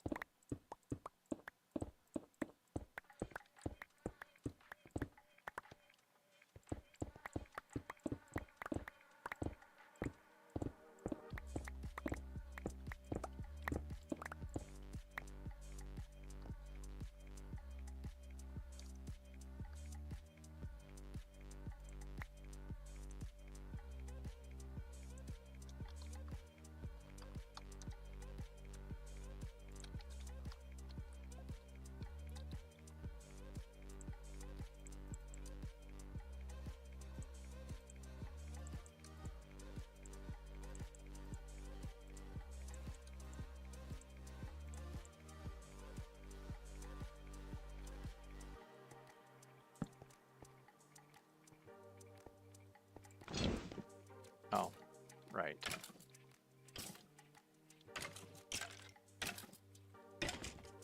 Oh, it must be morning. That sounds like a skeleton burning up in the sun. Ooh. Double emeralds.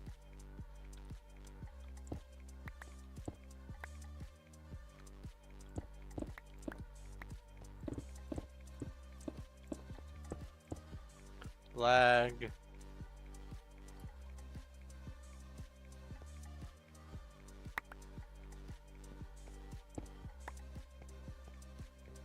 What caused that lag?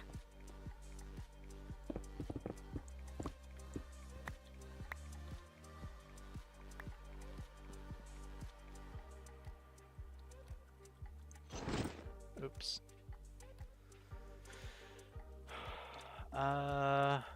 Ender chest. Let's bring down half a stack of torches.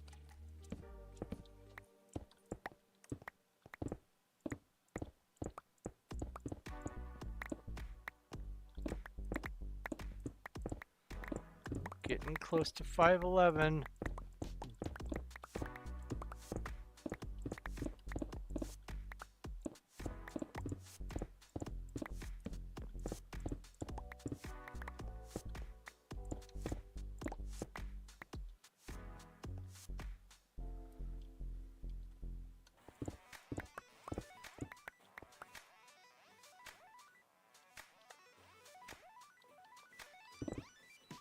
I think this cluster might... Nope. That was a small group. This will. This will put me over. Or not. This will! I'll keep saying it until it does. Nope. There we go! 511. And let's just go ahead and get a little bit more.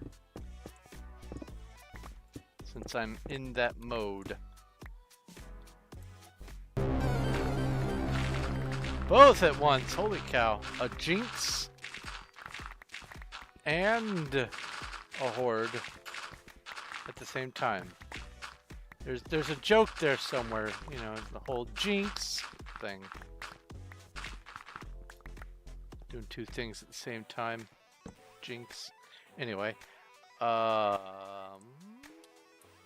Toki catch and RPG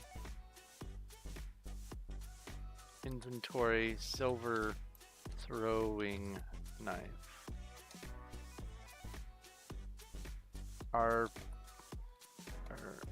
RPG inventory silver ore. RPG make 380 silver bar. RPG inventory silver bar. RPG make 1392 silver throwing knife. RPG battle. There we go.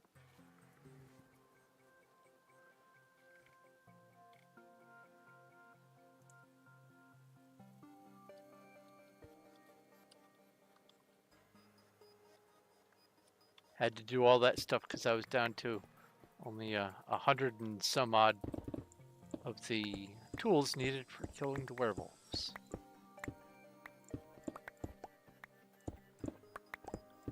And because you can buy the mirrors from the shop for dealing with the wraiths, it's better to spend your silver on the silver throwing knives.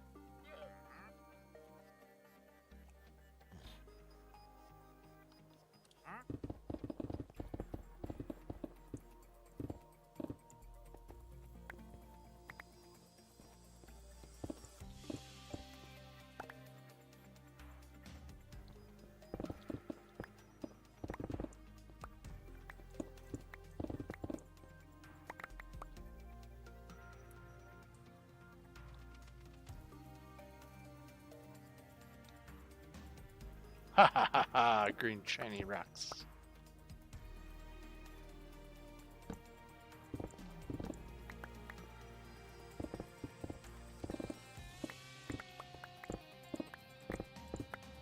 Hey, did the thing again. See, it's not true X-ray. You can't actually... If there's nothing to see, you can't see anything.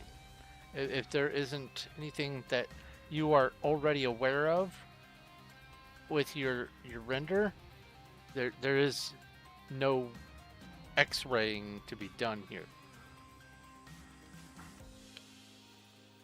But if I zoom in, all I get to see is wall. I say, going to bed, 1:22 in the morning. Good night. Sleep well.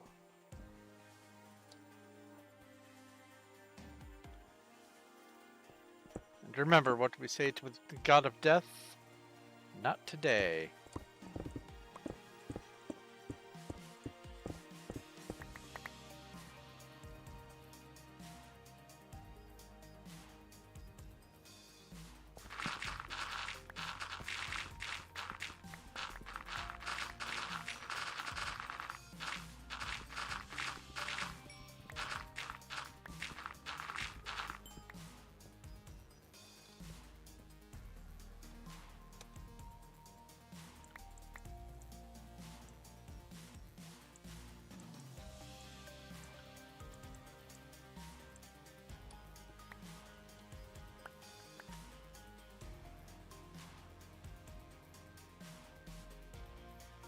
Whoa, there is just a ton of coal over here.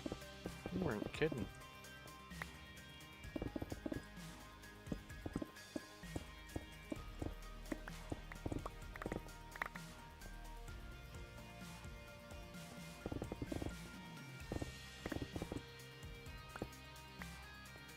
Like I was seeing normal amounts, but I came around this corner, holy smokes.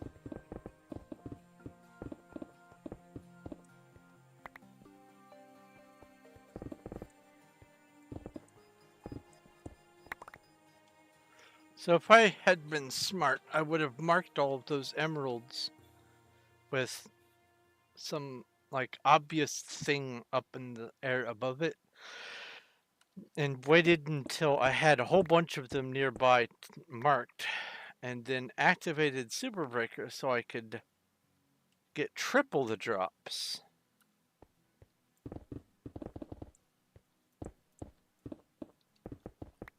But it's okay.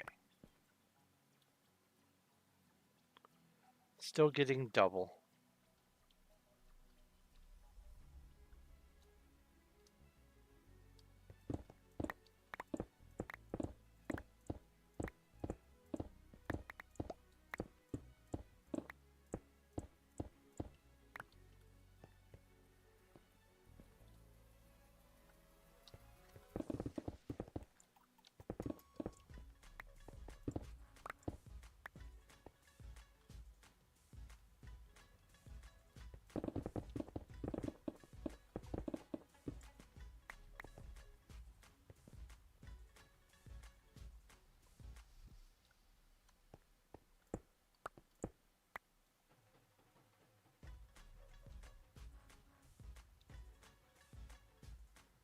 All right. I think that's all the low-hanging fruit. Oh, wait, no, here's some more copper. So we got another bubble and a half.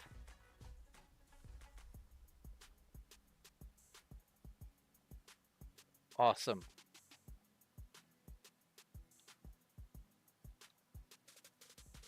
Oh, here's some more coal.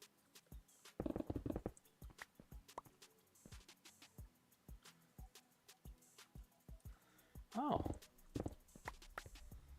It's a whole bunch more over this way.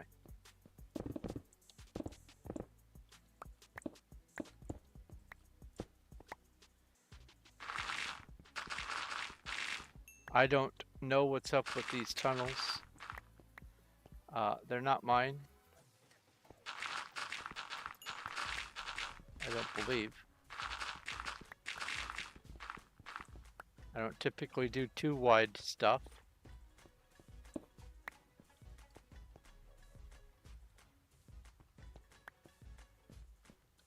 And I definitely don't place torches on the floor.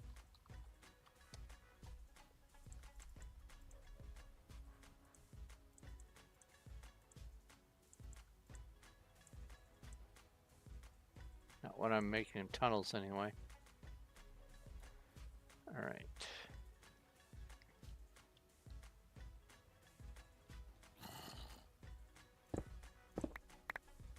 You did that to light it up? Oh. Did you make the tunnel? The secret tunnel through the mountain?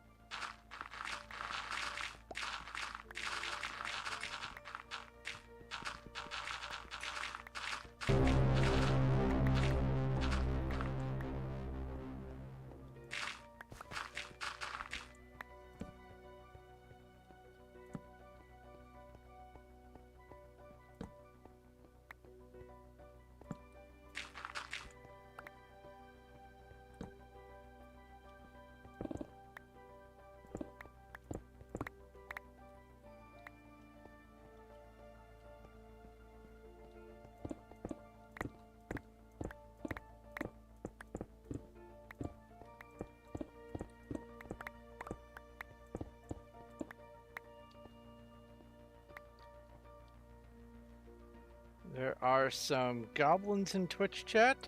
Audios Dread. RPG Cast Earth 3 and RPG Battle.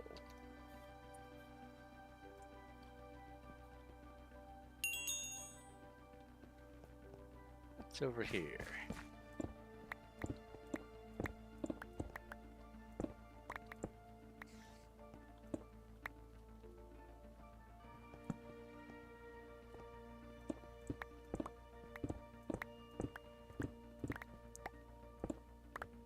It feels like I'm just doing, you know, your regular caving, but this is all contained inside a bubble of nothing.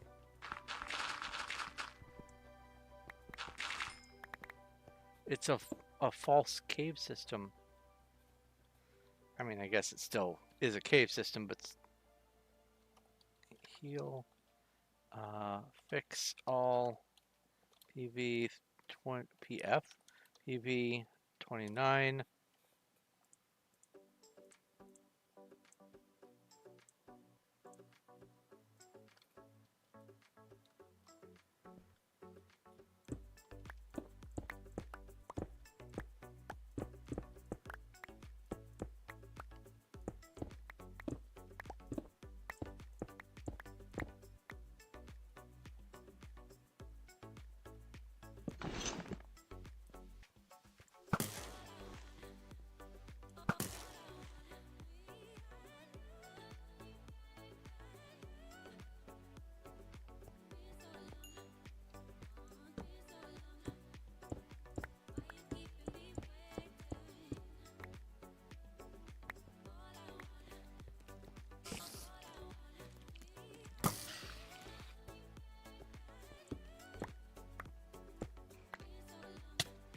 Ah!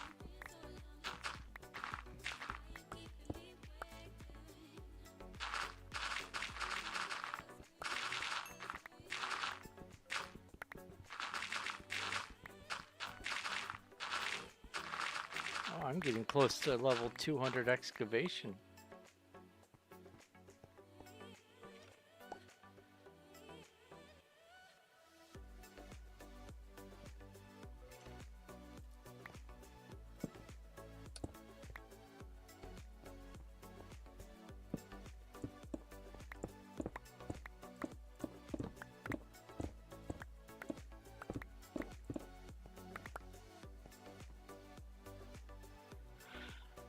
PB8.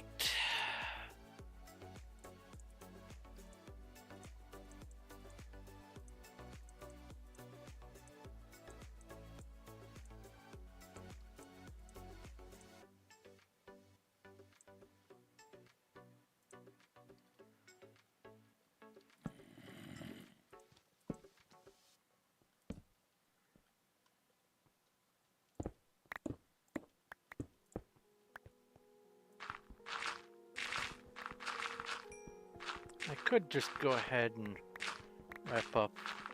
I will be wrapping up here in a little bit, but I just want to get a little bit more progress. Just a smidge.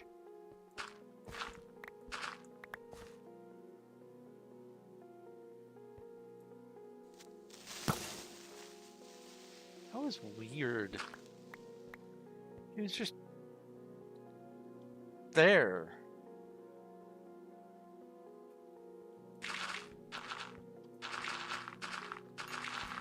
I wonder if the reason the drowned didn't attack me was because of lag or something.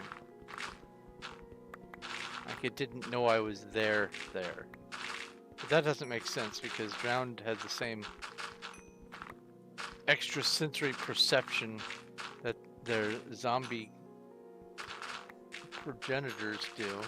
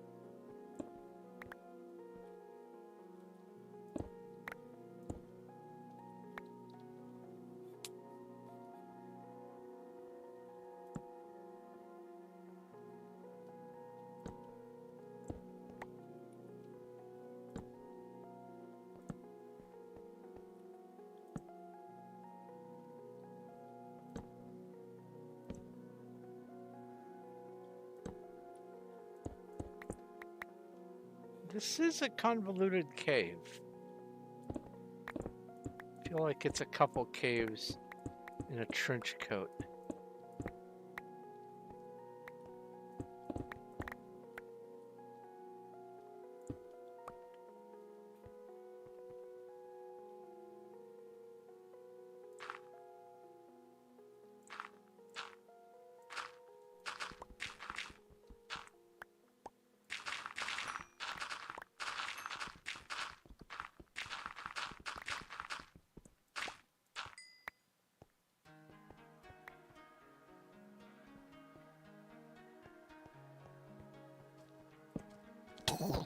Oh. Man, they're so fast. I absolutely understand why they are the bane of most people's playthrough. Hello, Abasov 2003, and welcome. I'll call you Abba.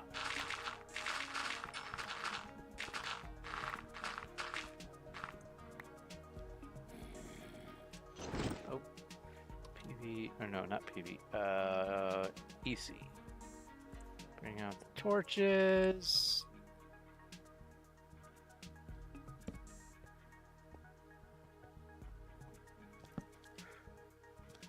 Oh yeah. Whoopee catch at Abba. Let's go ahead and 52%. Woohoo! Let's add you to the list. Do do do do do.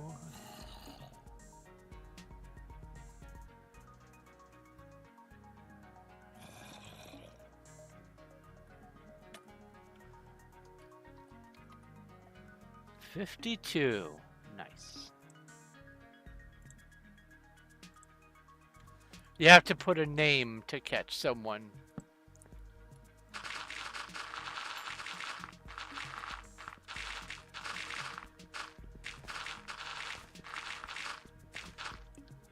Oh, my inventory is full. PB 29. I said 29. Boop.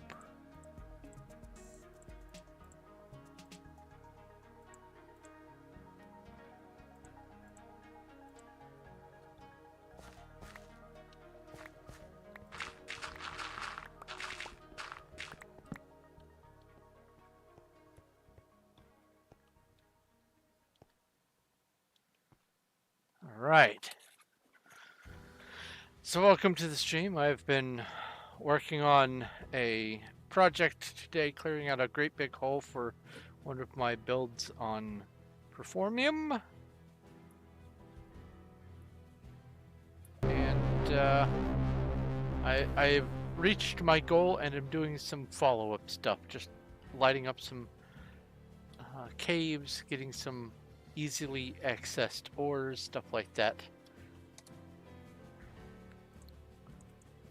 I am nearing the end of my task today.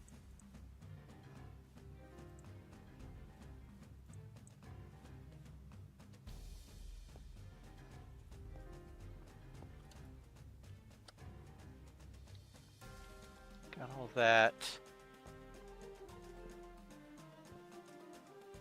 Let's battle the boars, RPG battle the hordivores.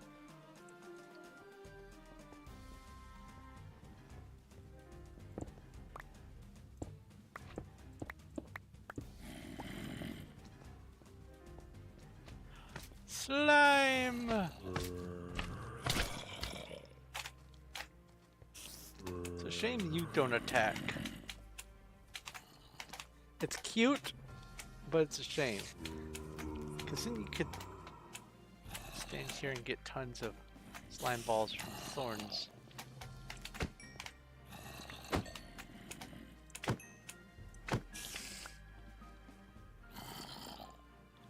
Exactly a stack. Look at that.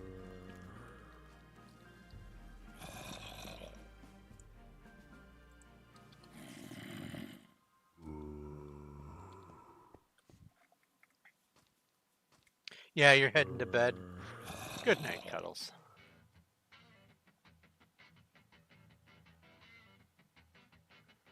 Here's the dark spot. Ooh. Ooh, piece of candy.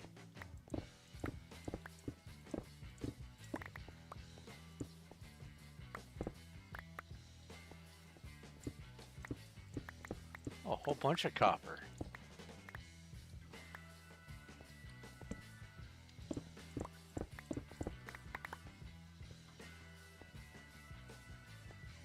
I'm gonna ignore that dirt for the moment.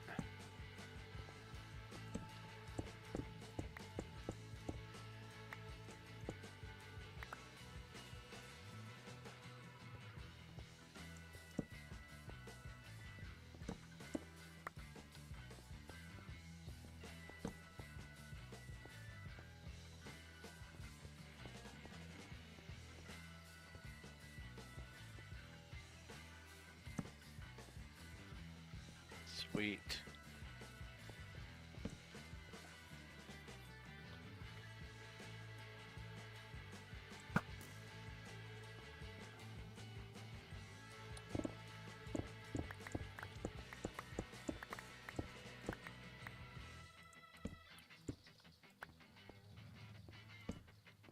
This is a big old cave system.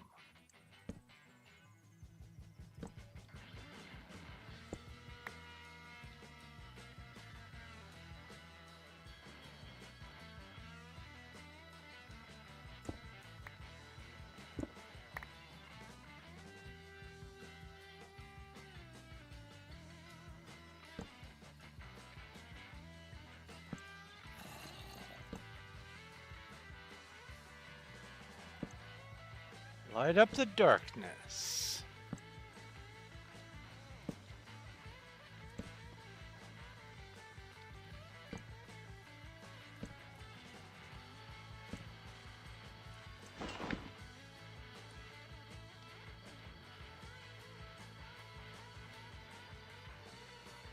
Alright, well that's all of my torches. I think that's a good enough home ring.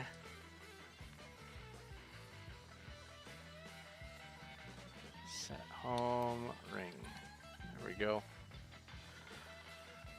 4 more layers done today. Made it to level 511 in mining from 508.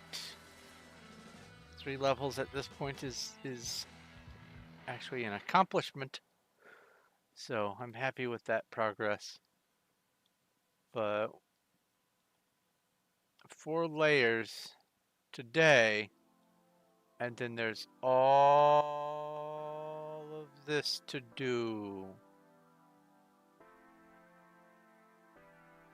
I should come in here and measure out how many days it's gonna be.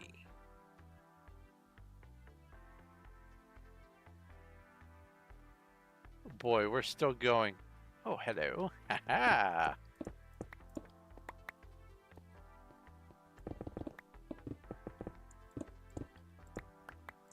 Meaning, I guess it would be easy enough. The long dimension of my claim here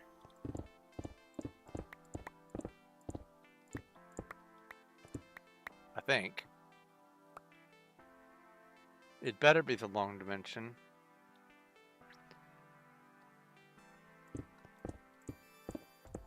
And my claim is 434 by 468. So let's just average it out to about 450. Let's say 452. That means it's 113 weeks if I do 4 layers a day.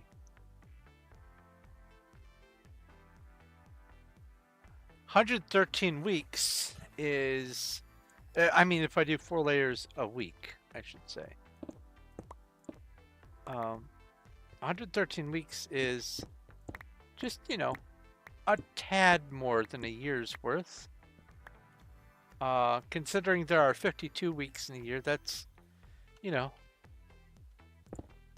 more than 2 years if I only do 4 layers a week, which is why I am doing some of this off camera, and I'm probably going to be doing my own version of just, you know, productivity chill sessions for streaming, where I'm just working on this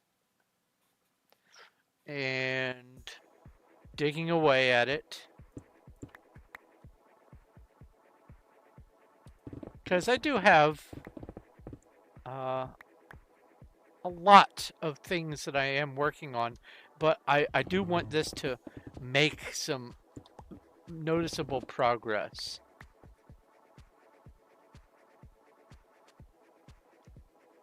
So if I manage to do 4 days worth of streaming a week, or 4 4-hour dig sessions, say, that's 16. That drops it down from 2 years to half a year. Still, that's a fair chunk of time.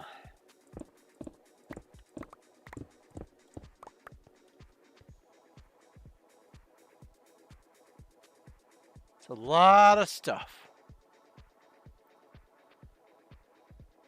Man, it's a lot of stuff. Anyway, let's see if there's any leftover low-hanging fruit up here. Some coal.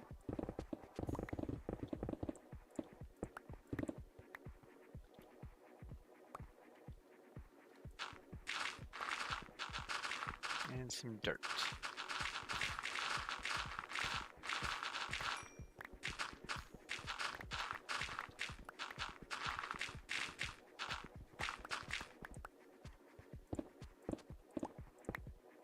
Ah!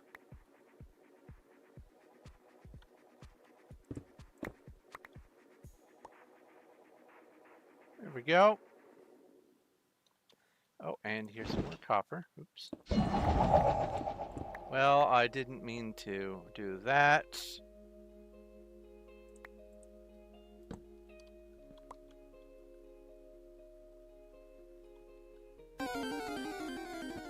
A Pokemon has appeared in Twitch chat, and a Horde of Slimes RPG.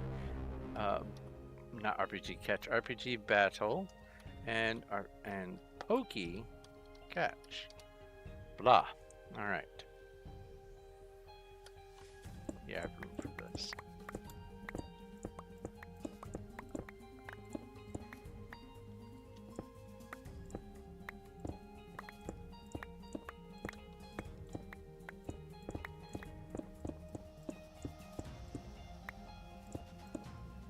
Oh my. That vein just kept going. Oh, there's more over there. Let's see here.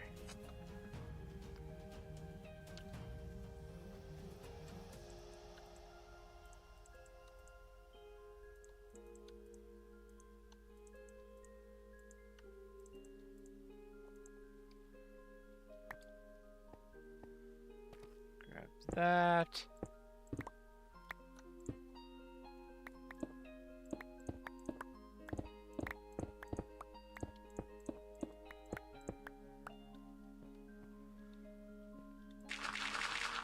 And then I'll finish off with this dirt and gravel.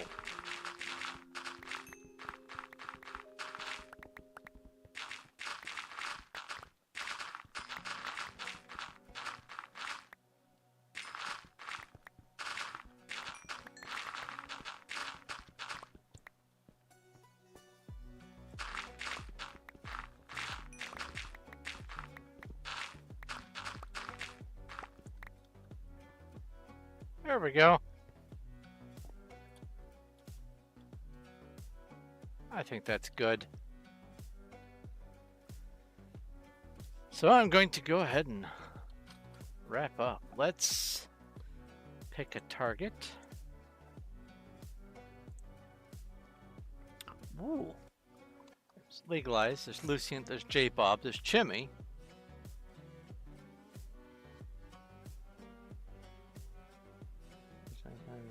And everyone else's RPG bot. Okay, so I will go roll and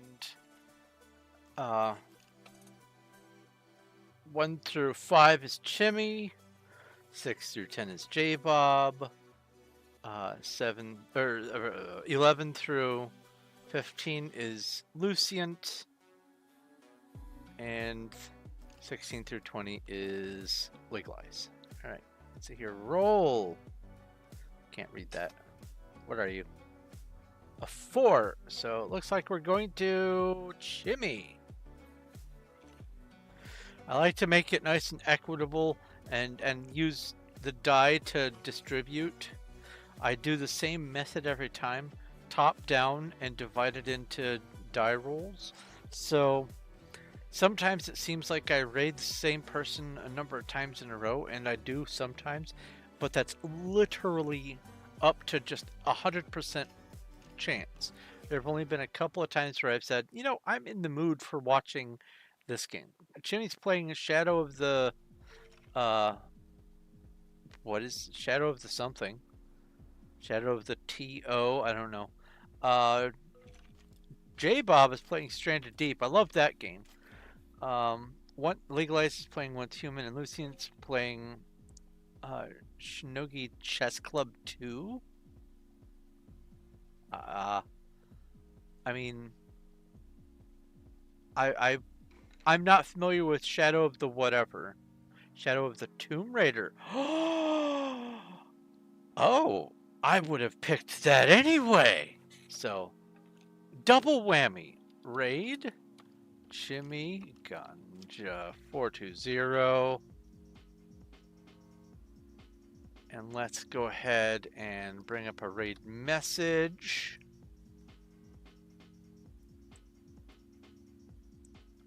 Oh, I found out when we went over to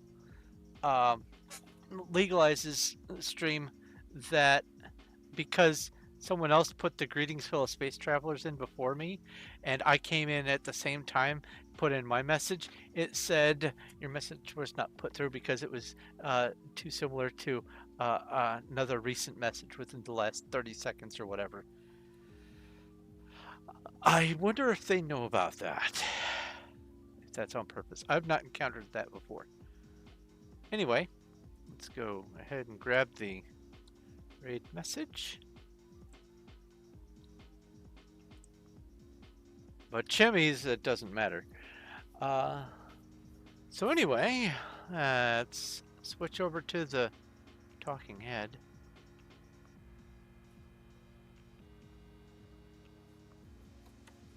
So, possibly this weekend I will just be doing some chill stream sessions. That way I don't feel like I'm going to have to come up with some sort of plan. Maybe I'll randomly pick a game. I don't know. But I have been really wanting to do more streams than just the 4 a week that I've been doing recently. If I can, I also plan on doing some busy work streams earlier in the days on my normal Monday through Thursday. But I have been just trying to do so many other things behind the scenes that I don't really allow myself a whole bunch of continuous time. But if it's just a chill session, I think it's forgivable if I have to get up every once in a while. Let's see here. Oh, your birthday is next Friday. I will try to remember that. Happy birthday in advance in case I forget. Congratulations on surviving another voyage around the sun. Let's see here. Now, I may, for my busy work, I may do some starbound mining because I am at that point where I do need to get a few resources in advance so that I'm not having to wait for things to happen during my streams. So I might be doing that this weekend as well, either on or off stream. I don't know.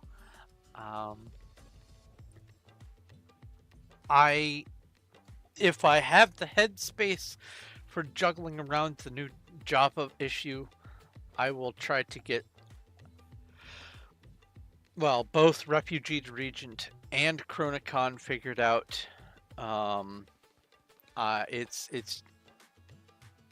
It really is based on how much time I allow myself to do things. So we'll see. But let's see here. Bring this up. Come over here. Click on that. Oh, there's an ad break. I'll wait. So next week, even if I don't get any other streams over the weekend, next week, as always, is going to be Suffer the Dark, my mod pack on Monday.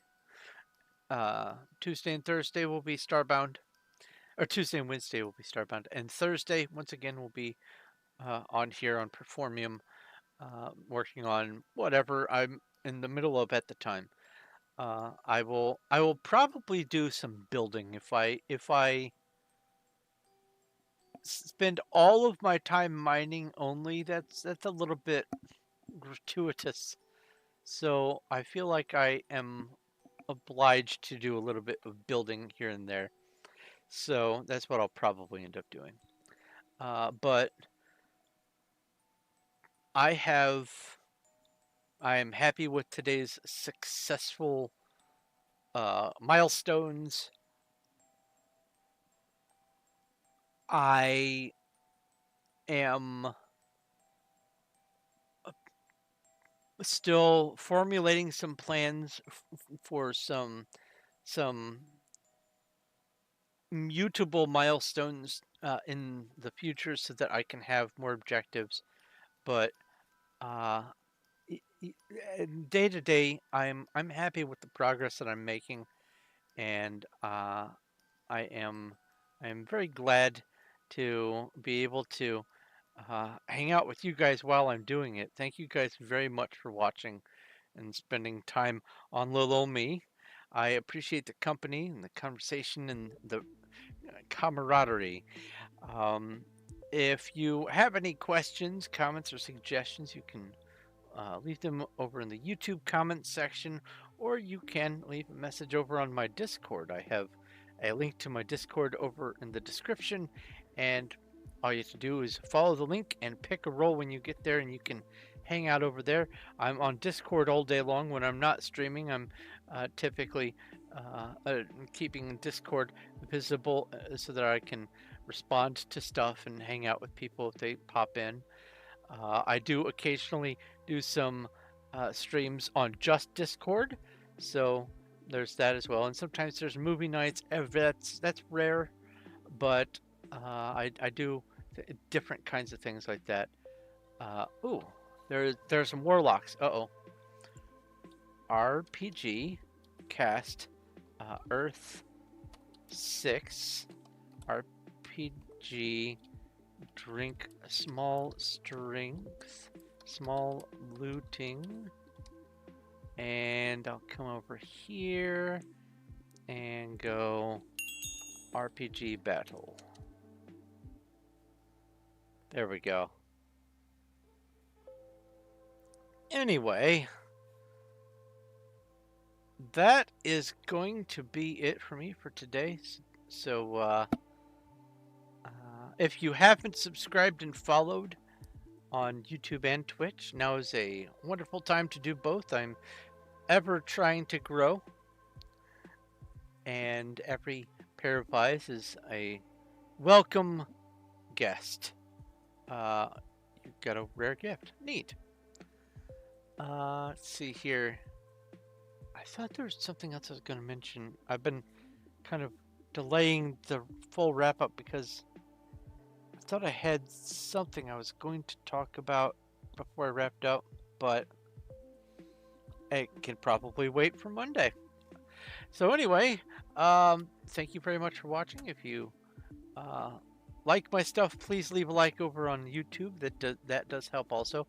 I have links to my Streamlabs for tipping and Patreon for being a Patreon supporter, and other means of supporting my channels down in the description as well.